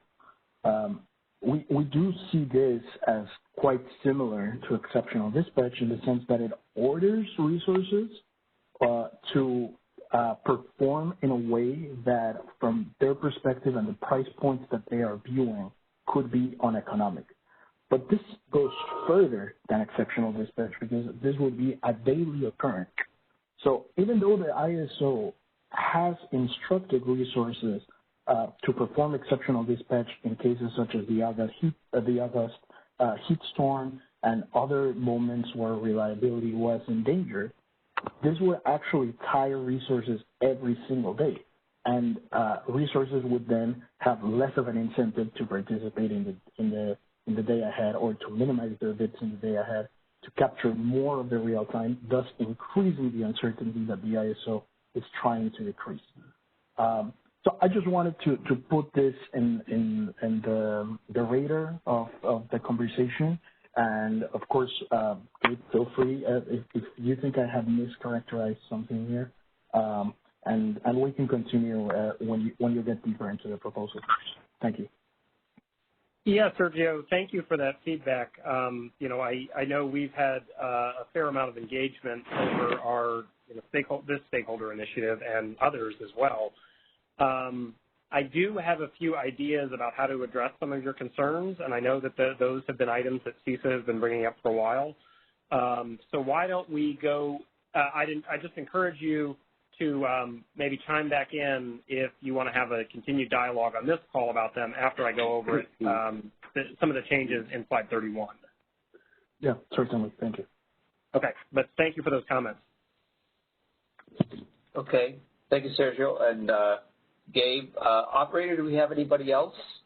We got two more in queue. I just opened another one. Please go ahead.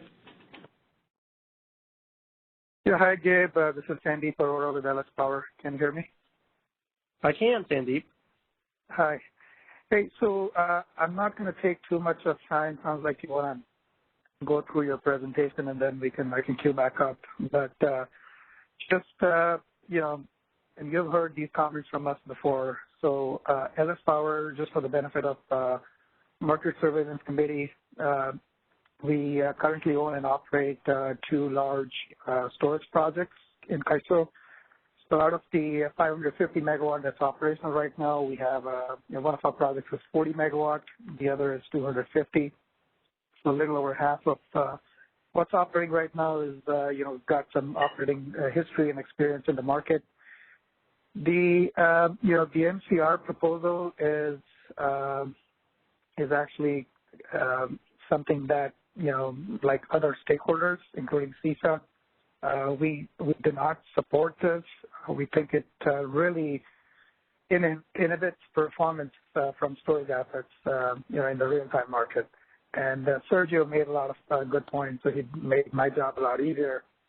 But I would just echo a lot of what he said.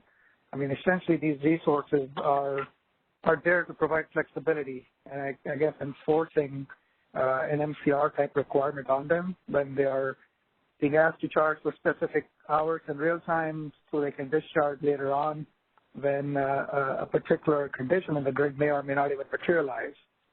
I think it's just not the proper use for a flexible resource. And I wanted to in particular chime in. I know I heard some discussion about exceptional dispatch and why can that not be used as a tool. I think we agree with that. We in our comments that we filed, and we have some experience with exceptional dispatch as well over the last couple of months. We've been on through that heat wave. We've gotten exceptional dispatch for quite a few days. Those can be dialed in. Those can really get straight to the resource through an ADS dispatch instruction. And I guess CAISO definitely does need a little bit better, some better tools, visibility and state of charge and so on for storage assets, but that's a work in progress. But these can be dialed in. In our mind, the problem that we're trying to solve here through MCRs, it's basically, like Sergio said, it's an exceptional dispatch, should not be really used on a daily basis. I think we should try to separate this issue from a market-driven solution versus a reliability / impending system emergency type issue where, clearly if there is an impending system emergency or reliability issue, definitely CAISO has access to exceptional dispatch, and it would, want to charge the resource in specific hours so it can discharge later on. But what is being proposed is, basically applying this for every single day and taking a resource out essentially from real-time market. And all the thousands of megawatts that's in the pipeline and it's going to get built in the next few years, they all are going to rely on this real-time market participation. Limiting that would not be sending good signals to that development that's in pipeline. I'll stop there. I have a few more thoughts, but I don't want to take up too much time. I'll let you go through your presentation, Gabe, and I might queue back in. Yeah, thanks, Sandeep. Ben, go ahead. No, I was thanking Sandeep too. So I think there's one other call on the line. Is that right, Christian? That is correct. Let me open it up for you. Please go ahead. Hi, this is Doug Bochignone with Flynn Resource Consultants for Cal CCA. I just wanted to express support for putting some more effort in looking at, the greater look ahead, either in the real-time market or, consider rerunning the day ahead, hourly market multiple times within the day. I think, people have talked about this potential to have, penalty prices to sort of motivate people to keep the resources available charged for the later hours. But I think I'm for the extreme circumstances, but I think we could be facing this routinely if, loads are slightly higher than was forecast day ahead. And, now prices are a little higher and the resource clears now and gets discharged well before the time when it's really needed. And I suppose there's some things people as operators could do that could be trying to anticipate that. But what I'm concerned about is that, CAISO is really the entity that's in the position to have the greatest visibility of what's happening in their market as a whole. And only looking ahead 65 minutes, I think is going to result in, suboptimal dispatch. So definitely support the idea of exploring ways to get a greater look ahead. So thank you. So I have a question for you about, let's take the one, let's say rerunning the day ahead market, but later, later in the day. Are you thinking of something that would be financially binding or would just produce advisory prices that you could use to guide whether you want to discharge now or later? How do you see the advisory schedules being used, or would you see something financially binding coming out of this, perhaps on a voluntary basis? I think you'd want it to be financially binding. Okay. So say rerunning it at 3 a.m. and if you decide to participate, it gives you an adjusted schedule that may be different from the IFM schedule, and differences would be settled at the prices calculated in that rerun. Exactly, because part of the thing I'm worried about is what happens if everything is basically kind of normal and you have this charging schedule and discharge schedule coming out of the day ahead, but now you still have to submit bids for real time, and let's just say prices just shift upward by 20% because loads are higher. Unless you're really on top of things in real time, adjusting your prices to make sure that you're raising your bids so you don't get dispatched too early. You'll end up clearing some storage resources earlier than you really want to, and then, you get to those later hours in the day where you really need them and you've run out of the gas-fired resources. So what are you going to do?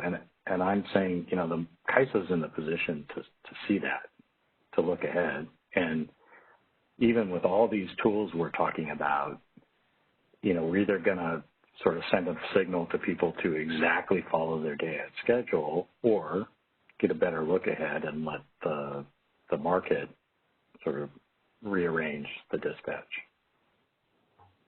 So I know that 4 years ago or so, ISO New England floated a trial balloon of something like this, where a long look ahead for the real-time market, but the prices wouldn't be advisory. You'd have a lot of, all the intervals would be binding. I think it was an idea of Dane Shiro's and Eugene Littenoff, may he rest in peace. And I gather that didn't go anywhere. And I'm wondering, has anybody heard of other ISOs who've been exploring this idea as well? Well, the ISO in Canada has developed a 24-hour look-ahead tool, and actually it sometimes looks more than 24 hours to manage their hydro, energy-limited hydro and cascade resources. But, and it gives you some tools, but there are a lot of challenging issues. But actually, some of those challenging issues would be addressed by what you were suggesting of the, I'm sorry, I didn't get your name, from the CCA Association of Financially Binding Schedules, because it's as you start looking further and further out with non-binding interchange schedules, you get a lot of challenges, and then there are solution time impacts. But the thought of rerunning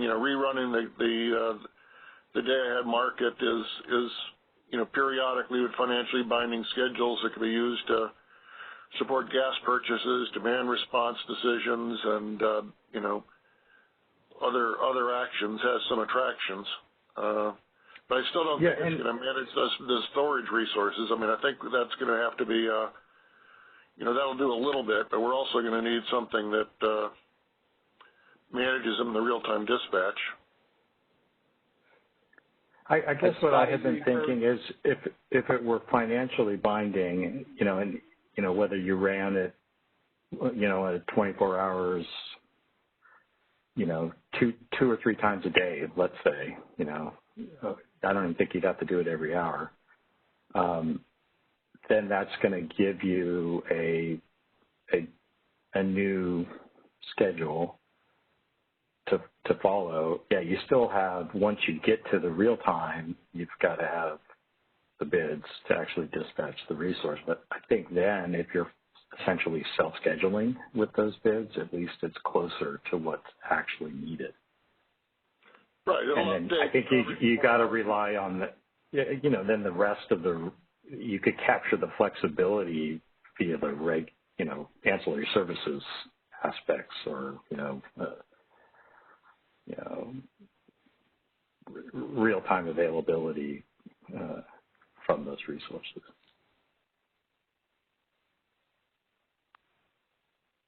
Sort of like the imbalance energy aspect of it. Or you could use that kind of tool to update state of charge limits for the resources. But I still think we got the flexibility issue that the folks from the Storage Association and LS Power were talking about is when conditions change and the resource has to be operated differently, still waiting 4 hours and following the day-ahead market schedule until we run it again probably isn't going to work. We're going to need to be a lot, conditions change too fast, these days, and they're going to change even faster. And then maybe it's a combination of the two. You're updating the day ahead, once or twice a day, and having a slightly longer look ahead for the real time. Yeah, something like that, but I think it needs some of the somehow we need to work this flexibility in for people to get updated financial schedules, but still we have to deal with how to maintain the flexibility for the resources to respond to what's happening and what's changed, and to manage things. And, you know, you made a good comment at the beginning that the CAISO should have, the system operator should have a lot of better information about a lot of these things, but it has to have a tool to get that better information. If it uses simple rules, then it's you know, not carrying out its role of making use of the better information.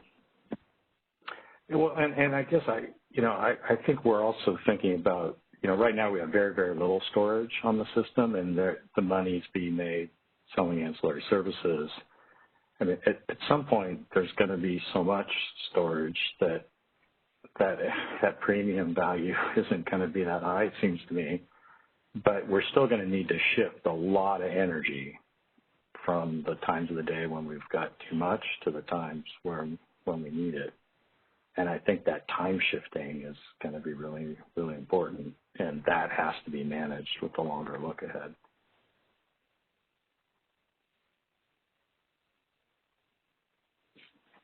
Okay. The sun going down part of it's predictable. We know that's going to happen in the day-ahead market. I think the challenge is managing around the surprises that happen during the day and figuring out when we need to shoot our bullets earlier in the day or save them for the evening.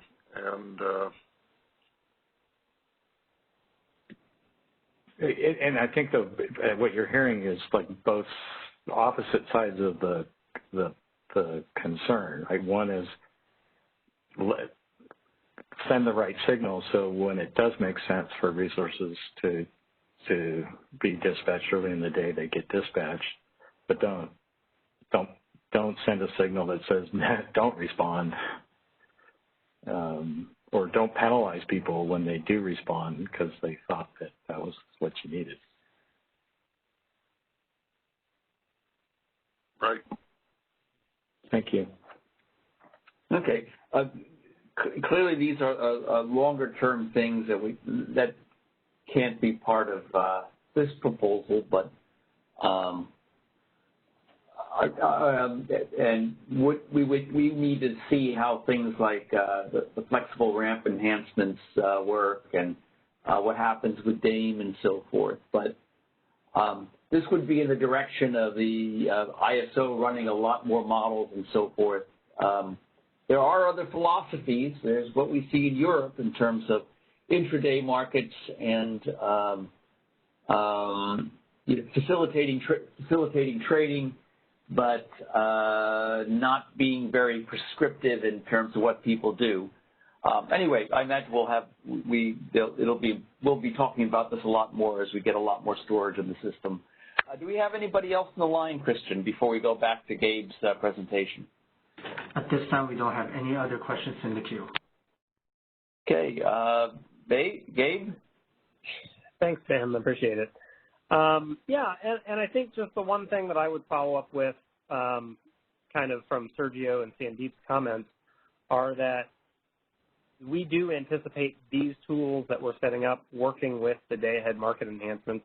And I think, Ben, you were going in this direction, but we are anticipating the day-ahead market in the future procuring for flexible capacity, and that would be capacity that's simply available to be on the market and be ready as, a fire extinguisher, if you will, to handle deviations in load. And I think that those procurements are going to be based off of historical deviations and what we expect to happen in the actual real-time market. But the market is still going to procure energy and capacity, generating capacity from storage resources in the future. And I think that's, I think I'm agreeing with a lot of what was said. That's the other side of the coin, in that if we're procuring you for capacity and energy, this is the ISO's tool to make sure it's there. And I do have some ideas about how to relax this constraint somewhat so it's not so hard and fast, and I'll get into those in the next few slides. Number 5 outlines what we've been talking about. This is a minimum charge requirement. We basically take inputs from the day-ahead market, and we use those inputs from the day-ahead market to set minimum thresholds for state of charge that storage resources need to stay above in the real-time market. Number 6 is, this is an interesting idea, and I think we've talked about it in some other venues as well, but you could impose a system-wide requirement on state of charge and sort of turn state of charge into a market product. And, you know, that way you would be procuring from the least cost resource to obtain that state of charge rather than specifying a resource-specific minimum state of charge. This could also be applied in local areas, or it would need to be applied in local areas if you were relying on storage resources within those areas. Was there a question? Maybe not. I don't think so. Oh, okay. Number 7 is, and I think this is along the lines of what Doug was just suggesting, is you could potentially have your day-ahead market, or you could potentially have a market that runs closer to the real-time market, and you could explicitly self-schedule storage resources into your real-time market at, you know, roughly the results that you got from your day-ahead market, and then any additional capacity could potentially be bid in as residual. I think this, with our current day-ahead construct where we're running it the previous day, and things certainly are changing between the day-ahead markets and the real-time markets, we think that this might be overly restrictive at this time, but we also feel like this would be closer to ensuring that we would get a reliable outcome, because essentially, you know, as long as your day-ahead market schedules are correct, which we know that sometimes forecasting isn't correct, you would have the resources there and charged and available, barring any outages or something like that. So advancing to slide number 30, this is getting into just it's a very high-level outline of what we're thinking about doing for the tool itself, the minimum charge requirements. And essentially what we would do is generate day-ahead schedules for storage resources. We would calculate the amount of discharge schedule, and we would compare that to the intervals or hours when the resource was charged. And starting at those hours when the resource is charged, we would require the resource to maintain a state of charge through that day-ahead discharge schedule. And then by that mechanism, you would always have enough state of charge on site at the battery to ensure that you could meet your day-ahead schedule. You know, and I would just note too that this would reduce risk for those storage resources of potentially having to buy back day-ahead schedules at very high prices, or potentially have that benefit. So that might be something that's sort of a nice thing to have. One thing to note, you know, I just noted that, you know, Sandeep had said you're essentially taking the storage resources out of the real-time market, and I would disagree with that a little bit. Certainly if you have a day-ahead schedule, there can be some requirements imposed on those resources that don't allow them to participate fully in the real-time market. But to the extent that you don't have a day-ahead schedule, or your day-ahead schedule is to discharge very small amounts of megawatt hours, you would have a very small minimum charge requirement, and essentially you could bid your storage resource into the real-time market unfettered. You also, you know, anytime you had any minimum charge requirement imposed, so let's say you've got a 25% minimum charge requirement, you could always bid the resource in such a way that it was charged beyond that minimum charge requirement in the real-time market. And then again, you would be operating your storage resource in a manner that was unrestricted until you did get back down to a state of charge that was equal to that minimum charge requirement. Operator, if we can advance one more slide. This is my final just a slide. second before you. I want to. The question I have about that is that it sounds like you're saying that we're going to make them hold that minimum state of charge the entire day until we get to the end, even if like they'd have lots of time to go to discharge, recharge, discharge, recharge. So we got a battery that could have been. I mean, we know that some of these batteries don't want to cycle, but if some people are building batteries that actually can discharge and recharge, then we're taking that away. I mean, I think all we want is for them to be fully charged when we get to when we need them. We don't really, I don't see the need to restrict them to never use their battery as a battery for the rest of the day. Yeah, let me get to that, Scott. We certainly, if you're scheduled to charge at, hour ending 10, 11, and 12, we certainly wouldn't require you to maintain a state of charge prior to that time. We wouldn't say, oh, you've got to charge up at, midnight or something like that. But yes, in between the lowest price periods of the day and the prices that you were scheduled at in the day-ahead market, this tool would impose those minimum charge requirements in between that period and the period where you were scheduled to discharge in the day-ahead market.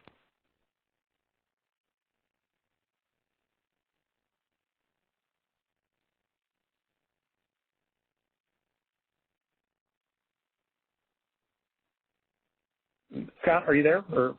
Yeah, I mean that's what I saw. That's what I see as a concern. That seems to be sacrificing a lot of the flexibility that's intrinsic in a battery. I mean, if it's a battery that can only charge and recharge once a day, that's its chemistry. That there's no real loss. But I thought in talking to people that they're planning to build some batteries that can do more than that, and it seems like this sort of takes that flexibility away, and hurts us because they could be balancing variations, and then recharge afterwards. And so let's talk about some of the items here on slide 31. We'll get through this, and then we can circle back to some specifics. I think, like we've heard on this call, there is some stakeholder concern about this tool, particularly when it comes to, limiting the capabilities of storage resources in the real-time markets. We did get some feedback from some of our stakeholders saying, well, why are you imposing this minimum charge requirement 365 days a year? It might be nicer to just impose it on like your 20 peak load days or something like that. I do think that the ISO might need this tool more than 20 days a year, but I tend to agree with the statement that it's probably not necessary all 365 days of the year. I think there is some, and we haven't talked about this in a proposal, but I'd like to introduce this here, but I think there is some consideration by the ISO on only imposing requirements of this tool when we believe that storage resources are critical or critically needed. One idea, and of course there would need to be some requirements and a calculation to determine when that critical need would be. One specific idea would be at the beginning of the month when we have our resource showings, resource adequacy showings, we could use the CEC's 1 and 2 year daily forecast and, take off storage from the amount of capacity that we have that are shown during the month. And we could flag days when load or net load exceeded, say 90% of the non-storage capacity.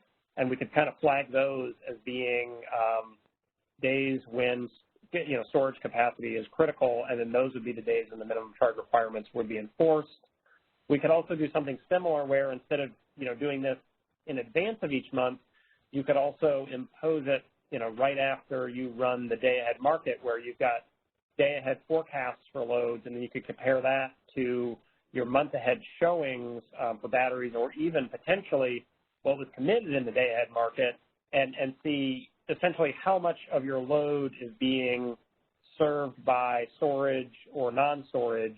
And if it's a certain percentage, then you could say, yeah, it's okay for storage to sort of do whatever they want. But if storage really is critical and they're needed to be charged to meet some of these energy needs and capacity needs later in the day, those are the days that you enforce this minimum charge requirement. We certainly are seeking MSC guidance on other potential exceptions that we might potentially offer to not jeopardize grid reliability. One final item here is this last bullet, is just that, and we've had some discussions with DMM about this too, but we could potentially, I think we all agree that, exceptional dispatches would override the minimum charge requirement, just like exceptional dispatches override other market signals that we send to resources today. I think it also makes a lot of sense that if we're in a situation where, prices are going to be $1,000 or we're going to have a market infeasibility, or we could discharge a little bit of our state of charge from our battery fleet at, say, 5 p.m. when exactly to Scott's point, you have time to recharge before the 8 p.m. net peak load, I think that would be permissible as well. So, perhaps there's some way of relaxing the constraint, and perhaps what you might think about doing, if you were thinking that day-ahead market prices were a predictor of real-time market prices, which I think often they are, then you might say, well, if prices are a certain percentage above what day-ahead prices were expected to be or expected to be in future hours, so you sort of have the ability to discharge now and recharge later, those might be times we could relax the MCR constraints, or we could potentially relax the MCR constraints, anytime prices were above a certain threshold. So let's just say if prices go above 750, we'll relax these constraints, and instead of having a power balance and feasibility or something, we'd use our state of charge, and then in later intervals, we'd essentially charge the batteries back up to meet those evening peak capacity needs. So those are just some of my ideas. And, if we want to circle back on some of the other questions that we heard earlier, or potentially new questions, I can do that now too.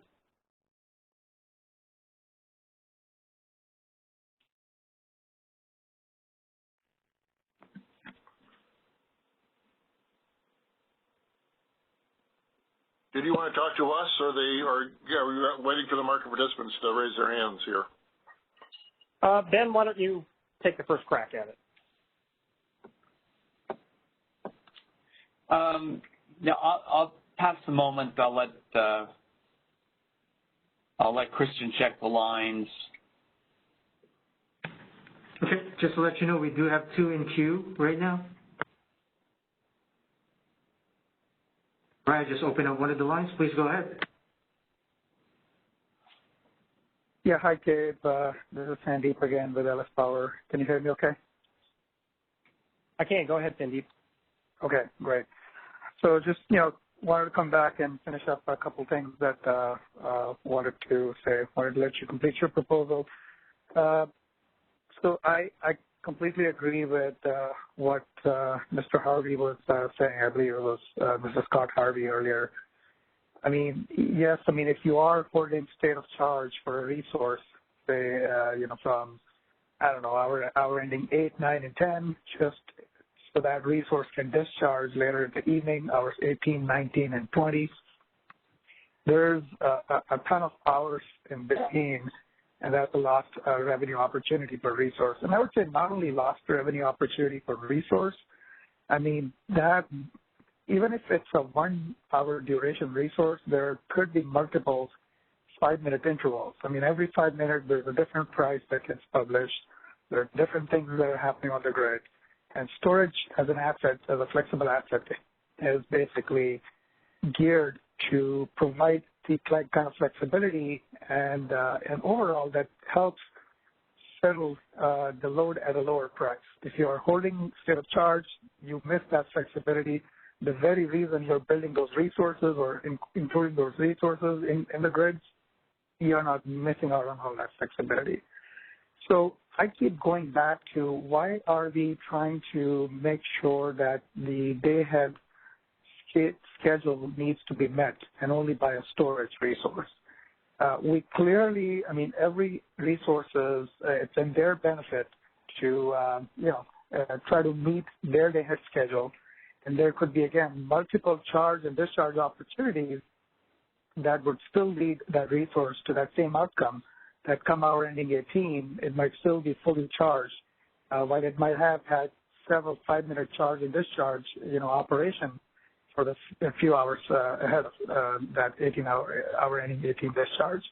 Now, if there was truly a reliability event, a system emergency event, an imminent system emergency, such as what we saw on August 14, 15, for the long weekend in September, completely understand that that's those days, then reliability is at risk, and you may want to just come out, CAISO may want to come out and say, look, We just want to absolutely make sure that you are there because I'm seeing an imminent system emergency for the evening peak.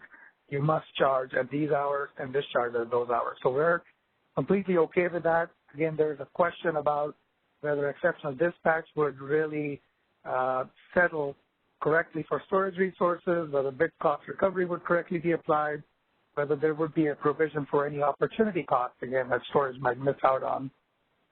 So again, you know, this could happen to other resources, right? I mean, you could have a gas resource which, you know, had a day schedule for hours endings 18, 19, and 20, and for some reason if that is not able to meet its schedule, I mean, there are financial implications. There's imbalance provisions. There are other, you know, things that would happen. So there's, in my mind, storage is no different unless, you know, there was a reliability issue, and I also was absolutely concerned that they need to make sure that SOC needs to be there so that storage can completely discharge for those hours. So again, I mean, we see, I think you might be unintentionally picking winners and losers if you are imposing a requirement as MCR for just a specific asset class storage. And I go back to flexibility is the key. I mean, you want flexibility and you want day-ahead participation. I think what you're proposing might discourage, and I think you already alluded to that, storage coming in the day-ahead and even participating the day-ahead. So storage does want to participate, and I'm pretty sure ISO wants them to participate, but this might discourage that participation as well. So I'll just wrap there and say, you know, we would be okay in implementing this if this was treated as exceptional dispatch and it was tracked and monitored, and settlement rules for the use of this exceptional dispatch were further discussed with stakeholders. So, Sandeep, I have a couple comments there. One of the things that you said is the very reason that you're procuring storage is to have flexibility on the system.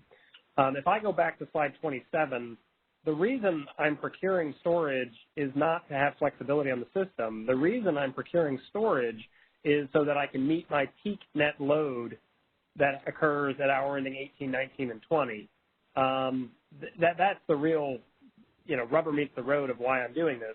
Now, that's not to say that storage resources in our day-ahead market enhancements that we're proposing can't be cleared for energy and for flexibility, in which case you'd have some participating in, you know, and getting compensated at flexible market revenues and participating theoretically a lot more in the real-time market.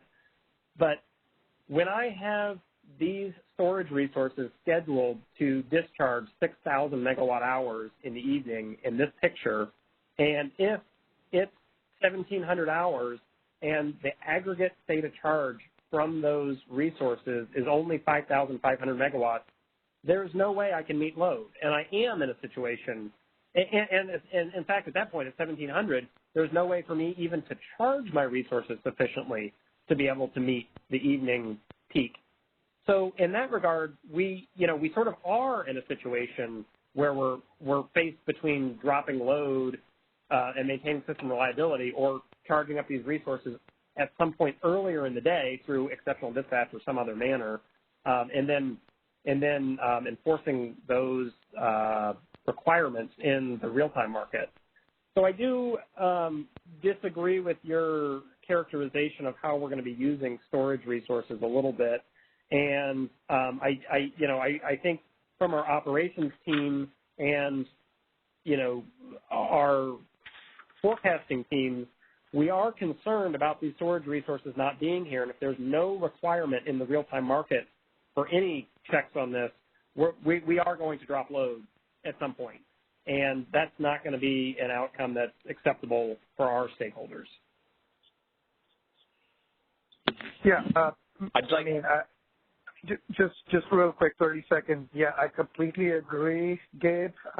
You know, the evening peak is critical, but again, there is a ton of flexibility between hour ending 11 and 17 that CAISO is going to miss out on if it was holding that state of charge starting at 11 and only for that resource to be discharged.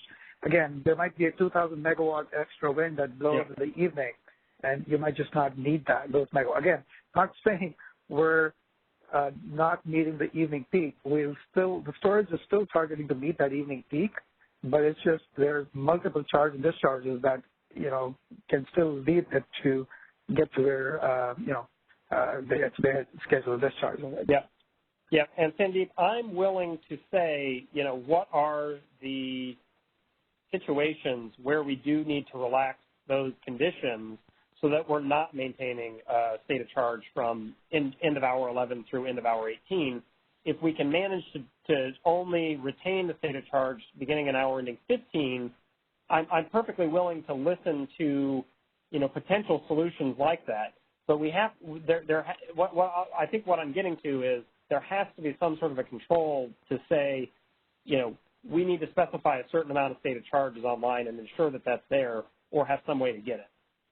Yeah, Gabe, this is Scott. I was thinking, how about defining an envelope that, like they have to be at least 85% 4 hours before, at least 90% 2 hours before, but you don't make them load up to 100% and then sit there all afternoon. That you give them, you don't let them drift too far away from where you want, and you make them, as you get closer and closer to the hours where you need them, you make sure you get a minimum that's closer and closer, but you still give them some flexibility. If they're at 98, you let them go down a little bit, and that actually would give them an incentive to charge a little earlier so they can go down a little bit and make sure they don't get too low so that they've always got the flexibility to respond to those power balance violations.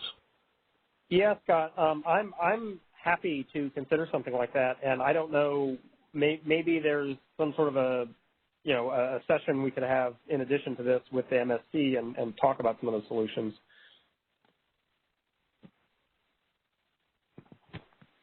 I think this is the sort of discussion you're hoping for with this last slide, Gabe, but unfortunately, all good things must come to an end. This is to be continued, though. So thanks to everybody who spoke today,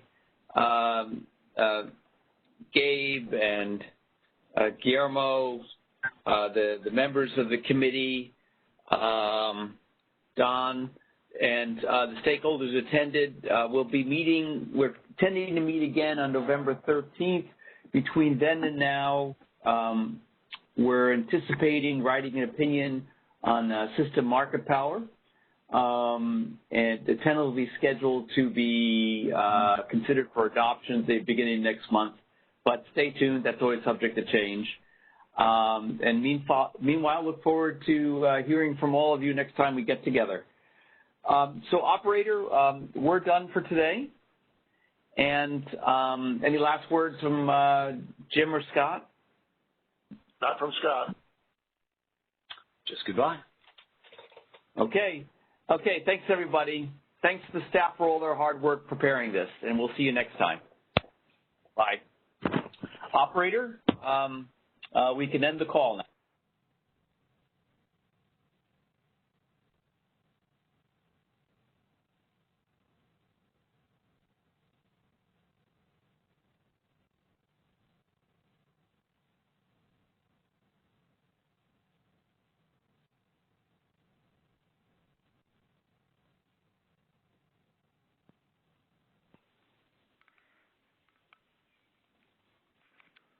That concludes our conference.